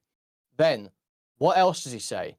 He says, I was waiting to give my take when the lawsuits came out, and the lawsuits for that. What's in the lawsuits, Beckett? Lawsuit. as we've discussed, there's reference for the DMCA. It has a list of the DMCAs, and yet Nick is still pretending that he doesn't know that they're not members' content. Yeah, sure, and he should focus on that and be like, yes, No, these shouldn't no, be no, no, no, no, no, no, no, no. no, no. Okay. No, it's not focus on. No, to pretend that you don't know when you do is to lie. Yes.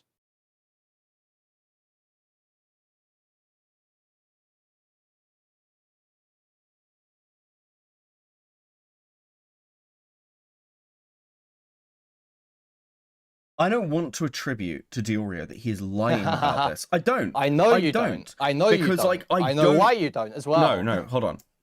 I don't. Oh my god. Look, I don't think it makes that much of a fucking difference. On the other extreme, he is saying, "I don't know if I'd provide these people it doesn't. with It doesn't defense." make a difference anymore, Beckett, because you've just, I've just worked you down into a corner. You've Okay, embarrassed yourself look, by trying I to defend don't. this. I So don't. no, look, I've got no, like, hold on. as good as a concession as I can get. You might as well just said it. I'm trying to engage with this as honestly as possible, but and you know this about me, I treat an accusation like lying as really serious. I think it is fine to say that Diorio is obfuscating the issue, and he's not focusing on the arguments Paige is making, and he moves on quickly. Is he lying to his fucking audience? I don't know. I'd actually have to see what he said during his coverage of the lawsuit, and how he deals with it then. Because if his position is that he's just like, yeah, the DMCA strikes are in there, they shouldn't be, or like, whatever, fuck the HR, okay, just to be clear, they're referenced in the lawsuit. It's not whether they should or shouldn't be in the lawsuit. No, the lawsuit shouldn't be happening. Period. But I mean, that's not even a matter that Nick. It matters for Nick to opine on whether they should be in the law, because Becky, let me explain to you. They're just referenced in the lawsuit. They don't actually form like some. They're not asking for some restitution according to those. But didn't we know about this already? No, didn't we know already that like Ethan had gone? I feel like this isn't new information. I feel like there was a pretty public discussion on all of these fucking streams. About what? About the fact that Ethan was going after the H3 snarkers and wanted the names of the mods, and therefore was utilizing. Yes, and the legal lie system that has been told is that it was members' content or full re-upload mirrors to Siphon views, and that is a lie. Bro, I thought, to be fair, I thought Ethan was suing them for defamation at one point. Okay, well, you've got no idea what's going on, clearly, Beckett. That's fine. I'm telling you, Nick, I'm literally showing you the evidence right now that Nick was sent the evidence of the strikes, December 2024, January 2025. Paige Christie's video release is January 2025. In the debate, what is it, May? It's brought up. Nick still pretends not to know then. So, you could maybe give him benefit of the doubt, say that maybe he didn't look at it back then or something. The lawsuits weren't out yet, so it wasn't confirmed. But then past that debate, lawsuits come out. It's referenced in there. It's absolutely confirmed that the stuff in that snark thread is absolutely true. He then reviews the Paige Christie video and still pretends to be ignorant. That's a lie, Beckett. Okay. I would say at the very least he's obfuscating. I don't like using the word lie. Yeah, at the very least. At the very least he's obfuscating. It's fine. At the very least, Beckett. But it's a lie. Sure. He's been sent the evidence. He's acknowledged the evidence. He's replied to it. He says in this clip that he's read the Reddit thread and he just didn't believe it. Yeah, if he was going to respond to this Paige Christie stuff. Then that information subsequently passed when he read that Reddit thread had been confirmed 100%, undoubtedly, by Ethan's side. So it was already confirmed before that, by the way. We're playing stupid fucking games here, pretending that the lawsuit is when it gets confirmed. But if you want absolutely nail in the coffin evidence from Ethan's side, so from Ethan's own mouth, his lawyers, that's where it is. By that point, there is no excuse. And in this video, Nick is pretending otherwise. He is pretending to not know. Okay. Sure. So, I'm good. I got my pound of flesh. That's fine. You, for some reason, decided to actually go down to the fucking bone defending this when it's retarded. It's like, I mean, hold on. When I started this conversation, it was just Beckett won't call out anything Diorio does. And my point has been, when it's come to the lawsuits, when it's come to any of this Ethan Klein stuff, I've been massively when you start this conversation, if you mean start this conversation like a year ago, maybe I said that. I've never said, you never call anything out. I'm not saying that. I'm saying you will always find a way to avoid that final step, the obvious conclusion that logically follows that is actually damaging. that is what you avoid. You will go, oh yeah, you should have done that. Oh, he fucked that up. You will do that. You will never say lied. You will never say. Hold on, okay. A specific. Sure, there is okay. Application of malice. Okay, sure, yes, and you can see this in my videos. You can see this in other content I put out. I'm incredibly fucking charitable. Hold on, you can go and watch my fucking videos. I did this with KP. I did this with Emmy for the Saberspark stuff. I've done this. I'm pretty sure I've heard you throw around other people lying. You know, you went pretty hard on Falgi too in the end. Yeah, well, at that point, I had a fucking ton of evidence and stuff that had been personally done to me. Like, I didn't just have a couple of string clips. So when it comes to, when it comes to my big content, I feel like that's the more, okay, you've saying a ton of evidence. I feel like the second part, like you said, that was a bit more determinative, Beckett. Maybe. And this is my point. It all feels very personal when I talk to you. It feels like it's about who your friends are. And that's what seems to ultimately guide. But that's also not fair, Quinn. You've watched me burn fucking bridges over the years. You've watched me not take the side of friends in like cases where they're fighting with people. You've watched me call out people I'm very close with when I think they're fucking wrong. Okay, Becca. Okay. You've watched me done that. Listen, I've done that. I've done that around you. But like, yes, I am consistent on this. Go and watch my fucking Saberspark video. I'm like, at the end. Just you know. At the end, I'm like, you know better than to raise your hand to the Don. I understand, Becca. Okay. Well, again, I'm at least engaging with you, dude. Like, I'm not trying to like. No, yeah, Becca. Look, I I thought we have the same, aftercare every time, Becca. Okay. Where it's like, Listen, I engage with people. Yeah, I know. Yeah, we talk, Becca. Yes, I love that you talk to me. Yes, yeah. I think this is a fuck up. At the very least, I think he's obfuscating. If he was going to cover the Paige Christie video, he shouldn't just like move straight off from the DMs. They're his fucking DMs. He probably should have dug into it more and given that like information to his audience. It's just like you're saying, probably should have. It's not. Like, he should have. But when you probably should. He's deliberately not doing it. He's deliberately not doing it. It's sort of. It's like you're saying, oh, you probably should have done that. You probably should have done. No, he's like deliberately. He's like avoiding doing that at all fucking costs. That's like literally the point of the segment is to pull the video up and not do that. Okay. Yeah. Should have done that. You happy? You good? Okay, back up. Okay. Cheers, buddy. Right. Fucking hell. Okay. There we go. Yes. Oh. Okay. Right. Fine. We're done, and I've still avoided watching Kilo's video on stream. With this stuff, it's fine. Once again, I am more than happy to hear arguments from other sides. I'm unconvinced by the first clip. Sure, this one with Paige. The coverage is a shit show.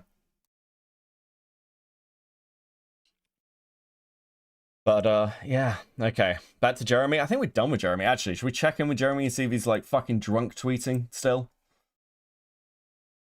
Dude, what a fucking shit show. What is... Oh, no, buddy. Oh, bro. That's not a good sign. Okay. So.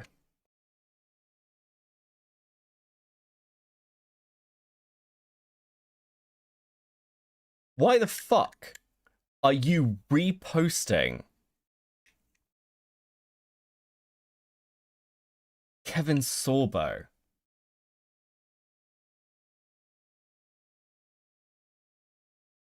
Dude. That is actually fucking dire.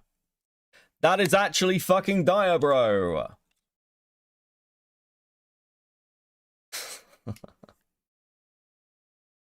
What a fucking mess. I wonder what he's gonna do when he wakes up sober tomorrow. Ah. Darley, what happened? I had an argument with Queeman. Over Nick, you will not be surprised to hear. It's always fucking Nick. Beckett, callers are in call-ins. I don't think I take random call-ins. It's literally just Queeman. Oh, okay.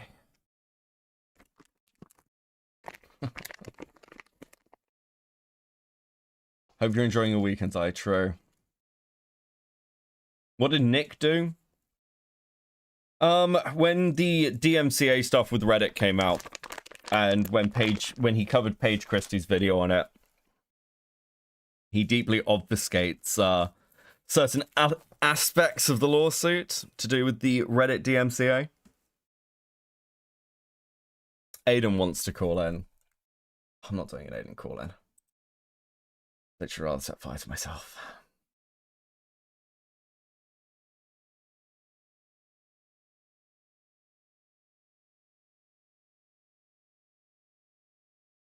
Okay.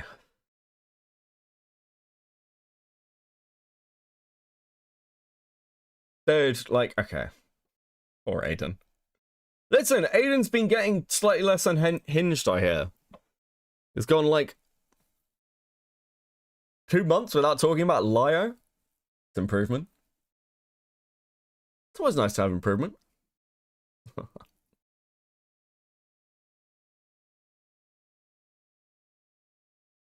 Okay. Right, where are we at? Now he's still a spurg? Bro, brutal. Do you trust that, Becky? Listen, I mean, I DM'd this to Aiden. I just want him to stop, get something out of that ACC stuff.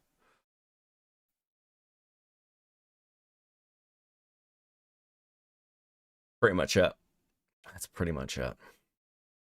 Fucking hell. Okay. We're nearly at 8 hours, and I've got the Chrissy stream tomorrow. If that even happens.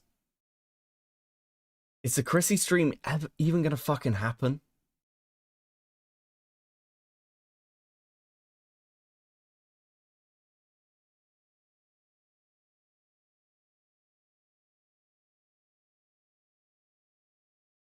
Is Quee on the spectrum or something? He seemed to get really upset when you don't see things his way. Queeman's very passionate. Oh, fucking hell. That was Queeman fairly... Listen. That's Queeman fairly calm.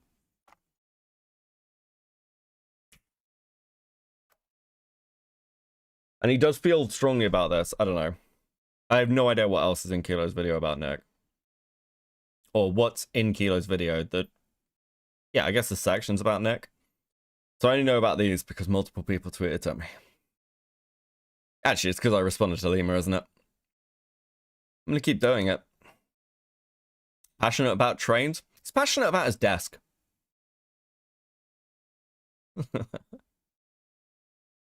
Diagnosed passionate, sure. Yeah.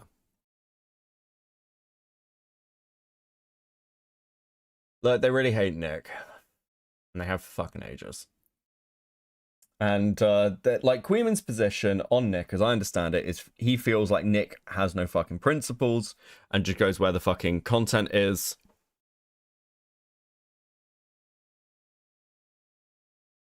And I think is like the last off the boat accusation that Nick gets.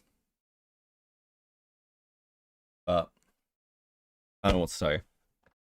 My annoyance, my only annoyance, it's fine, is the idea that I just don't criticize Diorio. And I have done. Or that I'll just go, like, just step into line, which, especially with the Destiny DMs and stuff, I absolutely fucking didn't. And that's it.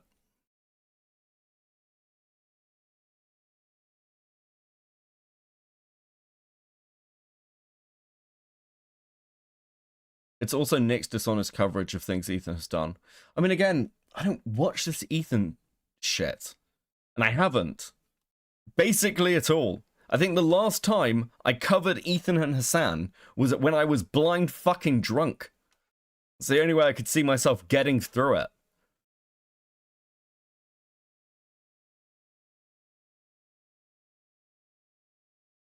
But yeah.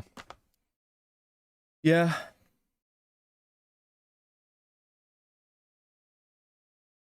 So he has to keep coming at you because of that, shit friend. In Queeman's defense on this one, Queeman did not drag me into this. I responded to Lima.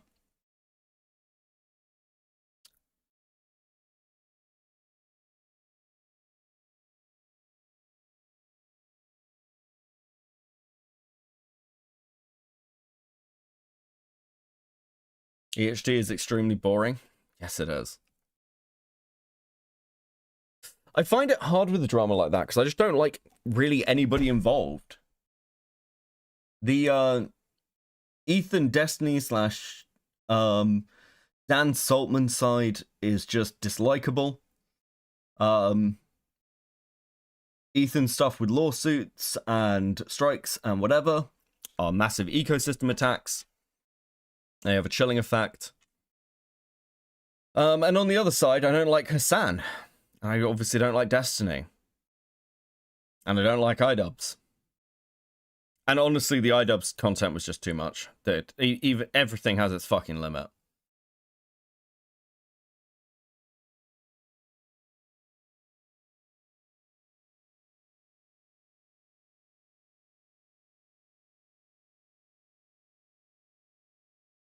Yeah.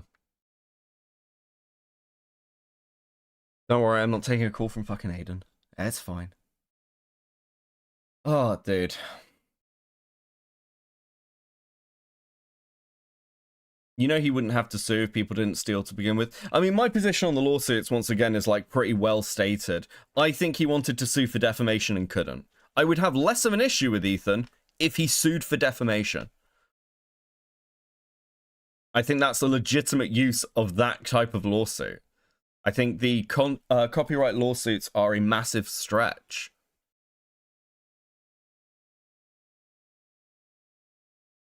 But again, that's just my position. Has been since June.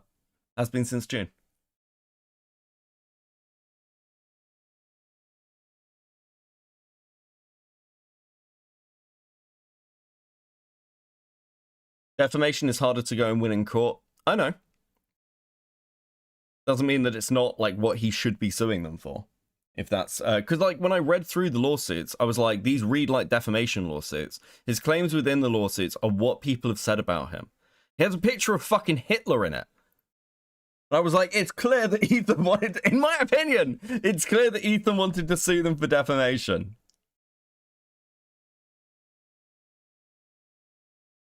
Ethan has said that he thought about not going through with lawsuits until the CPS call, if my memory serves. Yeah, it's one of these where I'm like, okay, well that's just weaponizing the system. As I see it. I know a lot of people disagree with me on this, but also I'm incredibly fucking hardline.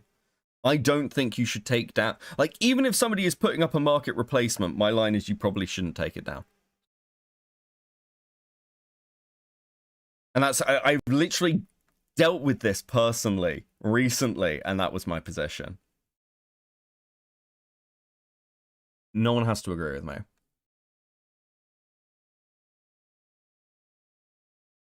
I do wonder if the DMCA is being used for discovery to be able to sue for defamation. It's weird.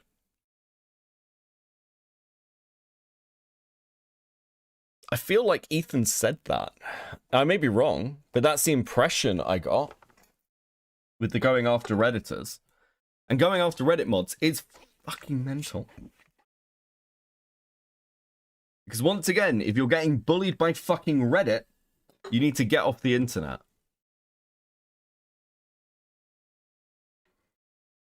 The CPS shit was a step too far for a lot of people. Yeah, understandable.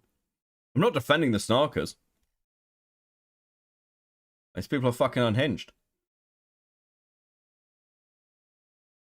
There is an element where it's like your life on the internet, though. I don't know. I am somebody who has defended people who've done or tried to do fucked up things. KP tried to deplatform me, and I still defended KP's channel's right to exist. Right? So, like, that's just where I end up sitting. That's just where I end up sitting.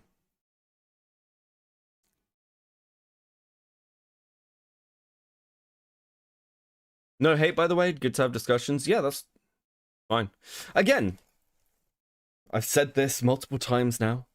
I disagree with Nick on things like the lawsuits. Doesn't mean I'm burning the bridge with Nick. Doesn't mean I fucking hate the guy. I like Nick. I should disagree with him. Wait, why KP? So when the KP stuff was happening, a lot of people were like, because KP struck my channel like 5-6 times to try and like get my channel taken down.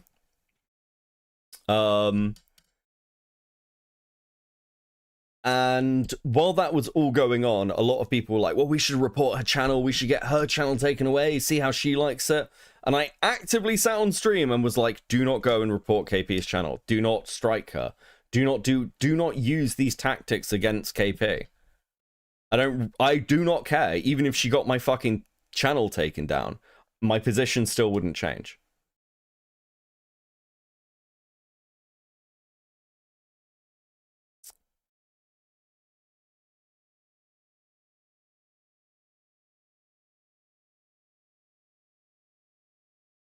So yeah.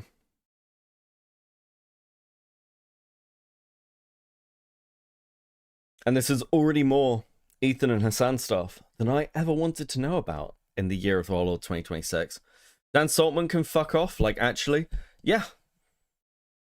Dan's fucking unhinged. The shit he pulls is crazy. I mean, again, like, I watched Nick call this shit out.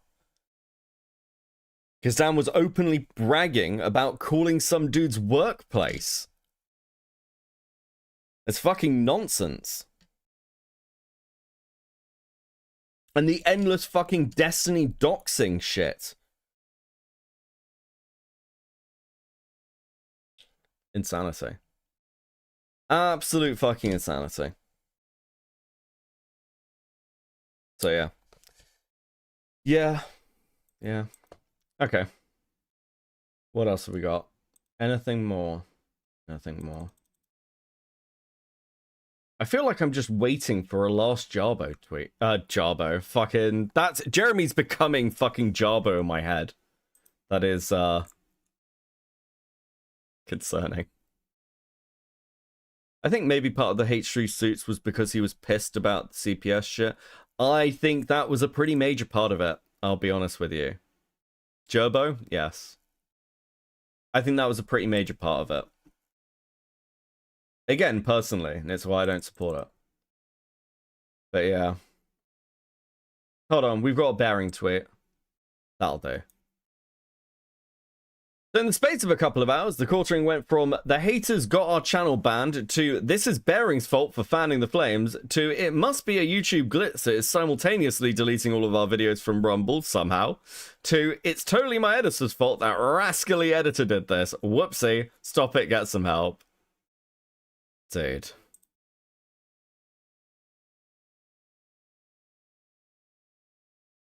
Yeah, Bearing's pissed. I think we might see some Bearing content out of this shit.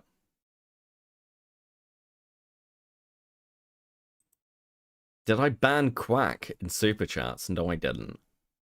Though I should. How can you not type Quack? Isn't there a duck emoji? Can't you send me duck emojis? What an incredibly long stream. Nameless editor strikes again. Isn't it convenient to have a nameless editor you can blame for things? It's not the same. Right. It's lucky I don't have TTS, really. Okay. Right. I'm assuming there is no one to raid you into. Because it is 9 o'clock in the fucking morning. Let me see. There is not. We are done.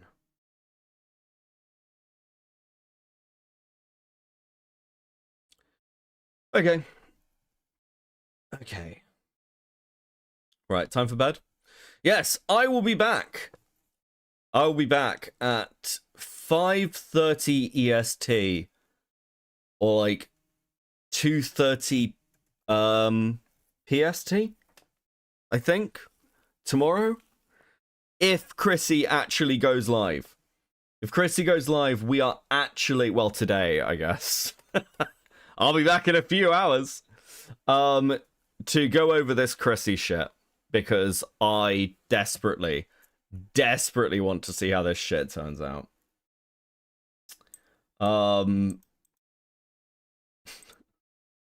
It should be. I wonder whether she's actually going to go live. Wookie with the 2, almost stickers. We are super close to stickers. Super close to stickers. Love to see it. Love to see it. Hold on, we're gonna go this. Little synthwave at the end. I need my Chrissy stream. Me too.